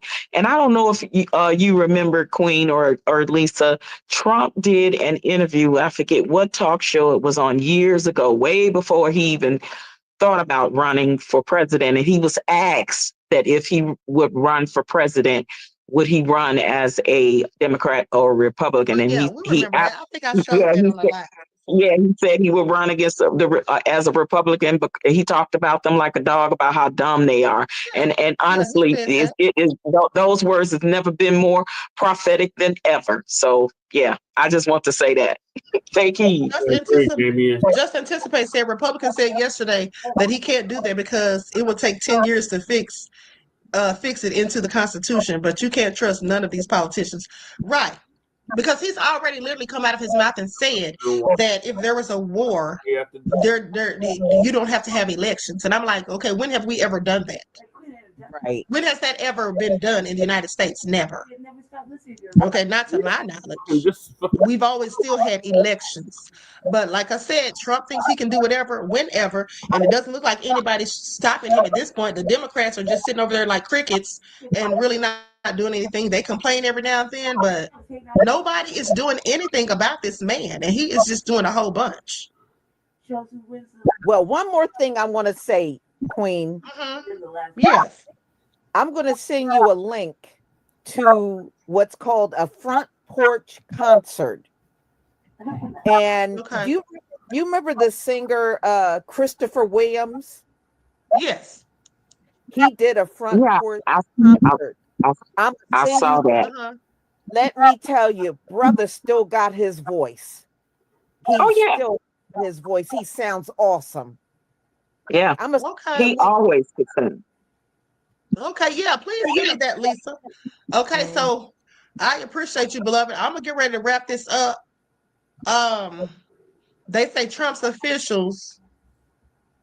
Hold on. Okay, I thought that was something else, but yeah. So anyway, they say the Pentagon estimates from last year. They said that China was on track to have more than 1,000 operational nuclear warheads by 2030.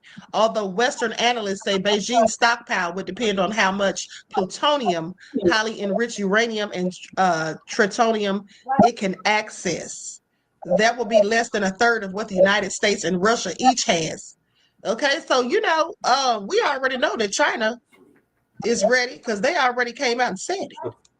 Okay, they already told us that they're the only ones with that hydrogen bomb that can travel that fast. Like in 20 minutes, it can do all sorts of damages. Okay, I showed that video this morning. So Trump needs to really sit down somewhere. Mankind 777, beloved, thank you for your contribution to the channel. I appreciate you. Peace, love, and blessings. And let me just oh my God, the health is broad. Oh my God. She's on my last fucking nerve. That broad was going in on fucking Vicky Dillard. Like, how dare you disrespect our sister, Vicky Dillard?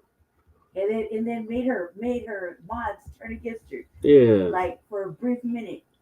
And then, I'm like sorry, I said, y'all. I thought they were going to actually talk about the Million Man March, it's not brief. the dump is bad. It was brief. It was like Trump 5, 10 minutes. bad. And then they discussed that it got worse. Ugh. So what? They led into the whole Trumpy thing. Yeah, I don't trust nose rings either. China is lying. I have no not to. Not like that. She got one of them like septum rings. Oh. That's the one in the Oh, middle. Breeze in the building. Breeze. He said, woke up. Yeah, just that shit was put me to sleep. Yeah, it's the, I think it's the voice, man. The Air Force, and she's incorrect. Of course she is. Of course she is. You can't tell her nothing. How long you been in here, Breeze? Long enough for you to sleep. Yeah. Got the will. I'm sorry, Angelica's in here. You want to salute, sister? Everybody's in here, huh? Yeah, it's a lot of people. 5 people. I can't see, so I didn't know. Yeah, they was going in. Mm-hmm. They're like, Tether's this and Tether's that. Dang. I don't know why the hell Lisa's fucking with this broad. I know. They go over there sometimes. They over there. Been talking to that broad for a minute. Mm-hmm. And I don't know. Either like I like. Oh, that he said song, been here though. for like 45 minutes. Okay. I like that song that she started. She said, right. That's about it though. I don't like how she was doing Vicky Dilly. I don't like how anybody was doing Vicky Dilly Red for like fucking a long time. You know what I mean? A long time she went through all kind of hell. And then for what? Who was Look, crying? she has the last laugh now. Who's laughing now? Yeah, it's so late. And then I got like the Bahamas in here. Yeah, like this, like she's still doing the same shit. The Queen's still doing the same shit. It has not Crew evolved said, really. why she dressed like a video game from Harry Potter. She's not. She hasn't evolved really. You know, Black whereas looking Vicky version. Dillard has evolved. Right. How dare you disrespect our sister Vicky Dillard? And she would give you that work. The wardrobe. Man. I would try to give you a baby gavel for a little while. Because I was like, man, I want a baby gavel. It's been a long day, crew. Did fucking city council for like 10 how many hours? Oh man. They defunded the police, but only for the immigrants. Yeah. Like, this shit, their priorities are all fucked up. It sounds like he is asleep when he opens the stream. These guys are like I was asleep when I opened the stream. No, I was wide awake when I opened the stream. All right. He was nodding off. I knew it was about to happen. But, he's big. He's bigger than me. I can't move him. Yeah. Damien says 2:30 a.m. on the West Coast. Yeah, it's 3:30 on the mountain. Yeah. Bree says it's 5:30 on the East Coast. I don't know. It's the witching hour for me. I'm activated by the moon. Yeah, this is Lady Che's hour, not me. I'm a night person. I used to be a night person. The moon activates me. Makes me just. I'm like. I used to be a night owl. Now I wake up like my grandma and my grandfather. I used to be like, why do they wake up so goddamn early? Now I do it. Oh yeah, and he does it the worst way, such as. I want to get up and be like happy and shit. He's like, no, little chick. Yeah, it's 4:30 in the Central. Yep. I was like, God damn, 6:30 in the morning. I was like, I want to watch a movie. It's like, I've been like this since I was young, so I was little. The night. I like the night. I do better things at night. I used to be on the night shit too, like I said. Like, I don't know what it was like the last. It activates me. I don't know what you like. I know it was like the last 5-10 years. I've just been getting up early. There's something about being outside at night. Just do what I do, whatever I'm doing, right? I don't know if it was from being unhoused all those years or what. But No, you either are or you're not. You either are a night person or you're not. Your rhythmic schedule is either for the night or it isn't. It changes. Mm. It doesn't always stay the same. Dude, like Jesse's been trying to get me on a fucking schedule for like 5 years, right? Of the morning schedule. I couldn't do it if you. I used to hate working early in the morning, Breeze. That shit used to drive me nuts. I sleep better during the day. I used to hate going to school early in the morning. I was notoriously late to class.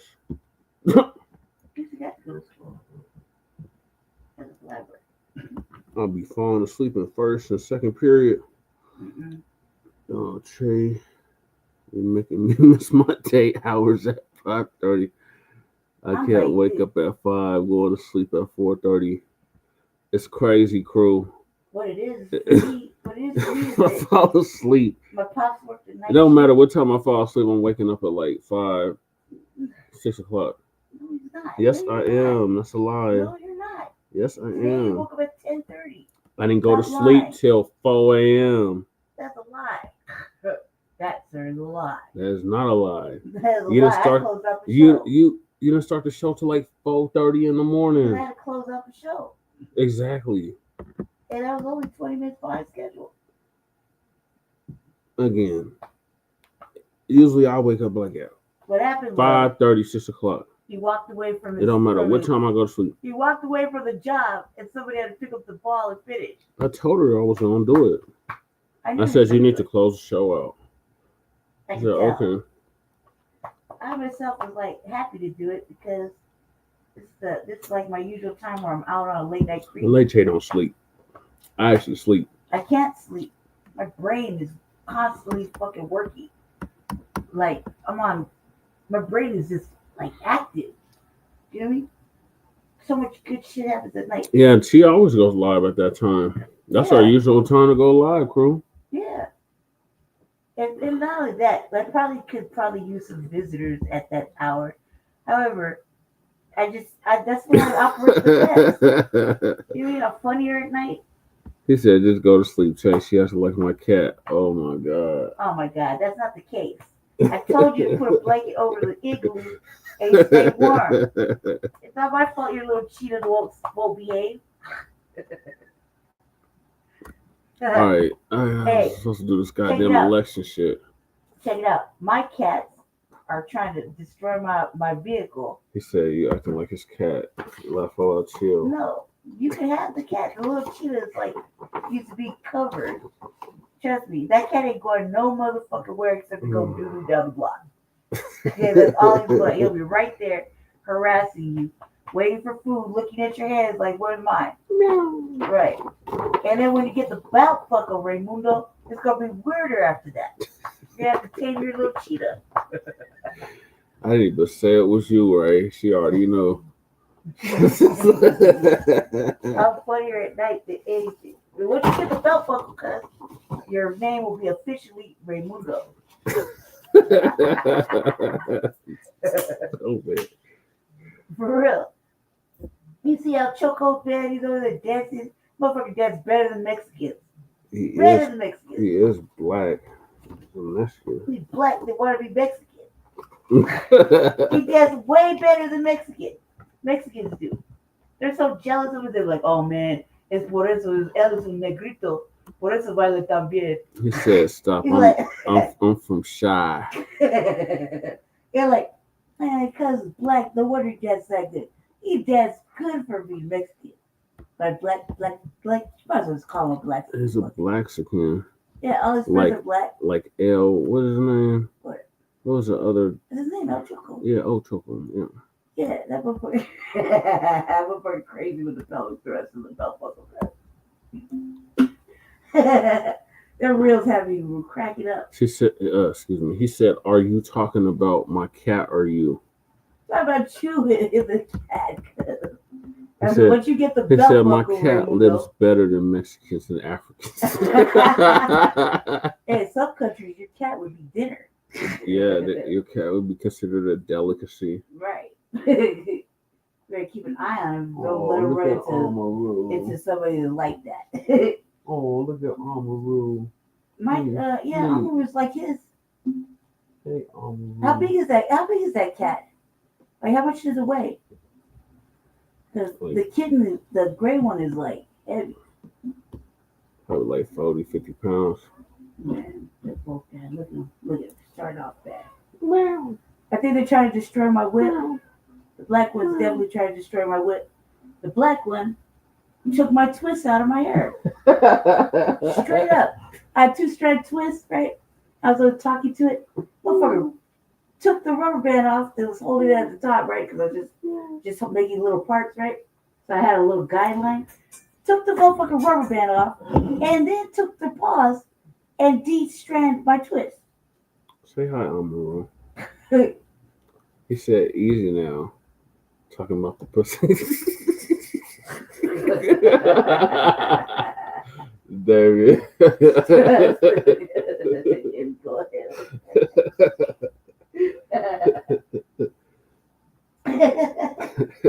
What do you say about that? What did I say to that? My bad. Raymundo, as you call him, said, my cat's food costs more than $2 a day. Shit, somebody gonna sponsor your cat in a minute. I never weighed the cat. For like $1.50. But like sponsor Raymundo's cat. 20 pounds or less. Oh my God. And that igloo, that cat looked pretty big. Octavius Prime, why do you keep changing your name? Because he's tight like that. Now it's Faggoto.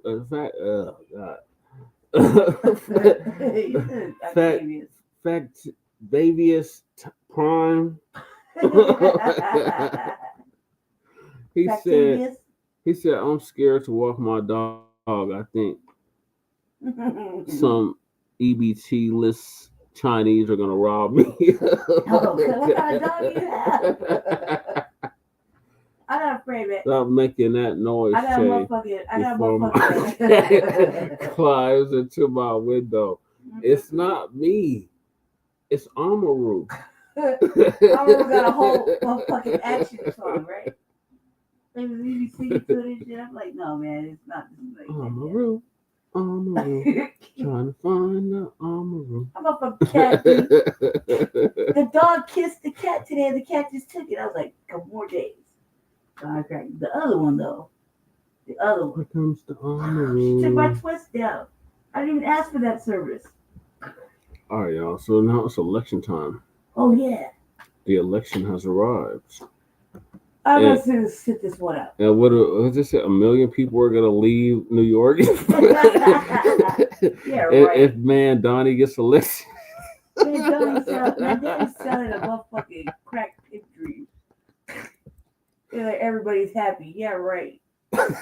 Everybody's been falling for that pandering lie forever. Now he gonna pull it off. And then what happened?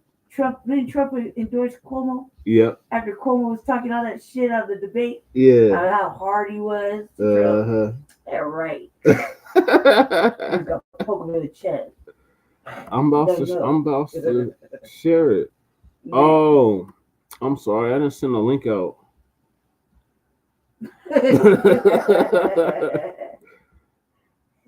I'm so sorry, y'all. That's because he fell asleep at the wheel. I was like, sweet baby black Jesus, I gotta wake him up. The show, the show must go on. And the motherfucking dog is like, everybody's snoring. Leah Aquarius is knocked out. The cats are snoring. I'm like the only motherfucker. Like anytime this motherfucker stop talking, or kick the chair, and he gonna wake up. And that's what I did. I kicked the chair and woke his ass up. Like, and that bitch stopped talking. All right, here's the link, crew. Who basically they could get out of here, right? Yeah, that's what said he was named after Kwame Ture. Yeah, I was like, the audacity of this. Kwame Nkrumah. Yeah, and I was like, what? No. But we were all offended. He said he's African American. I don't give a fuck what he said, dude. I was offended. He said he was African American while he was in college. Sure he was. Sure he was. He said, watch, as soon as I drop all, y'all gonna be asleep. No, I don't think we're gonna go to sleep if you hop off, crew. Because especially with me, man, you know I'm an Aries and better There's than the crew, April 10th or Aries as too. Lady Che calls him, Raymundo. Yeah, B1 salute. he knows his name. Not a April 10th Aries. Not the April 10th Oh Lord, not an April 10th Aries. Aries. The top of the food. Those are only a certain people, right?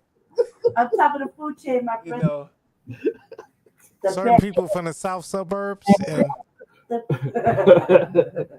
you know, it's only certain. Okay, let me put my headphones on. Come on, y'all got me too fast. Okay. You got 9 days after me, my guy. Man, I got 3 years of African in me. That's true. When I lived out there. I said after me, not after. Oh, you say Afrobeat? Oh no, well, I've got 1,000 years of Afrobeat in me because we taught Africans how to make music, how to make beats. Really sad shit. Yeah. I mean, ask the one. Yeah, he broke it all down. Oh yeah, he did break it down. No, I said you got 3 years on me. Like, Afro beats. I was like, that's sad state of affairs right there, my guy. 3 Jesus Christ, evolved. Oh, I wish you would have said R&B. Yeah, Because yeah. then y'all know who I stay down the street from. Oh my R. God. Kelly. Let's not. Oh yeah, the king of R&B, bar none. The king of R&B or the piper of R&B? Both. Step in the name of love. Come on, I get your mama and your children dancing to R. Kelly. Yeah, man, Nobody can't say shit about that. I love motherfucking R. Kelly. I like No matter what he was accused of, yeah. No matter what he was quote accused of, like Diddy. His music is awesome. Diddy affair. Diddy can't do no wrong eyes. It's him Diddy popping his fucking. Oh no, Diddy get his ass beat out here. Right. Diddy get his ass beat out here. R. Kelly can do no wrong out here. Right. R. Kelly's royalty out there. That's the most music part to me. He's in everybody's song, Diddy bopping. In the cut. Right. Like Suge Knight said, if you don't want your damn. Like just Harlem shaking and shit. I'm like, God damn, he's in every. And then a lot of the bullshit was because the girls' moms was agreeing with the shit. Yeah. Yeah. You get what I'm saying? Mm-hmm. So that's R. Kelly, and yeah, he got that shit. So what the hell? Your daughter there with him? Let your daughter there be with him. That's what he said. He said they couldn't go against it. They said Kels keep the lights on. That's what they said. Yeah. And I'm just saying that, like, don't you think Gayle King got a just desserts for making fucking Kels R. Kelly wild out like that? Man, Gayle King, she gonna get her wake up call in a minute. Yeah, she did already. She just got kicked off. She got kicked off. I was like, well, at least she got. That wasn't the wake up call. Oh, that was just her getting fired. When you get fired and then you get all your taxes and all that bullshit done after when you can't make no money, but man, then that's when you're getting done in. Yeah, Oprah gonna help her out. Yeah, you know, they're gonna go on the OWN network. Then they gonna go after Oprah too. They should have. They should have been went after did that Oprah. shit when she went to Africa and tried to build a school. They need to do Oprah over all that Africa shit. She need to be done worse than R. Kelly. And R. Kelly, I don't know what he did. Right, they need to do Oprah like in an ugly way, just for wearing her hair like that. Oprah was actually doing the girls in South Africa bogus. Shit, dude, you see how skinny Oprah is? Yeah, that Ozempic. Like, goddamn, like, how do your clothes fit? Ozempic. I remember where she said, I love bread. Remember? Yeah. I was like, I bet you do. Man, no, Gayle King, yeah, she got canned. And what's funny about that is she got to go to space. And they still canned her. But I never thought she was that good of an interviewer or journalist or whatever. They ain't sending her to space. They sent her the 3-eye atlas to suck her brain out. She was up. See how stupid people are on Earth. You know she didn't want to go. She was on a spaceship with all them white women. For real. How the hell do people listen to you? Right. They sucked her brain out. They The sent 3-eye atlas and said, "God damn it, They who said- listens to your dumb ass?" They sent her and Stray Hands Yeah, I'm like, comb your hair. Oh, and Stephen A. Oh, Stephen A. Oh Stephen A. my God. Oh my God, man, his hairline is so far back. That old motherfucking walnut looking at it. Jay said his Oh my hairline God. stretched That the shit's whole like state of California. Two hands back. Like, use both your hands, and that's as far as his hairline is. Hey, look, I seen a bald guy that got a haircut, and it looked even balder. Jesus. Hey, look, he Oh. still got more hair than Stephen A. Just need to let it go, Stephen A. Stephen A. is at that George Jefferson Oh my vibe going on. God. It's almost like a full house circle. Hey, look, I could come shave both of y'all with a razor. I could come clip both of y'all with the clippers and then do the other side with the razors, right? I don't know how you thought he was gonna ruffle. Y'all will still have more hair than Stephen A. Smith. Right.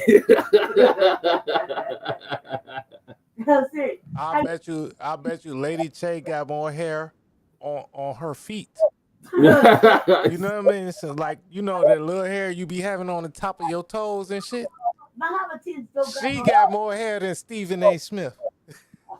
Damn. All right, let me get to this My clip Hobbitins don't have no of hair. Trump endorsing Cuomo after Cuomo talked all that shit about Oh my Trump. God, Cuomo was talking. I don't believe you, Lady Che, but I'm just messing with Yeah, I'm a lady, cuz I don't care. I'm not you. You got toe hairs, girl. I'm just messing with you. You know you got toe hair.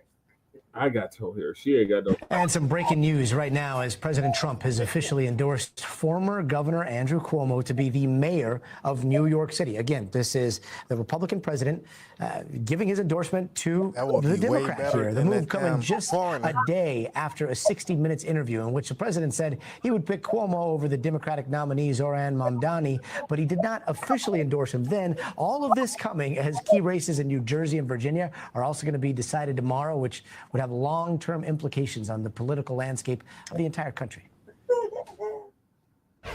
Now let's bring in NBC's Sam Brock to talk a little bit more about tomorrow's election. So Sam, Trump endorsing Cuomo.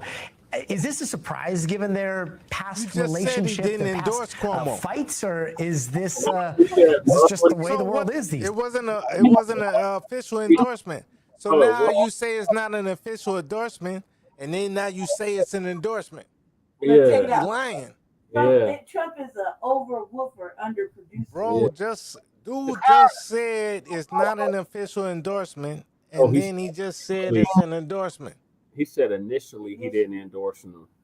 Yeah. He And said Cuomo initially he's in the gonna poke him in the beginning he chest. didn't endorse him, but now a day or two before the election he going to endorse him. Hey, TVA. Oh yeah. Yeah. TVA said Okay. Madani is. I might have misunderstood that shit. Yeah, it was kind of confusing how he started it off. Yeah. But that's how the white supremacists do.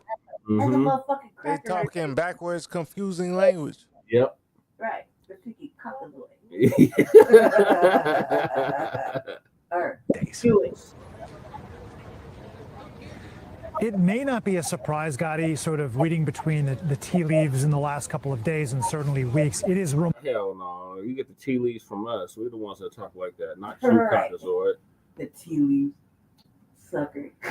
remarkable, though, in what it represents. You have President Trump weighing in from the Oval Office, endorsing a lifelong Democrat, right? Andrew Cuomo, for 3 terms as governor of New York, represented the Democratic Party. He served in the federal government as the housing secretary under President Clinton.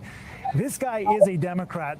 Trump, you probably have a hard time finding a track record of him endorsing other Democrats. That said, in Trump's own words, he believes that this is necessary for New York City, that it's going to end up materializing into some sort of dystopic vision if Zohran Mamdani is its next mayor. On the other side of the equation, Mamdani has been talking about this his entire campaign, that Trump has been trying to coordinate with Cuomo. These Something are that these Cuomo has long-ass denied in questions putting that his finger on the Tyreek don't scale, like. and that Cuomo I effectively don't is, like. in Mamdani's words, a puppet for Trump. You know, he's received millions and millions of dollars from billionaire donors, MAGA-aligned, Trump-aligned donors, and has said from the beginning, you're the people, speaking to, you know, many working-class families and diverse communities all over New York City. You want to vote for one representative, and then you're seeing intervention in what should be, you know, a fair and free system, and that's just not fair. It's why people are so jaded and skeptical of the system to begin with. So that language isn't new for Mamdani. Trump having a problem with Mamdani as a potential New York mayor, not new as well, but sort of to do it in the stark terms that the president did tonight is a bit remarkable, if not surprising. And Sam, you've been talking so much about this evolving definition or evolving enthusiasm, at least, when it comes to the term democratic socialism in New York. Is that just in New York, or could we see the rest of the country like jump on the bandwagon depending on how things go tomorrow? Yeah. It is worth defining what Zohran Mamdani considers to be democratic socialism. The most concise definition that we've heard from him is he evoked the words of Martin Luther King Jr., that there has to be enough for all of God's children, that there has to be some level of wealth redistribution to help everybody, so there's a floor. Trying to make it like MLK was a socialist. Yeah, and MLK said we coming to Washington to get our goddamn check, man, Donnie. Yeah. The fuck? What you talking about? I'm so sick But of they're these. trying to make it like MLK was a socialist, like MLK a small mustache dude. Right. Let everybody else tell me he was a communist. He was a damn Well, Republican. communist, socialist, America treats them as the same. That motherfucker. Yep. They use It basically says you get money from other people that you didn't earn. Mm-hmm. Right. Which is what America is. Yeah. Or what was the damn the land grants and all of that. Oh, Kahari, you want to come up? I dropped the link if you want to. Because I swear, if, America is the most communist, socialist country ever. Okay. We giving all the money to the immigrants. That's the fact. That's the Yes, fact. we are going to stay vigilant, Damien. Thank you. Thank you, Damien. Stay black. He said, I'll leave with this. These Nabiscos are straight right. clusterfuck. Right. They don't know what the fuck they're doing out there. All they know is that Adam's got 1%. They are in their last stages. Hey, Che and Lady Che. What? And uptight. Hey, these people are uptight in their latest stages. I ain't talking about uptight, but I'm talking about, the colonizer. They're uptight in their latest stages. Yeah. And they're getting cluster-fucked. Yeah.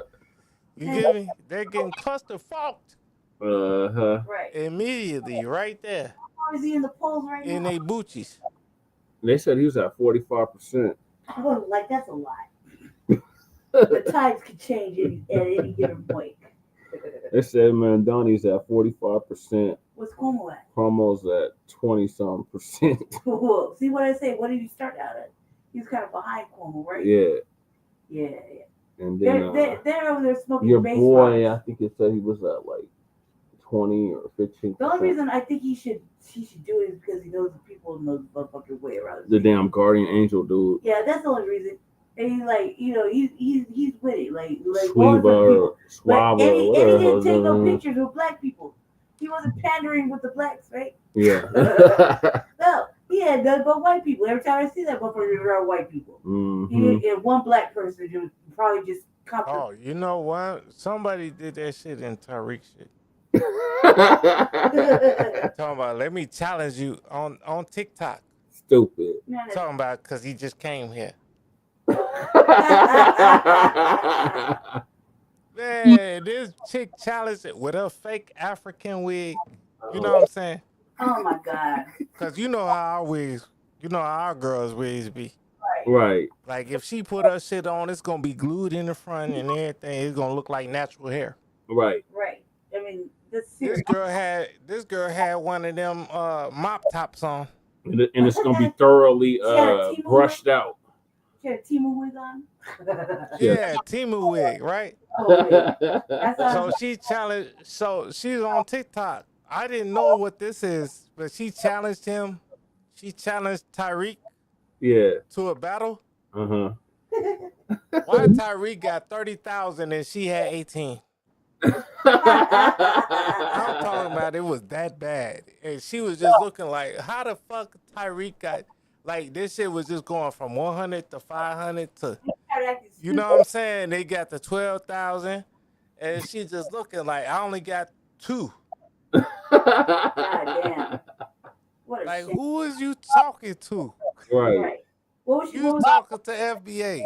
Right. Stop talking to us crazy. Because we'll fold you. What was the subject? Yeah. No, basically, she just came into Tyreek's room, like right now, while I was listening to you, right? Wow. You had been live all day. Mhm. And I had like when you went live, Yeah. I was already listening to Tyreek. Oh, okay. On my phone. Because I can't listen to him on my computer. Yeah. Some reason my computer be fucking up. Mm. But I can listen to him on my phone. Oh, okay. So I finished listening to ZZ, then I went to Tyreek. I was already listening to you. Oh, man, your voice having that girl. But man, once I flipped over to man, Shorty said, "Let me challenge you." Mm. And Tyreek got the damn 30,000 likes. You can see her, right? It was 4 people on there. One person had 3 likes. The other 2 had 0. And Tyreek had 40,000. Dang. And it's like, why would you challenge me? Right. Talking about, well, where did he get his followers from? Okay, so you don't know about Tyreek? 43 million. Right. Stop playing with her. Right. There's 43 million of us. No, it's 43 million of us. That's what I just said. But all of us don't follow. All of us don't follow Tyreek. Oh, that's a sad But state. those of us that do, man, Tyreek been on NTV and everything. Yeah.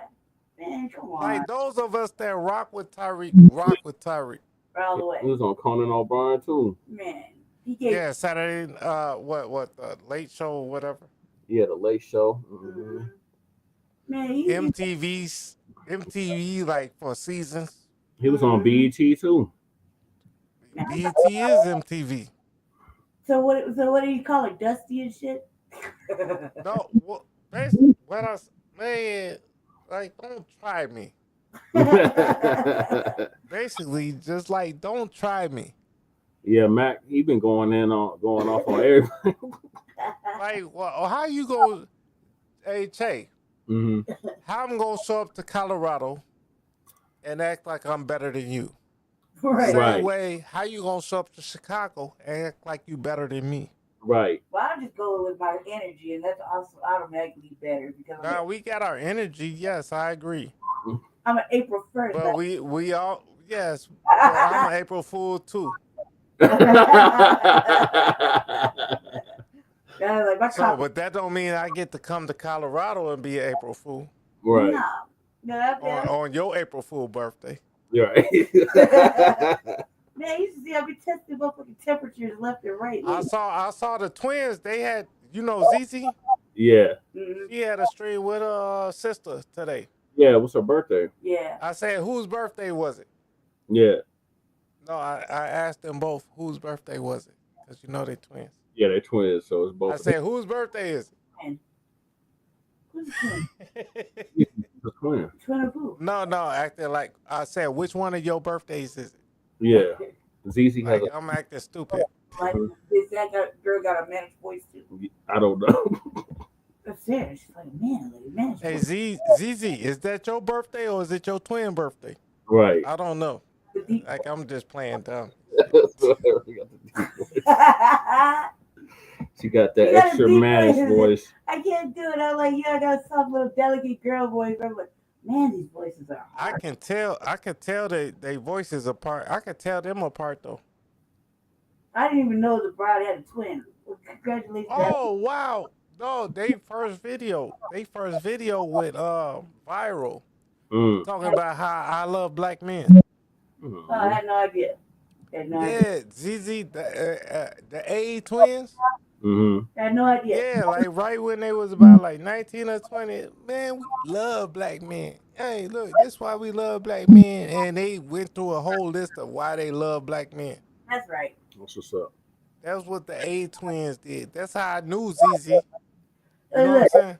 I could dig it from your standpoint.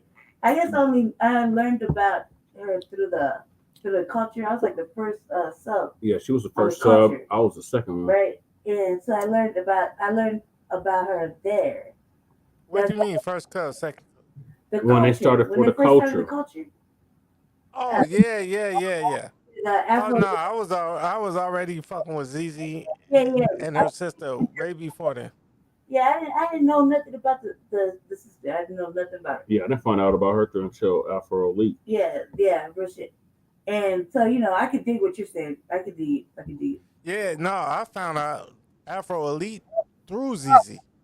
Oh wow. Yeah, I didn't know. I found out after that when the first show was Black Alpha. Oh no, man, these people, Black Alpha, Afro Elite, and ZZ, they came in later.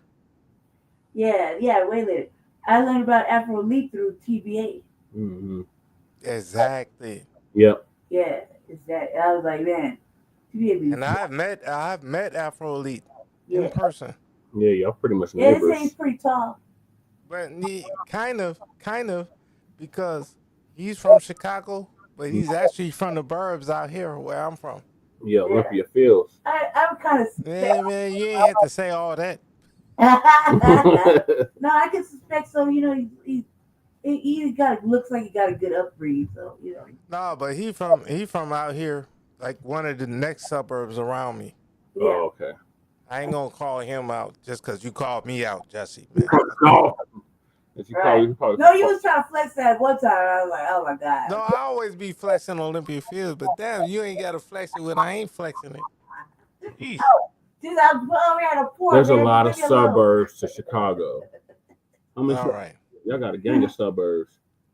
Yes, we do, and then we all call ourselves Chicago. Yeah. Yeah. I can imagine. Thanks.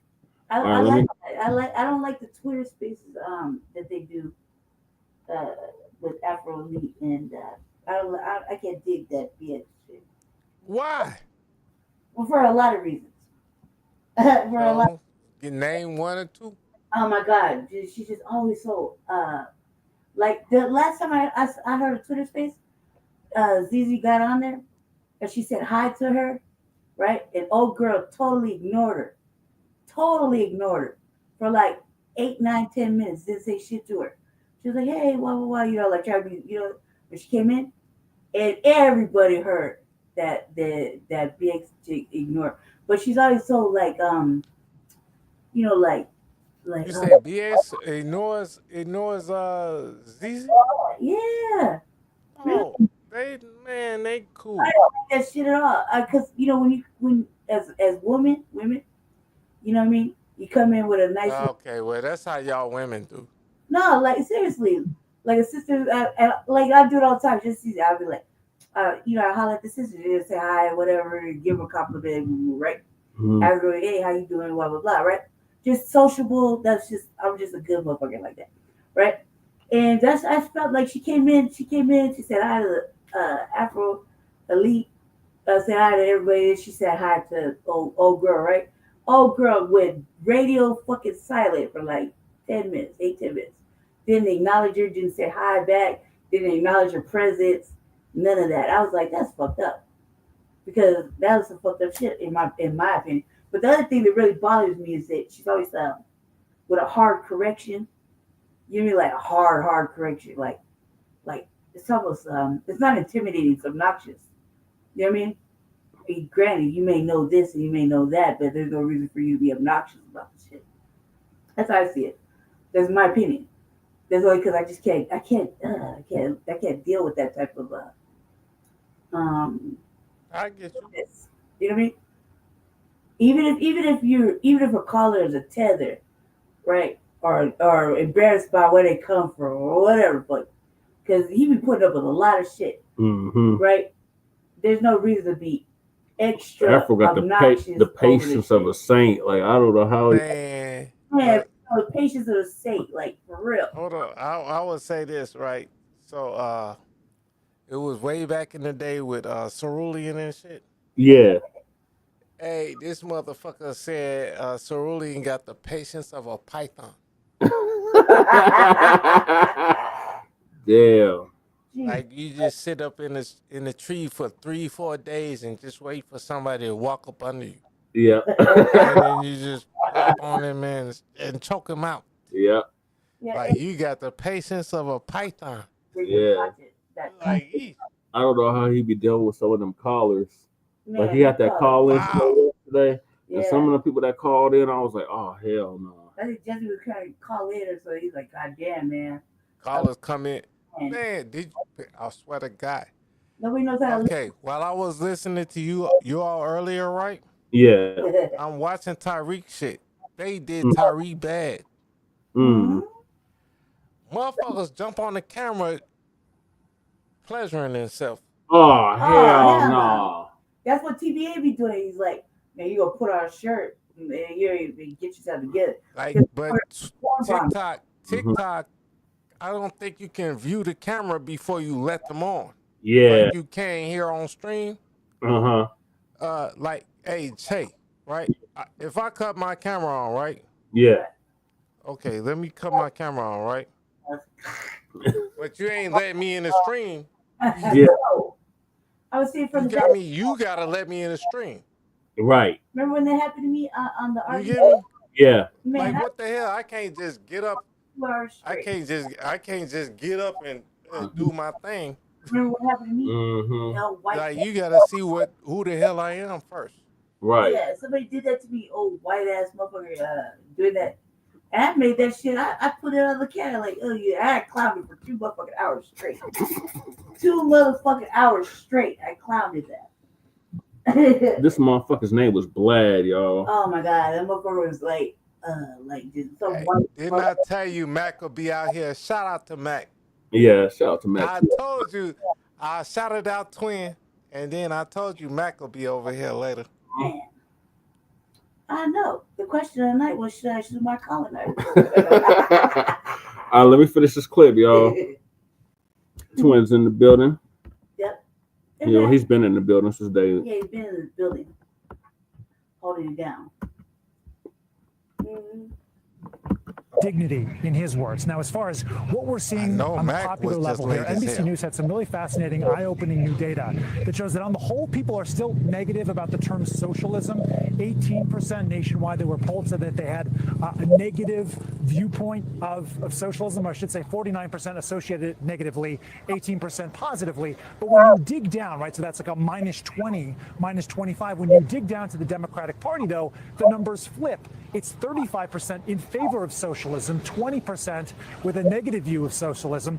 Is that just reflective of the Democratic Party here in New York? Is it something that's exportable to other cities around the country? That is the bigger, broader question in all this. Assuming that Mamdani goes on to win the mayoralty, Republicans right now have openly talked about the fact that they see this as a grand opportunity to attach Mamdani's name to all of the races in the midterm elections a year from now, and that America isn't going to stomach the idea of massive taxes to pay for programs that Mamdani has talked about. The proof is going to be in the pudding, assuming that he is elected tomorrow, Gotti, whether or not Mamdani is able to finance things like free buses and universal child care, which has an estimated price tag of $6 billion. With what level of tax increase and how far would he be willing to go? Success here could actually pave a long sort of path for other Democrats across the country. It could also backfire. So tons of fascinating questions that are going to be answered, at least in terms of wins and losses and who's going to be the next mayor of New York. And it's 8.5 million people within about 24 hours. Yeah, and Sam, we've been talking so much about socialism and democratic socialism. Trump is just going straight into the communist candidate. How much of a sway do you think that Trump's endorsement is going to have on the people of New York that are voting tomorrow? Yeah. Look, it's hard to say, but I will state this as a fact. There are 6 times as many Democratic voters or registered voters, 6-1 to Republican voters in New York, which is why we've seen Andrew Cuomo trying to court moderate and Republican voters. That's been part of his strategy. He's been on the Logan Paul podcast, Fox News many times in recent weeks. Will it work, though? I mean, it's going to come down to a question of how many Republican voters opt not to vote for the Republican candidate, Curtis Sliwa, and instead decide to vote for Andrew Cuomo. That's what Trump wants. Will it happen is the open question. Yeah, quite the day and age that we live in. The Republican candidate did not get the nod from the Republican president. It went instead to, a very established Republican. Sam Brock, fascinating stuff out there in New York. Sam, thank you. We thank you for watching, and remember, stay up. I want to ask Breeze on how that Winsome Sears and what's that broad's name? Spring Burger, Fall Burger. What was it? Nesferatu. I want to talk about Nesferatu because I missed the conversation when they were doing it over there. They're talking about that motherfucker jumped out the coffin, like 6'8" motherfucking weird looking ass with his shit out chasing that motherfucker around the Capitol. Oh my god. All the time I was like, hey, this dude. Not the vampire movie. That shit was great. That motherfucker was big, dude. He was like 6'8". Skinny and shit. He never no clothes. Just a fur coat. Woke up hungry and chased that motherfucker all the way around the Capitol.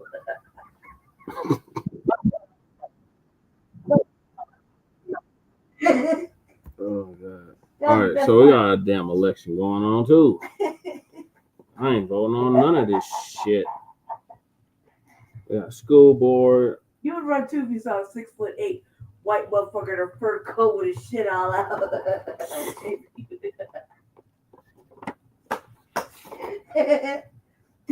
You hop out the castle, and I thought he died when he hit that water. Remember that brother did that shit in Atlanta. Oh my god, and they shot and killed him. They shot and killed that brother. Why? Was he wearing a fur coat? He wasn't wearing nothing. Oh shit. At least put a coat on.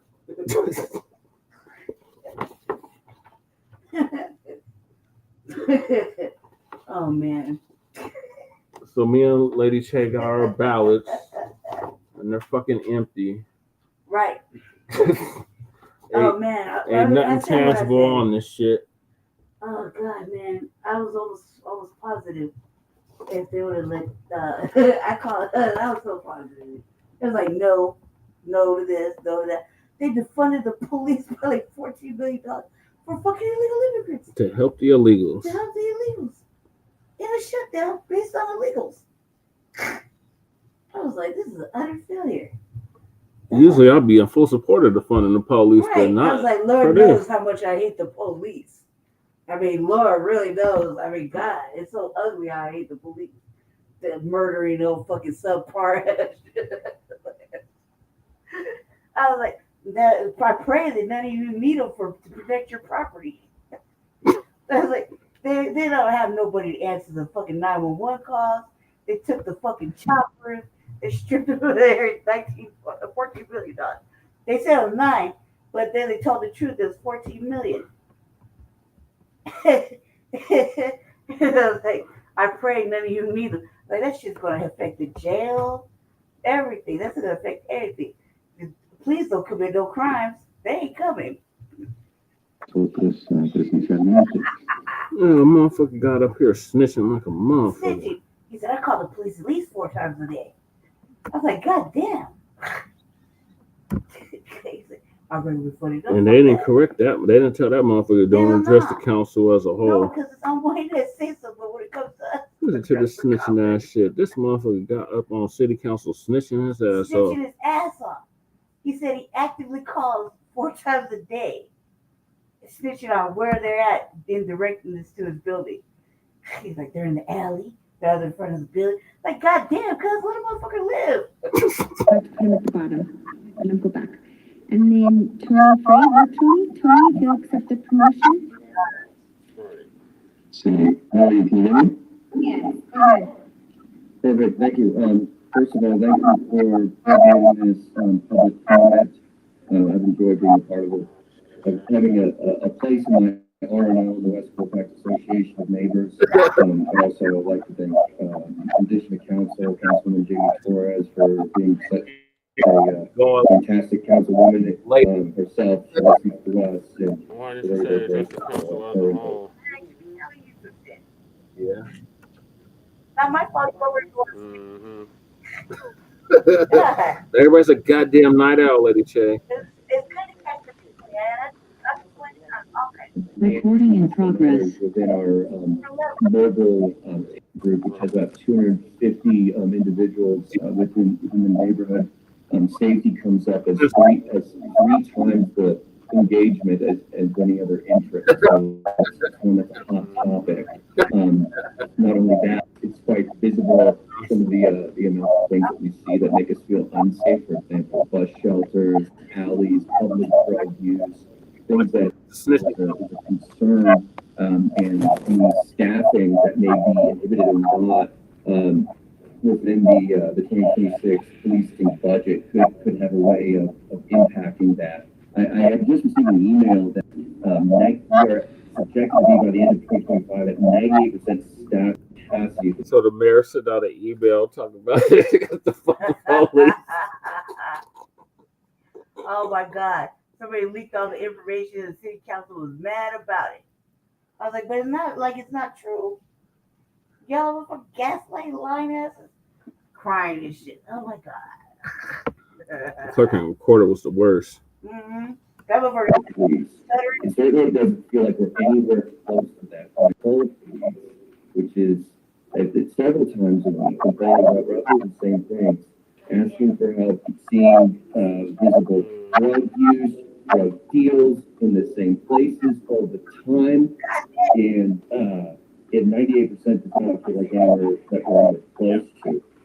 In addition, I'd be remiss if I didn't also vouch for STAR and other services that help individuals who are willing to provide for services in order to improve their situations with addiction services and so forth.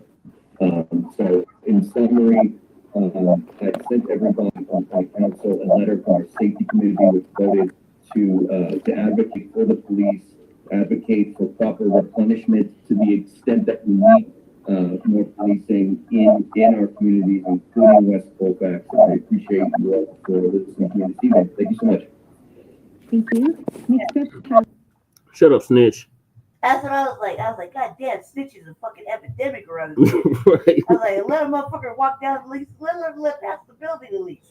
Let him live a little bit. You know, like, I've seen some nefarious characters outside. I think they're smoking meth. You don't know that? I think they're taking bonus to the shoulder. They're hunched in the alley. Motherfucker taking a shit back there. You can't be what you call it the laws. Let a motherfucker live. Like, And they take forever to respond. right. I was like, just wait. Just wait. They said they call them 4 times a day. 4 times a day. So you're holding up the line for your bullshit. White people, cuz. Mm-hmm. I was like, I called it. I was like, man, this NIMBYism all day. Yep. And he was like, they're doing this, that. Like you got that kind of time to monitor every inch of the street for fucking it. I think you just called it like, they took the chopper, the camera. Because they know they're lying. Mm-hmm. Right? They took everything for the police. They took the ghetto bird for the police. Bird, I was like, what? I was like, Oh, no. You know, us in Chicago, we'd be like that. Yeah. We'll steal a police car and a helicopter. They're like, and an airplane. Yeah. They said, like Grand Theft Auto. Yeah. Yeah. We actually use it. We know you use it. We could just watch. And police be talking about, get back here, son. Yeah. No, I'm not coming back to the shit. Fuck. I was you better catch me. Right. They better hope they don't rip their uniform, chasing motherfuckers, break their shit or anything. That's why their uniforms be looking like shit, because they be getting worked over by Chicago niggas. Yeah. I was like, they be chasing Chicago niggas. Yeah. And like Look, I was born in Chicago. I'm actually born in Chicago. Yeah. 10 minutes. Like in the city in Chicago. But I was Yeah. raised in the burbs, right? Right. But I know these niggas in Chicago that was actually born in Chicago, man, they don't give these police no rest. No. At all whatsoever. They got that kind of That's why the police pull up on, man. Say, how do the police pull up on you if you get pulled over? They just run their lights behind you. Yep. Wait for you. No, Chicago, they pull up behind you and have another car pull up in front of you. Oh, damn. And they jump out instantly. Yeah, they box your ass in. And jump out instantly. What you want? Damn. Like, man, you don't never want to get pulled over in Chicago. They Hell. jump out like, man, they jump out like they finna do you in. Yeah. All right, That's so Chicago police. Like, I got pulled over for them like 1 or 2 times, right? I swear I didn't like it. Versus when I get pulled over in the burbs. Then gone. Jesus fucking Christ. Getting pulled over in the city is crazy. Yeah. Watch what happens next. You ain't gonna watch what happens next. You're gonna see it on the My name news. is Jesse LaShawn Parrish, and I represent for Black Star Action Movement for Self-Defense, Positive Action Commitment for Social Change, as well as the Unity Party of Colorado, the Northeast Denver Residents Council, Frontline Black News, Shabaka's Black Experience Enhanced, and I reside at the Legacy Loss in Darrell Watson's district of District 9. We still have apartheid going on in this country. Nothing has changed except the year. We still have genocide going on in this country. Nothing has changed except the year. Nobody speaks about what happens to foundational Black Americans, descendants of American child slavery freedmen, the people that built this country. But yet y'all want us to go out and vote. Vote for what? We're not getting nothing tangible for our vote. Nothing is going to specifically benefit us, but yet the Democrats is the main ones that's telling us to go out and vote. Why should we go out and vote if we're not going to get nothing tangible for our vote? It's called quid pro quo. If I give you my vote, I want something in return. But when it comes to Black people, y'all just think that we're just going to vote for you just to be voting for you. Those days are over. The malign neglect has to end. The malign neglect policy that was implemented under the Nixon administration has to end. That's when you lump us into broad ambiguous terms such as people of color, minorities, underserved, underprivileged, underrepresented, downtrodden, distressed, vulnerable. None of that terminology has helped foundational Black Americans. In fact, it has hindered our progress as a group. But yet, you'll hear the clerk of recorder and the rest of the Denver City Council, because I'm going to address you as a whole, even though you didn't stop that previous speaker, what is his name, Tony Fry. You didn't say nothing about him addressing the council as a whole. So I already know how you get down. So the council as a whole, y'all not going to do nothing to stop this malign neglect policy. Y'all just going to keep implementing it. You're going to keep prioritizing illegal immigrants over actual citizens. Y'all didn't care when it was Black families, Black women and children out on the streets. Now that y'all crossed this crisis, that Biden administration caused, bringing in 50,000 illegal immigrants, now the city has to foot the bill, and the citizens get neglected, as usual, especially the Black ones. But yet y'all still want us to go out and vote. For what? Didn't you learn from 2024? We're done voting blue no matter who. If you're not going to do nothing tangible for us, we're just going to sit it out. So I hope there's a low voter turnout tomorrow. Thank you. Thank you. Brandy Majors? Just 1 second. One second.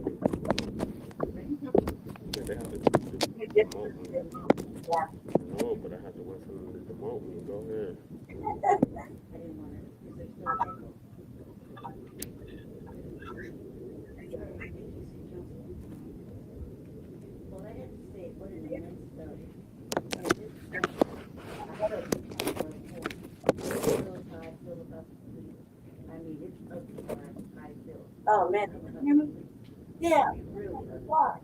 But I feel about the murdering, lying, profiling, abusive racism is feel like serious.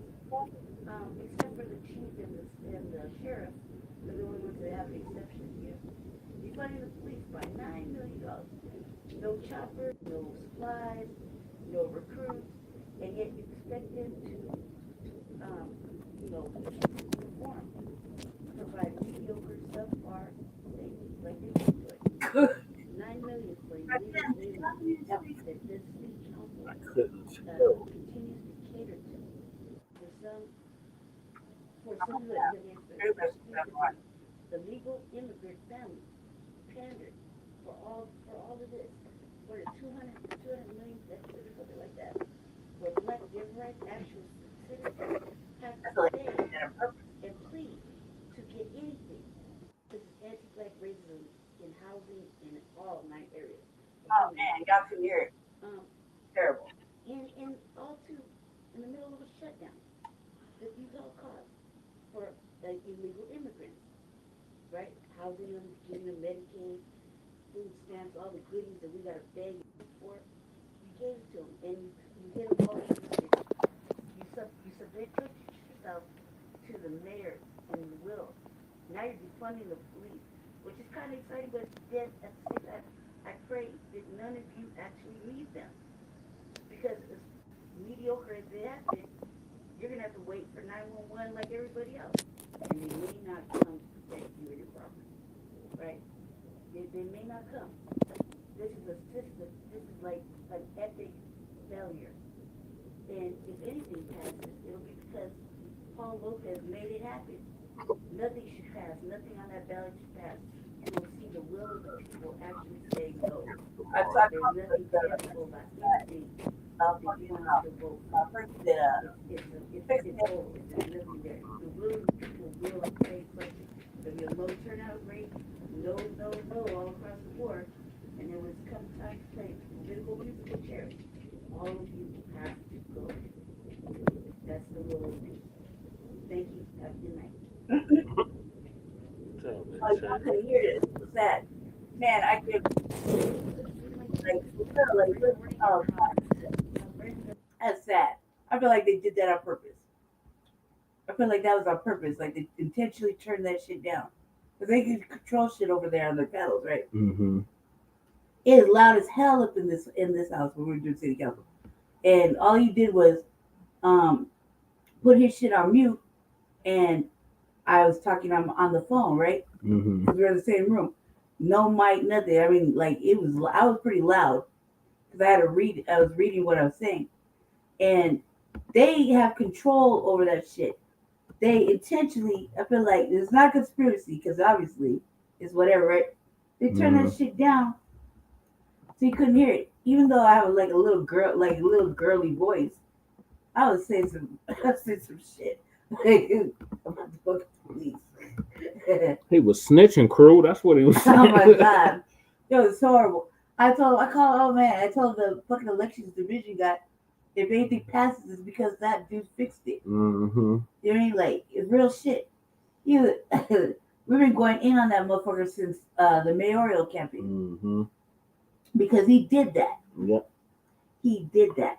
They used to call him missing. He said, don't listen to, don't get your news from Facebook. Basically talking about me and Jesse. Yeah. And we were over there, like, it was a conspiracy when we turned in that first set of signatures. We knew everybody on that shit. Mm-hmm. Everybody who lived there, their signatures were good. Yeah. He would took 50 off, right? Yep. And left 25. The 50 he took off were all Muslim or Muslim names. Yeah. Yeah, shit like that. All like weird ass things like not registered, or well, I don't know what the fuck. Just little notes. I went with a highlighter and highlighted that shit. Mm-hmm. And then our friend sued him. Yeah. Immediately. And they denied it in court. I have the paperwork. I was writing that ass and motherfuckers over there talking the biggest shit about us. We seen him in the city council like last week. And I was like, no, man, no. He should be fired. He thinks he's above anything. the mayor said make cuts. He said I gotta add 4 million more. Like, no, fuck that.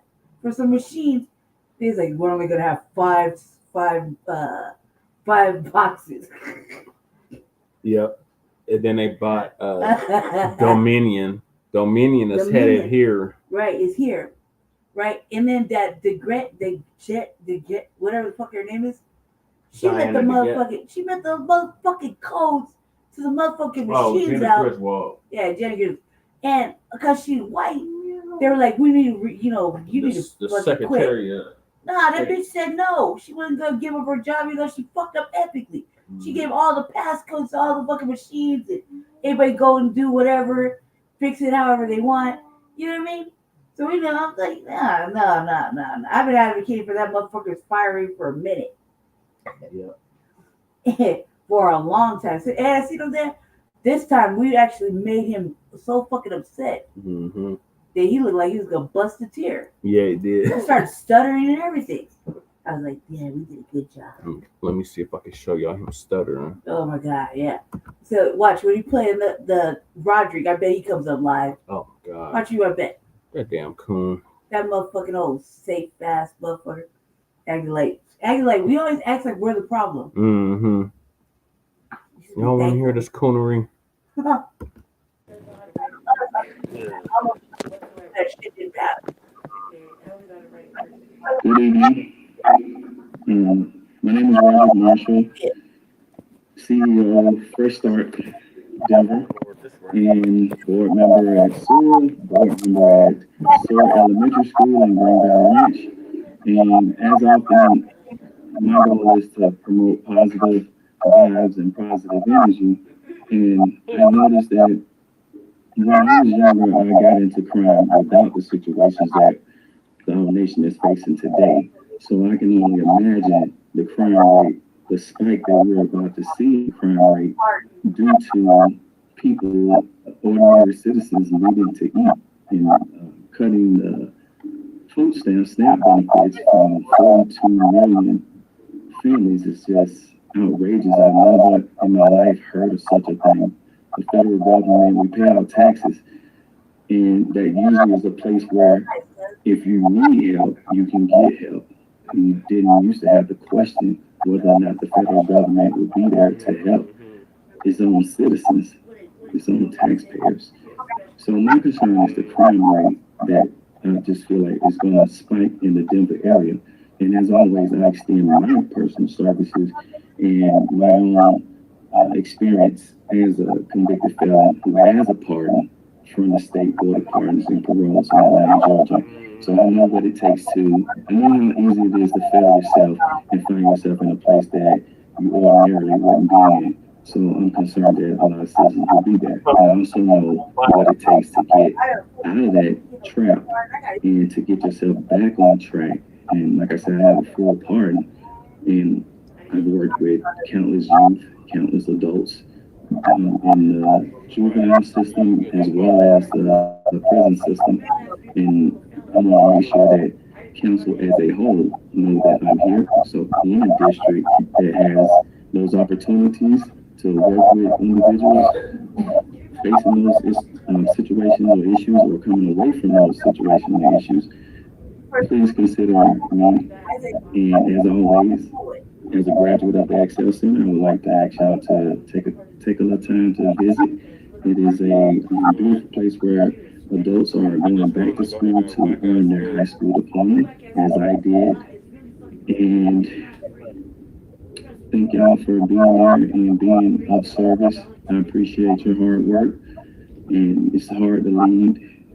It's not easy, especially these days with so many distractions and a lot of unnecessary uncertainties. So continue to lead, continue to be there for your constituents. And thank you all, and I hope you have a beautiful night. And thank you. Thank you. And our last speaker for the night will be Norris Idris.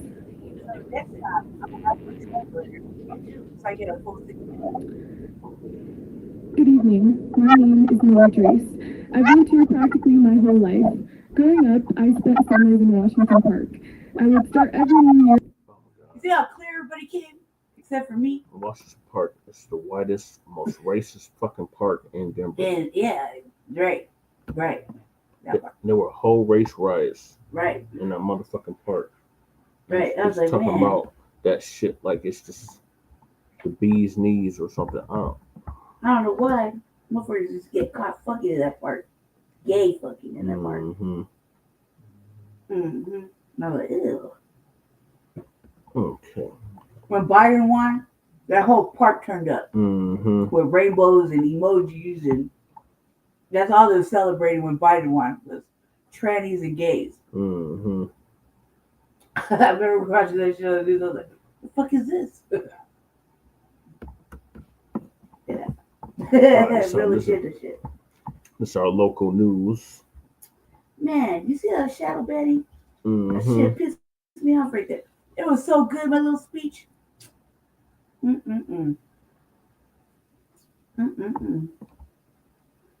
fast forward to the part about the budget.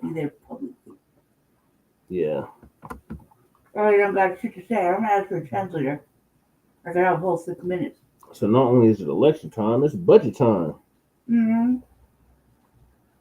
6 minutes if I speak Spanish. I'm gonna call everybody a motherfucking illegal alien. What? I'm gonna sign up next week to speak with an interpreter. Yeah. And you just call me Maria. Right? I was telling him in Spanish. In ugly Spanish too, like slangy bonics, okay? And motherfucking translator have to, I'm be like, wow. I would call him all kinds, I'm gonna say all kinds of ugly shit. Ugly shit. I'm like, illegal aliens and man. I only break out the Spanish if I have to. This feels like I have to. I get 6 minutes, then 3 of them translate. And like the full 6 minutes. So you need a translator. You got these motherfucking illegals wearing headphones and shit. Oh, you gonna hear me. You gonna know you majorly unwanted. Majorly unwanted. Majorly. I'm gonna make sure I'll be like, you know, ICE is outside waiting for you. I tell him that, yo llamé la migra. Está afuera.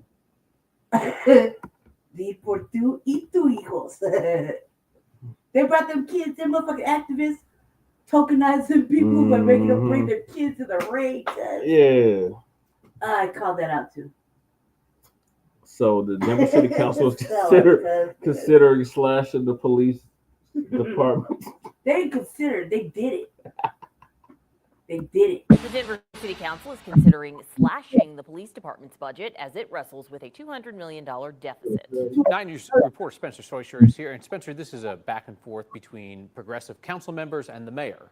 Yeah, the mayor's office submitted its revised budget to the city council, who then made 25 changes to it that they're voting on as we speak right now. That includes taking millions from the police department, who said this would leave Denver down way too many officers.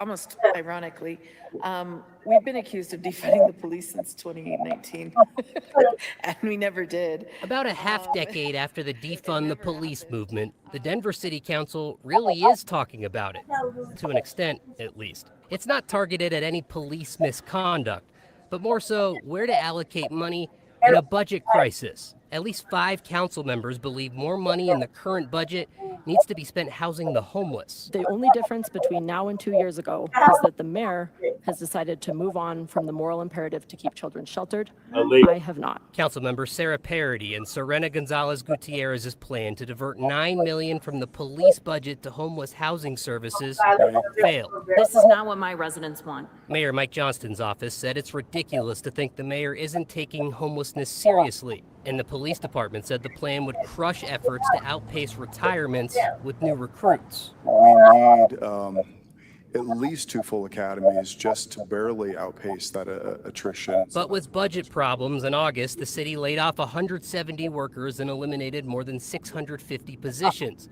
And the police and fire departments didn't have to lay anybody off. To stop hiring full complements next year is penny wise and pound foolish.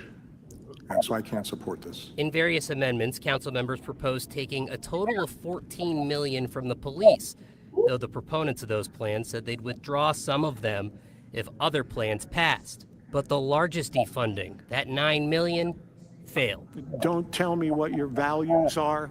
Show me your budget and I'll tell you what your values are. I said, This meeting is still happening with other police-related amendments still being discussed. The city council members had a lot of complaints for the way that the mayor's office released this budget, accusing the mayor's office of throwing a massive document at them with little time to look it over and make changes. In a statement tonight, the mayor's office disputed that, saying the timeline has followed previous years. Spencer Soisher, 9 News. The big issue before Denver voters this election day is the so-called Vibrant Denver Bond, close to $1 billion in debt and spending for infrastructure projects across the city. Mayor Mike Johnson says Denver needs to borrow to get things done.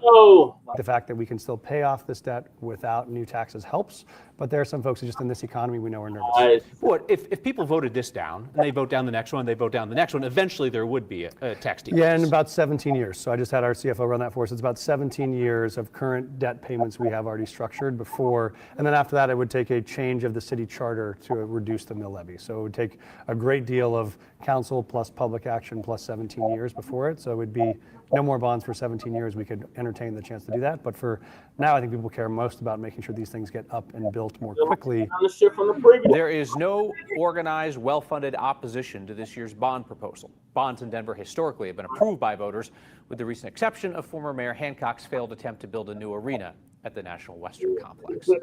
So yes, Election Day is tomorrow. More than 855,000 Coloradans have already voted out of 4 million plus registered voters in the state. El Paso County has the reported highest voter turnout so far. Turnout 850,000 out of 4 million. So far? Yep. Dumbasses. You have until 7 tomorrow night to get that mail ballot to a drop box, or if you want to do it old school, you can vote in person. Our team's made it easy to find information about what's on the ballot. Just text the word VOTE to 303-871-1491. We'll send you a link to our election guide. The Trump administration says it will partially fund SNAP benefits this month. That's after 2 judges ruled the government has to keep the food aid program running during the government shutdown. The Department of Agriculture had planned to freeze payments entirely because it said it could no longer keep funding the program during the shutdown. SNAP costs more than $8 billion a month nationally. The government says an emergency fund it will use is enough to cover about half the normal benefits. It's not clear exactly how much SNAP recipients will get or how quickly they'll see that money show up on the debit cards they use to buy groceries. November payments have already been delayed for millions of people. As the government shutdown drags on, Colorado food banks are getting overwhelmed with folks needing help right now. More than 600,000 Coloradans rely on SNAP benefits. And since those didn't go out over the weekend, many of them will be turning to food banks for help. Those food banks can purchase food for much less than what the average person would spend at the store, which helps stretch donors' dollars even further.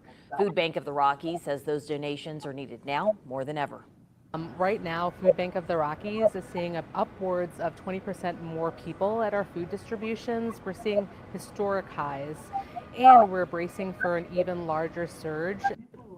Food Bank of the Rockies says they're sourcing food and scaling up as quickly as possible. And while they did receive some state funding to do that, they say every donation helps. If you'd like to donate toward 9 Cares Colorado Shares Drive, you can do that now through December 7th. Just scan this QR code, get to our donation page. You can also donate whenever you check out at King Soopers. The donation page and all of this information is available for you on 9news.com/9cares. CU Denver's expanding its efforts. Look, they lied. Gaslighting. It's expanding their efforts To attract high school students from around the Denver metro area. Today, the college announced guaranteed admission for certain students from Jeffco. High schoolers are eligible if they graduate with a grade point average of 3.0 or higher. New policy is effective immediately. Within the past couple of months, CU Denver also announced guaranteed admission for certain students in Denver Public Schools and Aurora Public Schools. Student criteria. Say, White. I know it's white. See, it's a white campus. White. That's so fucking certain students. You already know it's racist. All right, so this stupid ass bomb package is like 8 freaking things on this damn ballot. Dude, on mine, it was like 3 things, and all of it was under the guise of everything's gotta go for the children, right? I don't see how that happens. They closed down more motherfucking schools in Aurora. Nobody knows how to read or write, but you're worried about a motherfucking lunch. Mm-hmm. Like, there's a lie. Infrastructure projects. Taxes and all this shit that feed the children. So since 2017, I'm gonna vote no on that. we had the RISE bond. The RISE bond was supposed to improve the infrastructure and transportation. Mm-hmm. That didn't happen. Then in 2021, they tore up the street. Had the damn elevations bond. Mm-hmm. They still ain't done the shit from the elevations bond. Right. And all this motherfucker want more money right. with this bullshit vibrant bond. Right. So our street, the fucking main street of Colfax, the bus stops in the middle of the motherfucking street. Yeah, with that bus rapid transit shit. That shit is fucking dangerous as hell. Dangerous as hell. So they're talking about they need more money for infrastructure, more money for parks. Nope. More especially money when they for did backhanded deal with the motherfucking Park Hill Golf Course, which we were not allowed to be on, in lieu of giving the motherfucking airport extra motherfucking. Like, what the fuck is really going on that we don't know about? Like, now you gonna make this motherfucking big ass motherfucking deal and then give up 5, 10 extra acres. You don't tell nobody about it.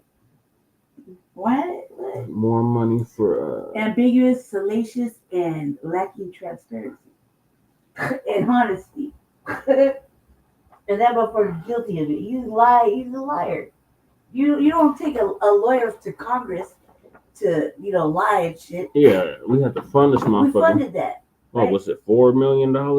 Legal defense. And he lied. Right? I was like, you should have asked me. I had all the fucking receipts. And shit. I was like, how do we get this into fucking somebody's heads? Right. To ask the right questions. Yeah. And he don't like it when, like, I confronted him at the town hall, that one town hall. Mm-hmm. Dude, he was like, whoa, pass the mic to Chantel. And I was like, and you hugging Massa? I've seen it all. I've seen it all. He acknowledges all the Hispanics on the fucking panel and totally ignores 2 black people. Mm-hmm. And yet they got all the fucking boot licking, bed wenching, eye bucking, fucking white daddy can't do no wrong. And then she said, like today, she said, I was forced to put housing. No, bitch, you weren't forced. I told you. Right. Don't do it. I try to give you a heads up on that. So they're going to make you a scapegoat. Now she was like, I was harassed. I was called out every single Monday about by another constituent. Basically talking to for 2 years, screaming in my face. I'm like, that was me. Mm-hmm. You damn Skippy. I'll make that bitch work.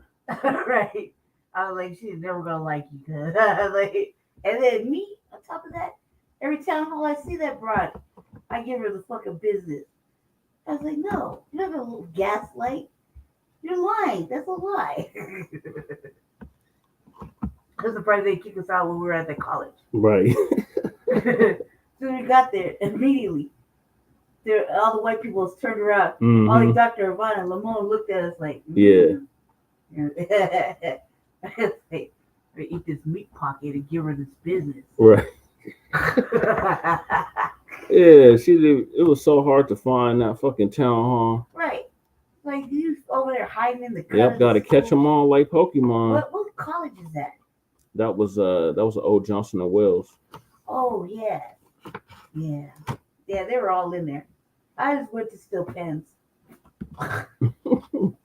She had all the pens and little notebooks and shit. Yep, money man. She you don't like talking to me, dude. That's okay. I'm a villain. Gladly accept that. They did that though, Jesse. Yeah, they did. They totally lowered the volume. Mm-hmm. That shit was low. Oh, you got a microphone in here. Low. It's my microphone, so you could hear me. Mm-hmm. I was like, God, man, that's terrible. That's terrible. Especially all the waves I've been making on the newspaper and shit. Yeah. Oh my God. So then we got this referendum 310. Yeah, no. I don't know what it is. No. Shall the voters of City and County of Denver retain ordinance number 24-1765? No. Entitled a bill for the ordinance Answer amending chapters 24 and 34 of the Denver Revised Municipal Code regarding the sale of tobacco products, including flavored tobacco products, no, let that which ride. prohibits the sale of flavored tobacco products No, it's by menthol. retail tobacco stores. And the answer is no. Repeal that bullshit. Because we were like smoking cigarettes on camera. Talking about I love menthols. And I'm still smoking on my Kamala pack. I was like, I love my Newports. Man. I don't know what the fuck you talking about. Targeting the black people. We picked that shit. Mm-hmm. We grew that shit. Picked the tobacco leaves, all that shit. Made it possible for the motherfuckers to capitalize on it. You want to tell you they're targeting black people. Same black people that picked it? Yeah. Make it make sense. They've been targeting our communities for decades. You worry about your motherfucking raggedy ass white kids getting their hands on a vape. Yeah, remember that broad with the purple hair? Oh my god. Her daughter supposedly got hooked on vapes. Right. So since her daughter got hooked on vapes, the whole city got to suffer. Yeah. They're like, menthols target black people. I was like, I don't know about that. It just tastes great. I was smoking on camera. I was like, man. And old fucking tethered, leathery ass motherfucking Watson was like theatrical about the fucking Newports. Yeah. Had a whole fucking speech. I was like, you go buck dancing ass motherfucking cool. Right. Just light one up. You'll see how fresh it is.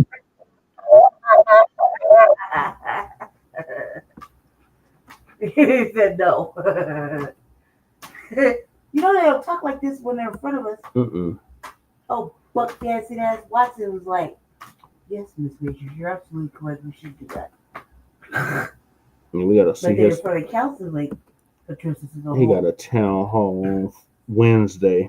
Oh yeah, we going to that shit too. After that reparations debacle. Yeah, I'm ready for that though. I'm ready for that because the last time we heard some really salacious shit. Yep. Oh my god. In a so-called free territory. Hey, man, they don't even want to let us in that room. Remember? Mm-hmm. With Panther pins and shit. Yeah. They're like, somebody might feel some kind of way. I don't give a fuck. Right. So you might want to remove your buttons. Did we? No. No. It's a suggestion. Doesn't mean you gotta comply. Right. You know what I mean? But if he would said take the motherfucking buttons off, he would have told us. Mm-hmm. He made it a suggestion. Yeah. Like a request. Mm-hmm. And he was denied. Hey, Khalifa. I think it's because he didn't want to be there, the little Mexican man. Yeah. Yeah. And then we can't sit behind white people because they tell us, And I say, what the fuck are y'all doing here? I was like, This ain't got shit to do with I was you. like, why are all these white people in here? All loud and shit. Yeah. Khalifa. There's so many white people. Why are they letting the white man do all the talking? Right. Didn't we say no white people? Mm-hmm. That lady was right in front of you. You saw how she kept looking at us, like turn around, like, shh. Yeah. No, bitch, you shush. Get the fuck up out of here. All right. Why are you doing here? That's the first thing I said. I said, why are these white people here? I said, I that said shit it louder. loud. Like too loud, I guess. Mm-hmm. Because they were feeling offended. I was like, there's a lot of white people in here, Jesse. Mm-hmm. I know. What the fuck are they doing I was here? like, why are they in here? There's white people everywhere. Maybe they're working for the press. Then she like looked at us like she wanted to shush us. I was like, yeah, you're not gonna do it. Not gonna do it. There was too many white people in there. There were like 6 of them in there. It was too much for me. I'm trying to find the city council meeting from last week. Oh my god. Where you was like, I can count on both. It did say that. It did say that. And I called it struggle of love. You're the motherfucker like, We right here. Struggle of love right here. Like, where the fuck were you this morning? Right. I had a whole press conference about They were mad. They were so mad. fund community safety. Get real Denver. Right. I took the button. I wasn't carrying no time. I took the button. That's when we really saw that those white activists that are caping for the motherfucking illegals tokenize this very same illegals. Yep. By making them bring all their kids. All their kids. Their shitlets, man. All of them. There's like a whole fucking hallway full of fucking migrant kids. Walking in and out, in and out. I was like crying and shit. Please, we've been on the wait list for like, there's like 2,000 people on the wait list. We need to be housed now. I was like, no, you don't. There was a wait list before y'all motherfuckers got here. Center. That's nice and warm in there. You don't have to be homeless. You can go back to your fucking homeland. Right. Why didn't you take the $1,000? I would have took the $1,000 immediately. And I would say, you need $1,000? You need $1,000? Aurora. Go. Get your ass off the chair.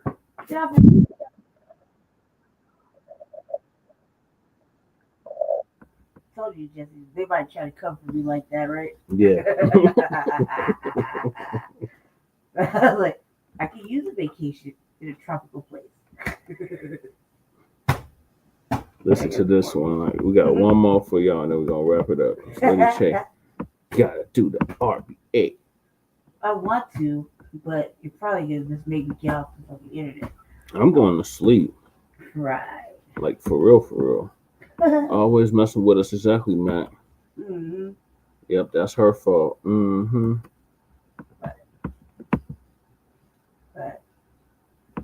But listen to this. Yeah, I can't believe they did that. Gave them that work. Yeah. She's gonna dress her out of the hall, and then she started yelling and shit. I was like, shh, you're wasting my time. I told everybody, my time. I came a long way. Yeah. I don't want to hear you talk. Right. Like that. Y'all know why. I'm pretty much sure why I'm here. And none of those sales have gone through the normal congressional review. Former State Department official Josh Paul states, Israel can just drive in, kill whatever it wants, and drive out. Since October 7th, Israel has been able to purchase huge quantities of weapons from Hamas. It's about culture cash and military industry. Israel does not need more weapons from us. Money is not for weapons.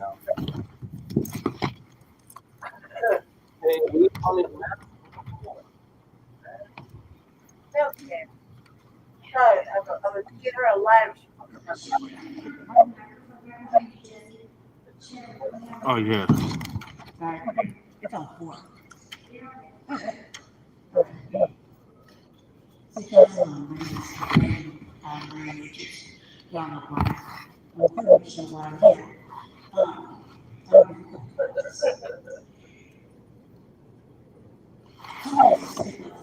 That is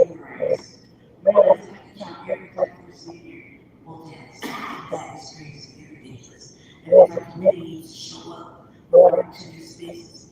Also, I represent Toka and World Management Task Force at police.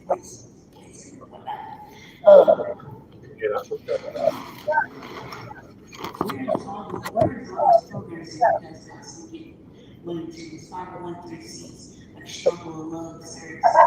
Where are they right now? Do we know? Right? But everybody always has to hand out. When it comes to y'all. Currently, right now in District 9, I saw 45 Black people standing outside, putting sheets and tarps over rocks so they can cover themselves while it's raining. That's unacceptable. And they're all Black. Most of them, unacceptable. You know, the devil, the mayor, tokenized the only 2 Black council people we have, which is historic, right? As opposed to all the Hispanics on the council. Now, I'm talking about that came a long way.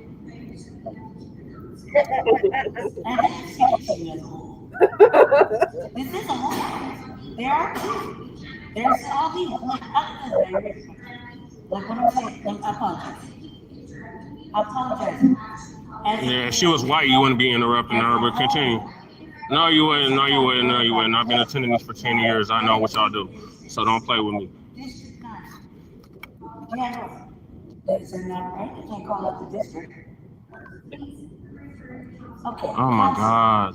You have more black men sleeping outside right now, getting ready to spend the night in the rain, which is unacceptable. You have black teenagers outside, getting ready to spend the night in the rain, right by the coalition. They constantly have their hand out. Right? You let the mayor do what he wants. You don't stand up to. Why are you here? What are we here for? Right? But you want us to vote on valid issues.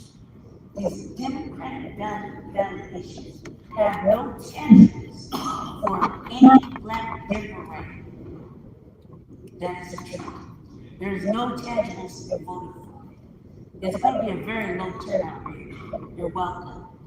We don't see a reason to vote for any of these things. None of these things are honorable benefits. All of them is more debt. You've made more money than half these people in this room. You've handed out more money to all these contracts that hold you like terrorists and answer to them and pick up shit and give them money. Thank you. Let me finish the question. Yes, I will. I got a mic right here. Yeah, good evening, members of council, those watching at home, those here in the council chambers. My name is Jesse LaShawn Parrish, and I'm representing for Black Star Action Movement for Self-Defense, Positive Action Commitment for Social Change, as well as the Unity Party of Colorado, the Northeast Denver Residents Council, the Reimagining Police and Public Safety, otherwise known now as TOCA, the Quebec Street Task Force, Frontline Black News, Shabaka's Black Experience Enhanced the Revolutionary Agenda, and I reside in the fine District 9, the historically black district of 5 Points at the Legacy Lofts in Darrell Watson's district.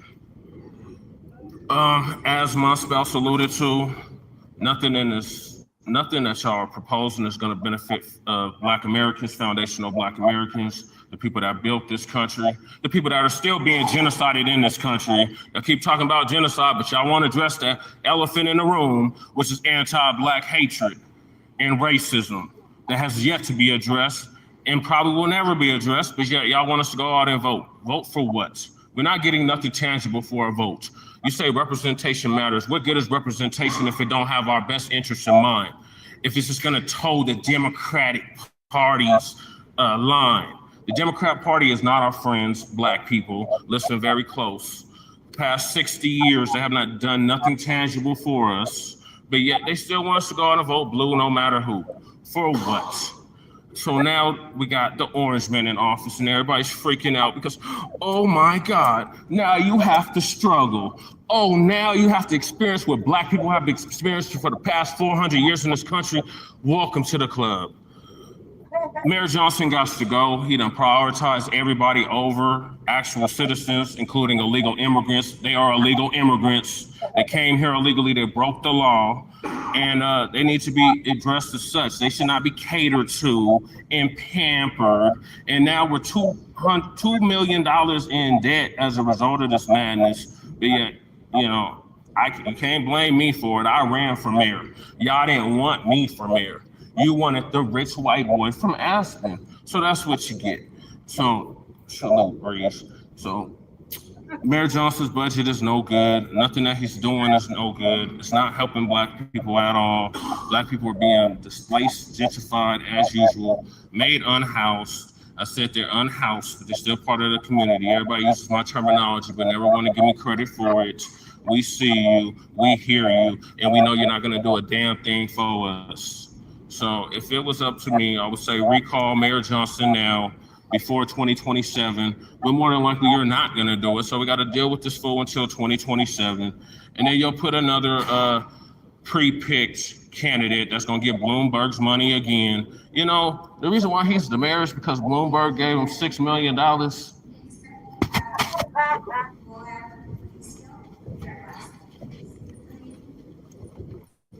And he did. Yeah. During the fucking runoff. Struggle of it. I was like, where the fuck were you recording? Right.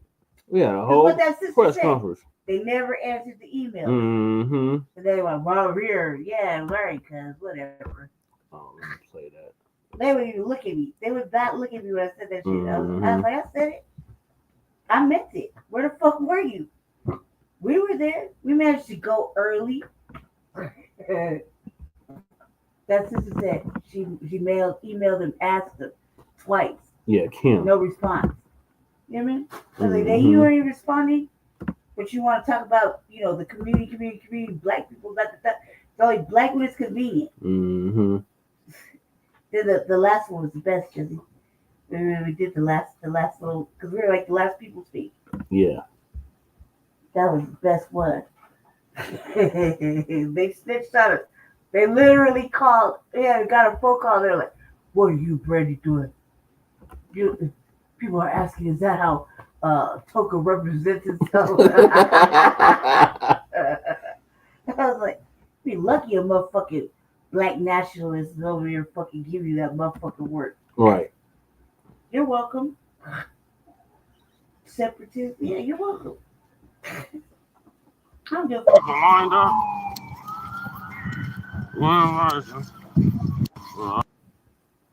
It's budgets are moral documents. Yes. And we continue. I'm the one that coined that. I said a city's budget is a measure of city's values. Yep, it is. And so if like what were we talking about at the city council? We spoke one more time on safety intervention, they're just doing it. I went to play a press conference where that lady said we're struggle of love. We emailed her. Yeah, no, that's the second one. Like that's you know who said it. I mean, I brought it up. I've been kind of like, how the fuck they get to go to Dubai? Right. Where are you doing that at? How it kind of coalesced is because we want to put as many, I don't want to say roadblocks, but we want to put as many roadblocks into place so that it can't be misappropriated. Can I take a song? Oh, please.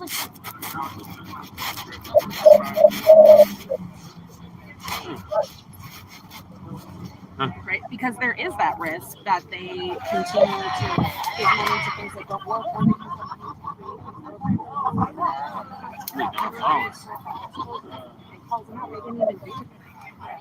and they didn't do nothing. They just happened to be brown in the wrong neighborhood, right? And that's not actually a evidence-based or public, safe, like community-led safety intervention.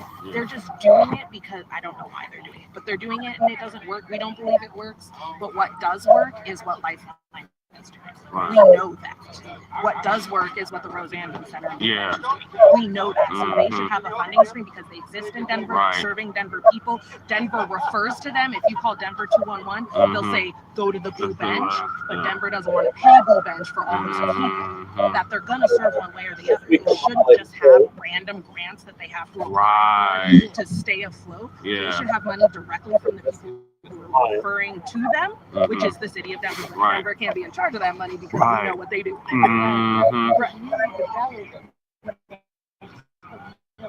That's specifically and then under like paragraph 8, under the premise of we're going to feed children at school. I mean, what does Panthers do this work for?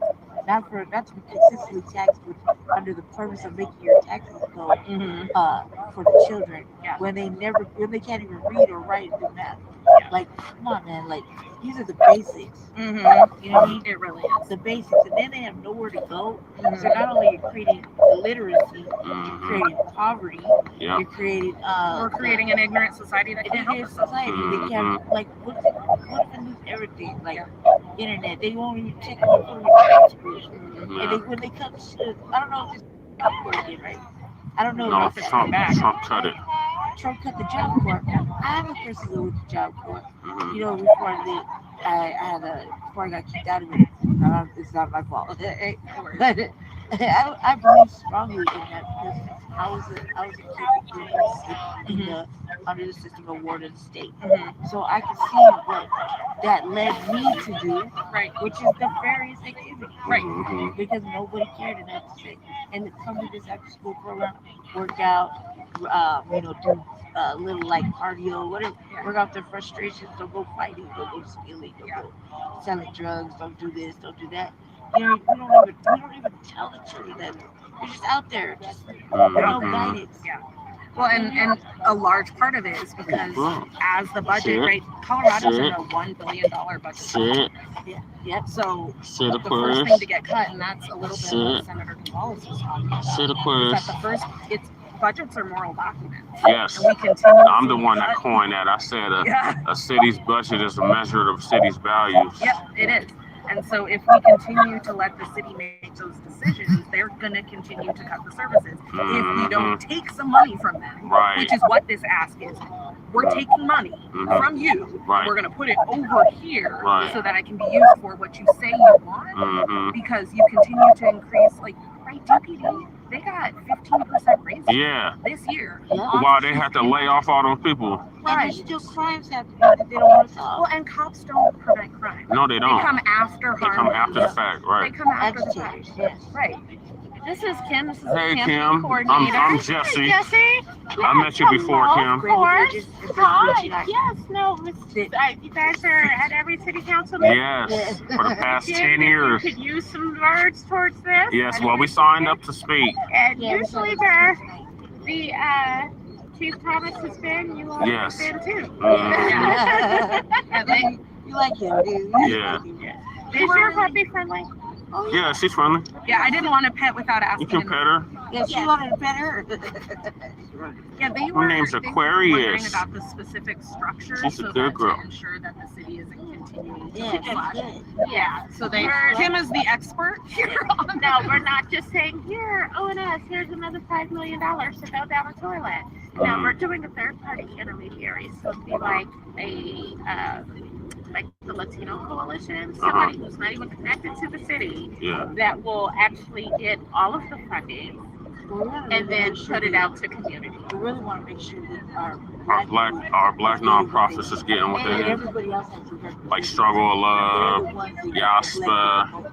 And no, and that's true. But believe it or not, the Latino Coalition, even though they have that title, believe it or not, like MACA, Make a Chest Move, works with them. Second Chance Center works with them. Like so, exactly. Even Struggle of Love, actually, they give funding to them as well through some of the other grant programs that we've done in the state. So it's not just going to just one community. And believe it or not, we actually invited other folks. You got somebody behind But you see, they didn't show up. Yeah, no, They're not coming to the exactly. We need to make that happen because there's a lot of neglect on the people's part. Yes. To show up. So the thing is that I've been reaching out to Struggle of Love. I've been reaching out to some of these awards. They're not showing up to the party. Like, we're fighting. But I don't know why John Bailey didn't invite y'all to the I was summit. at the roundtable. I did the panel discussion. Oh, yeah, you were on the Saturday. panel discussion on Saturday. That's right. Yeah, but the thing is like, if they don't show up to the, you know, I can't make them be here, but Yeah. they show up. Right, exactly. And that's within our community, you know, because as much as they hate us, we're villains, they're gonna have to listen to their children, you know, profiles. Yeah, she's and Aquarius. all at the same time. You know, her name is Aquarius. Oh, I was like, I'm an Aquarius. Sorry about that. I'm a Capricorn. Got it right there. So you're right before me. Yeah. There you go. She's an Aries. Yes, no, I Yeah, for general public comment and the budget here. Hopefully we get to speak because she was looking at the news break and said already 6 people already signed up to speak. And that was on, what was that, Friday? Saturday? They want votes, but we want tangibles. Right. And there's no tangibles Offered in this budget. Now, budget is salacious and very, very, very ambiguous. So, you know, you need to know that we're not, like, they expect us to keep giving Democratic votes, but without tangibles, you can't buy vote. Right. If you're spending money and lying that you're going to feed the children. Like, you got to work for our vote now. It's not a given. It's not just a given. They really need to put in tangibles for us, or they will not receive this vote. This is going to be the lowest turnout on purpose if we continue to be villains about it. Because the city needs to provide tangibles for the most neglected. Exactly. You're supposed to take care of how much money they make. And then we're about to be, like they said, I read the letters, for EUT. That it's mandatory. We're not getting no EUT, but the mayor could do something about that. Yeah.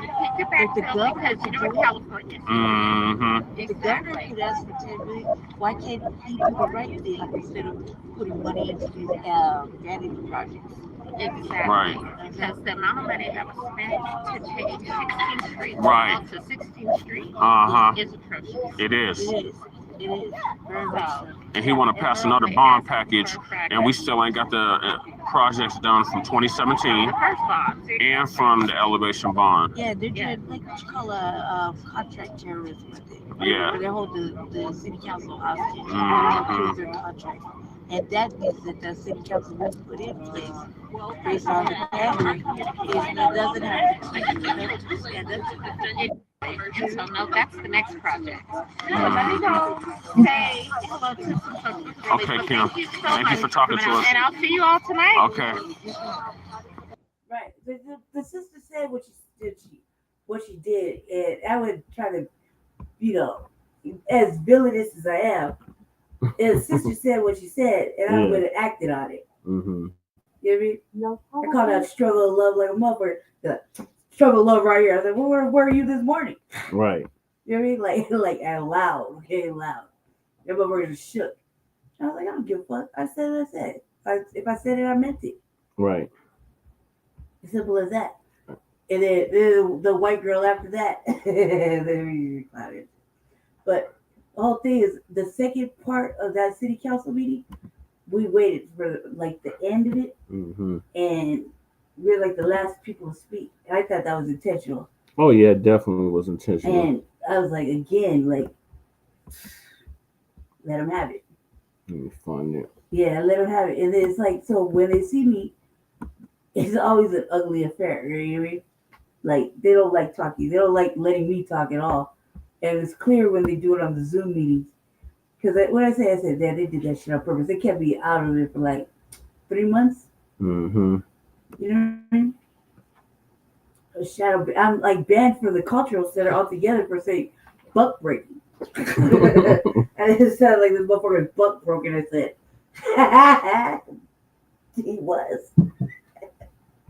You know what I mean? Yeah. That was it. That was it for me. Can't go back in. I was like, yeah. I called fat ass Ted instead of fucking buck broken ass motherfucker. You know? Dust yourself off. You see a little buck broken. Right. You can try to stop me too. Production, dawg.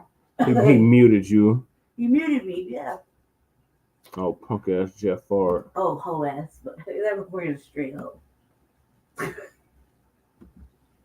Oh man, you see what I got to show y'all about my fucking motherfucking ambulance chasing ass bitch.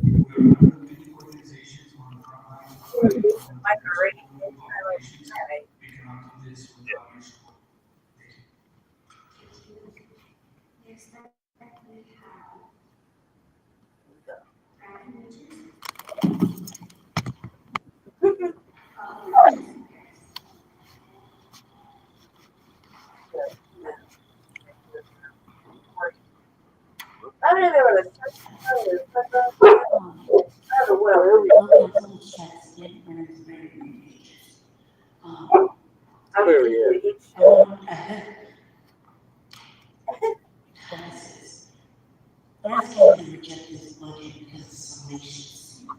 It's ambiguous. First off, you don't give the people, the constituents, the right education of what's actually going on in this budget.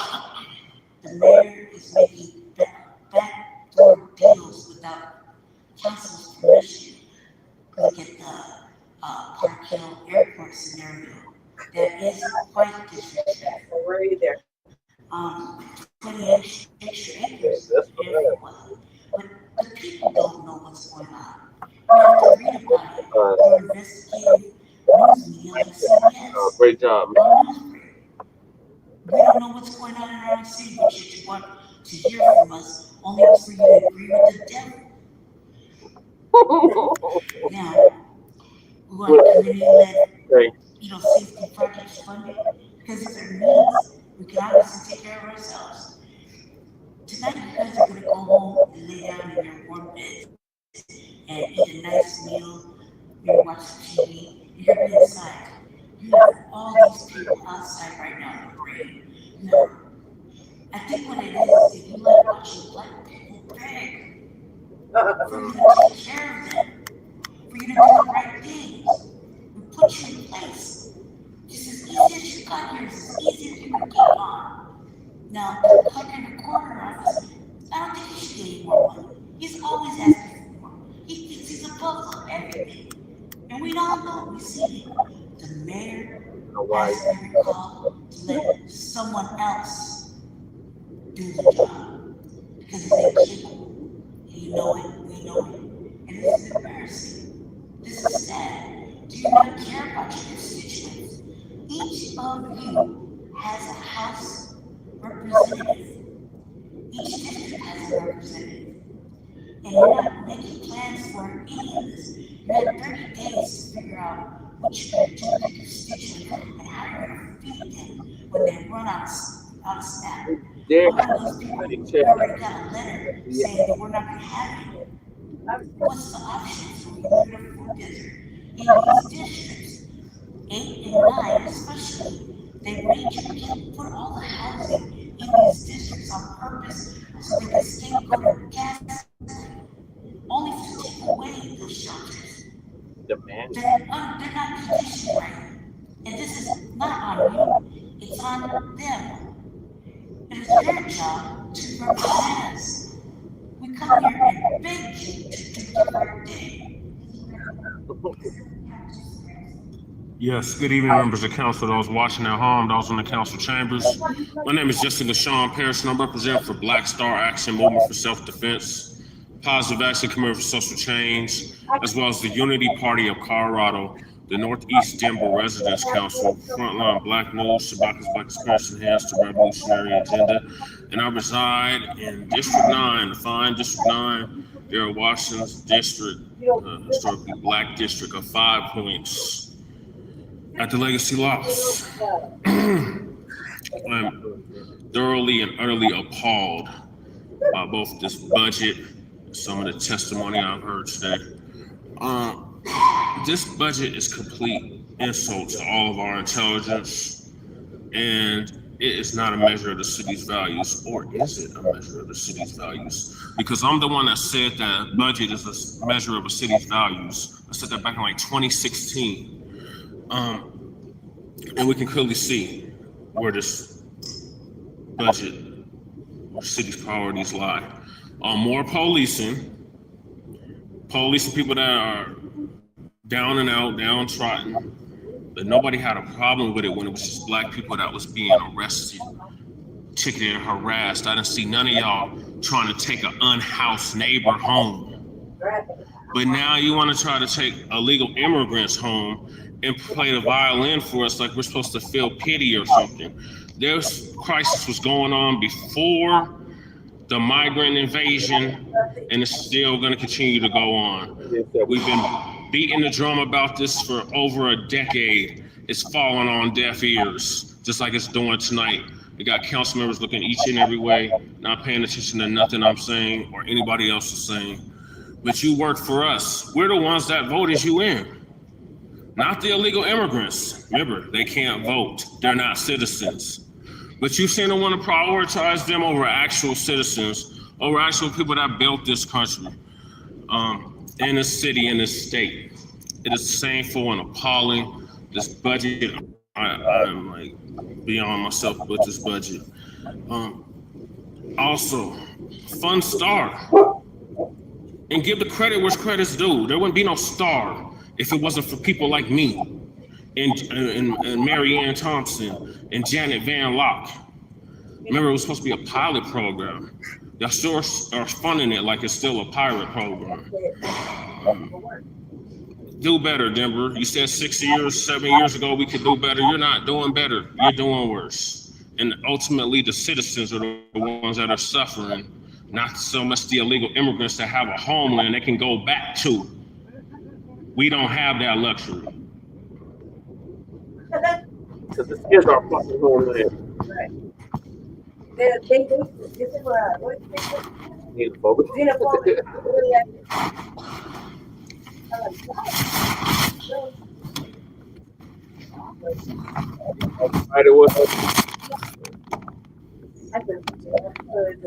To get no money, fired. You can hear a mouse piss on cotton. It got so quiet. Yeah, that's when you have the camera. I was like, oh, you gotta hurry up and get away. All the police are sitting on the desk waiting for me. Yeah. They were. Yeah, they had extra security There were that like night. 6 motherfucking officers waiting to get me. They knew we were coming. I already knew the security when we come through the check-in. They was like, "Oh, you made it down here." I was drinking an inch-shirt with a shiesty and some sunglasses on. I couldn't even look at that, bro. I'm glad I had my feeling blockers on. She would have seen the fucking utter hate that was in my eyes brewing for her. Mm-hmm. I didn't want to give her that. I didn't want to scare her little soul. You know, mammies get scared quickly. Yeah. I didn't want to give her the look of a motherfucking killer. I didn't want to look at her like. I started growling. That's that was the mic drop. Yeah. Yeah. That is louder than me. But I did what I said. Mm-hmm. Yes, I am the voice of our generation. Right. Look, the saddest part about it all, right, is that we have to be the villains of the city. Mm-hmm. And I'm cool with that. That's a role I play. Embrace day. villainry. Every day I've been a villain my whole life, right? I don't like that shit. I don't like injustice. I don't like any of that, right? Mm-hmm. But we're on a mission, and we're at war. Yeah. Last time I checked, we're at war against all of them.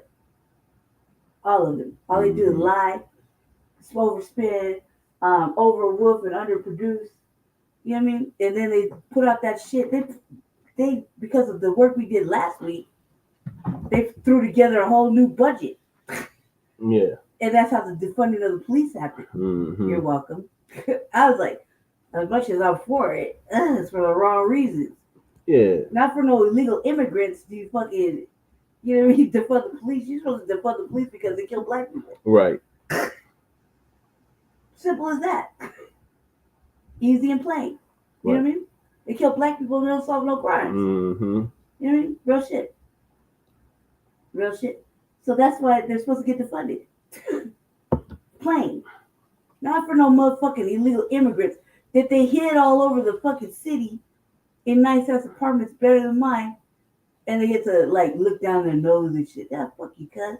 I'll cuss you out in your own motherfucking language. Right. You don't have to call me a mayate in fucking 5 minutes or less. Right. You know what I mean? Yes, ma'am. Mata. Yeah, mayate. Or a media negrita. That's the best one. Ustedes un media negrita. Okay, cuz, what did we say? Show you right. You know what I mean? Like, here, show you right. I intentionally make them speak English around me. Mm-hmm. They're like, can you help me in Spanish? Fuck no, I can't. Learn the city. Learn to speak English. None of them want to. I spent 45 years watching the same motherfucking illegal immigrants from Mexico go without speaking Spanish, without speaking a lick of English. Mm-hmm. And now I want to cry rivers of tears.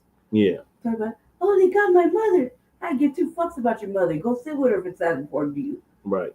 You know what I mean? Go get deported too. Right. If you really cared about her, you'd hold her hand through the process. Twin said he's the same way, Lady Che. I have no feelings because I was meant to not have any. Okay, like real shit. They could cry, oh fucking Sandra, all the glasses, right? Yelling Speak at me English. and shit. I was like, look, you wasted my time. You wasted my 3 minutes. I came a long motherfucking way. Mm-hmm. All the way from Aurora, as sick as I am. Like, I'm super swollen. There's no reason for me to be overly extending my own fucking chair, guys. Right. Okay. Drinking an insure, you're not even supposed to be drinking. Me and Jesse were eating Jesse's crunchy chips and shit. Yeah. Right? I mean, I'm drinking a fucking insure because it tastes good. Right? And eating a pie in the back. Mm-hmm. And I'm looking at fucking Paul a little bit and shaking my head.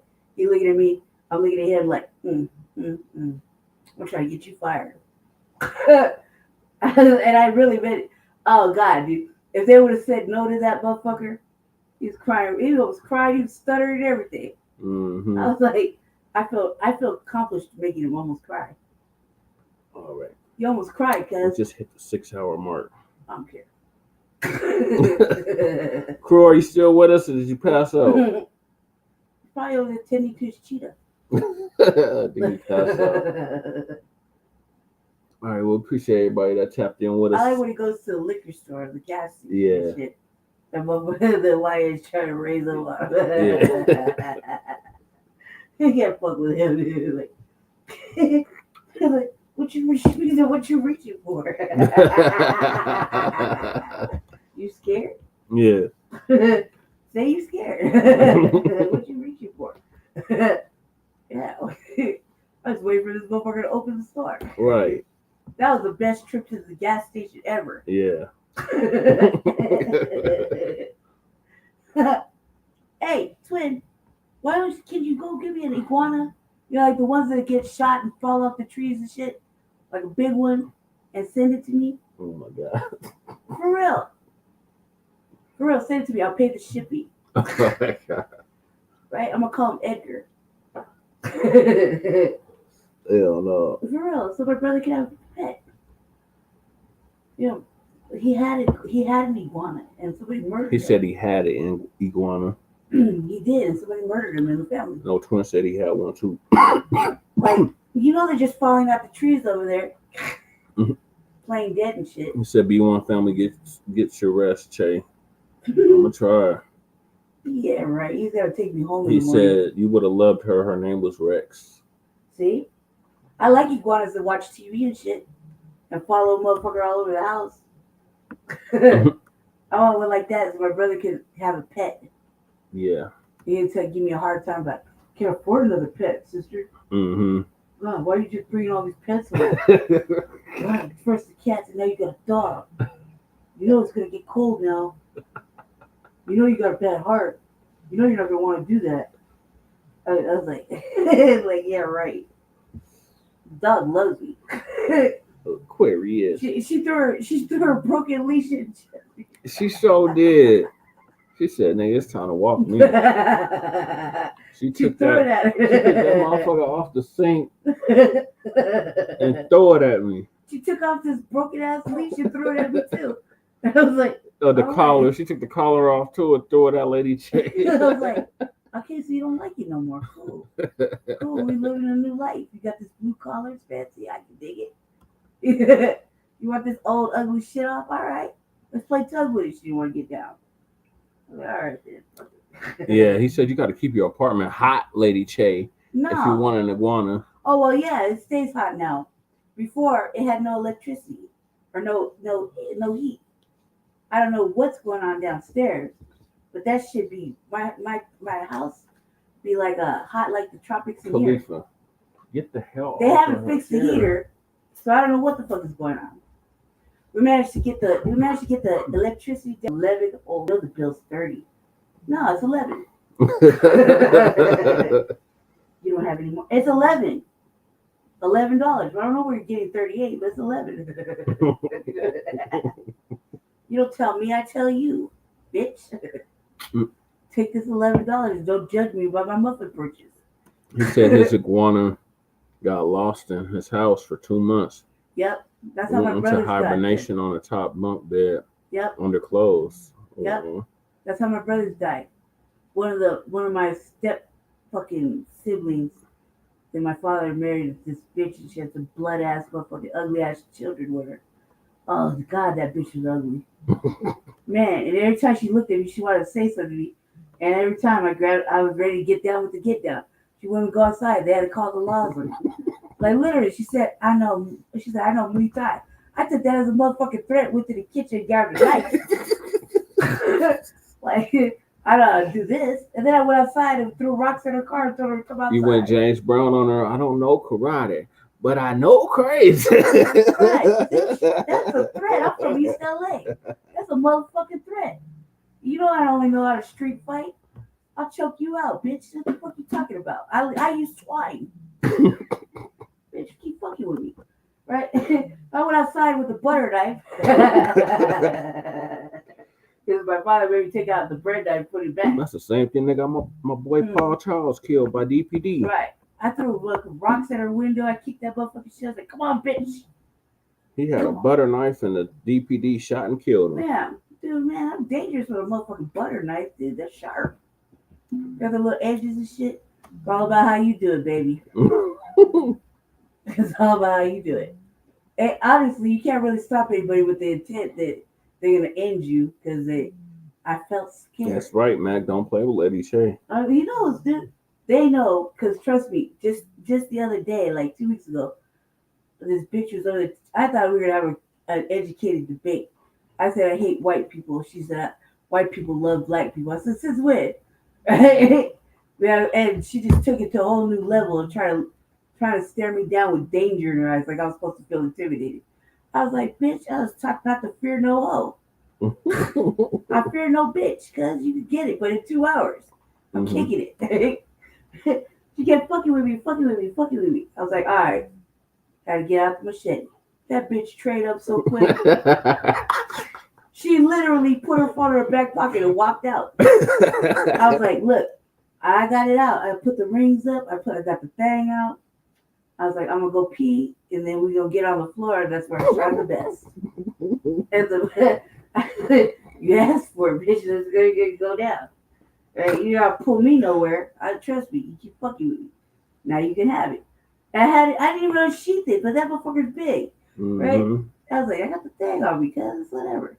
So I had it right there. She was like, I think I need to go. Yeah, bitch, you do. I think you do.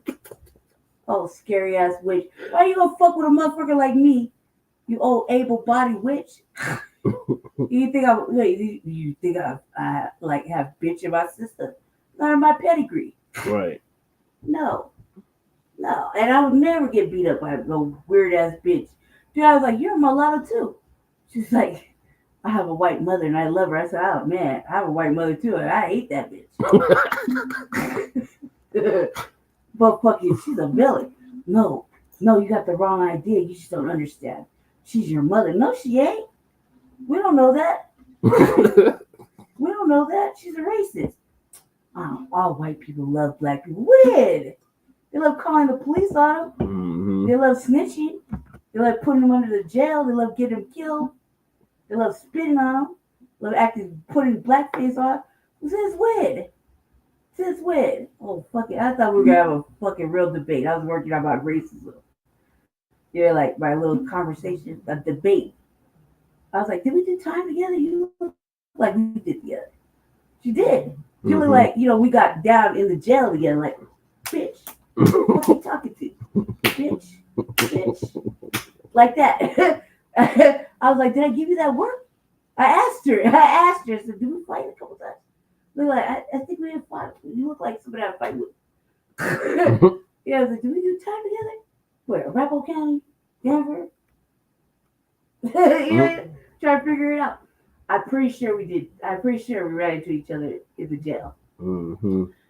That bitch was like, she tried to look at me like a killer, cause I was like, oh yeah, right back at you, baby.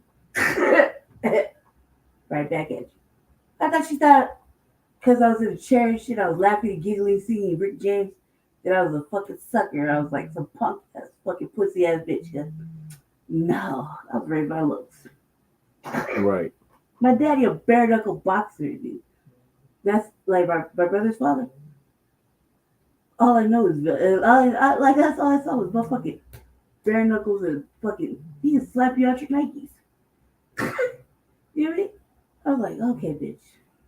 Once I took off the rings, I felt compelled. I kicked off my shoes and I was like, I'm gonna go pee first because I got the giggles. I was drinking and shit. We were smoking weed, drinking, singing Rick James and shit. It was fun times until that bitch came in. I was like, you need some. I said, what pissed me off the most, I think, is because I said, hey, do you live here? You like this housing? She said, fuck this housing. I said, bitch. I said, you know how hard I worked so you could have this kind of housing? Right. It's a privilege. They didn't have it until we did it. I was like, I worked really motherfucking hard so that you could have a fucking place to live.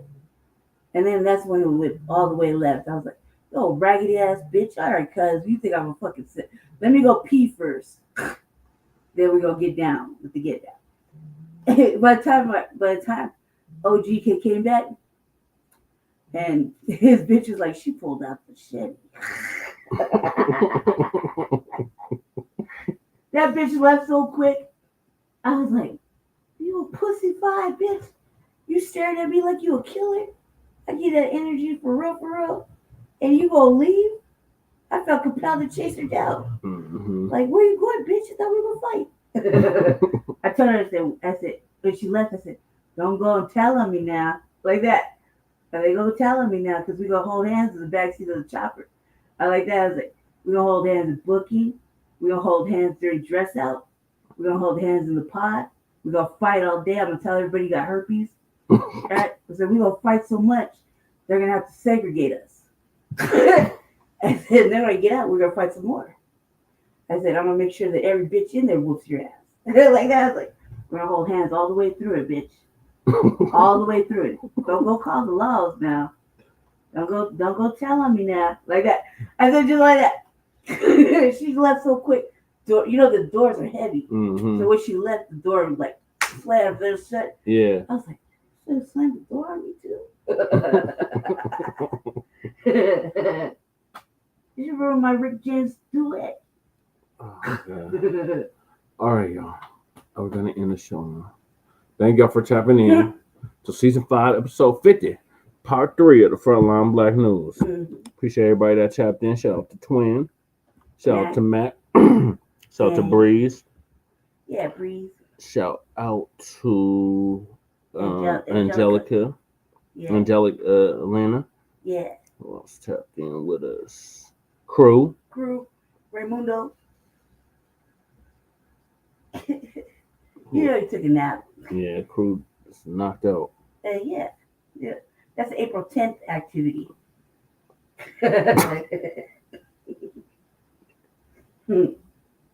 Damien. Shout out to Damien. Yeah. Uptight. Kahari. Yep. Octavius Prime. That was his new name. Factavius Prime. Factavius Prime. Yeah. Shout out to him. Who else? Dubious name right there. Diabolical. All right. I said Breeze. Yeah, shout out to Breeze. Yeah, shout out to Breeze. Who else is in there? Wow. Like Twilight Zone, you fell asleep at the job and everything were holding it down. Yeah. I couldn't see nothing until I kicked the chair. Who else is in here? I think that's it. I think that's it. Appreciate all y'all. Mm-hmm. So we will see y'all. Well, I guess Lady Chair will see y'all soon for the RBA. They're not gonna let me do it. He's not gonna let me do it. He's lying. And then we'll probably see y'all later on. Well, it's election day. Probably not going to Shabaka's on sabbatical, so probably not going to do Shabaka's Black Experience in Hands. No, he said we could. You know, he said we could, so we might do an impromptu. Mike should let me do it. Yeah, might let you do that. I don't have nobody to pick on. So if you don't see us then you'll see us again on Friday. For sure. For Grand Rising with Shabaka and the Chase. In the meantime, make sure you like and subscribe to all of our platforms, Line Blacc News, 1 and 2, The Revolutionary Agenda, and Shabaka's Black Experience Enhanced on Facebook and Twitter. So peace, love, light, reparations and separations, delineations and Black empowerment. Sharon Kruma and Lady Che. Yeah, the RBA. Signing off from the Mile High Income in a legal migrant flooded city. Soon to be arrested and deported city. Gonna be homeless and impoverished. Peace. How you gonna let me pick you up by the armpits?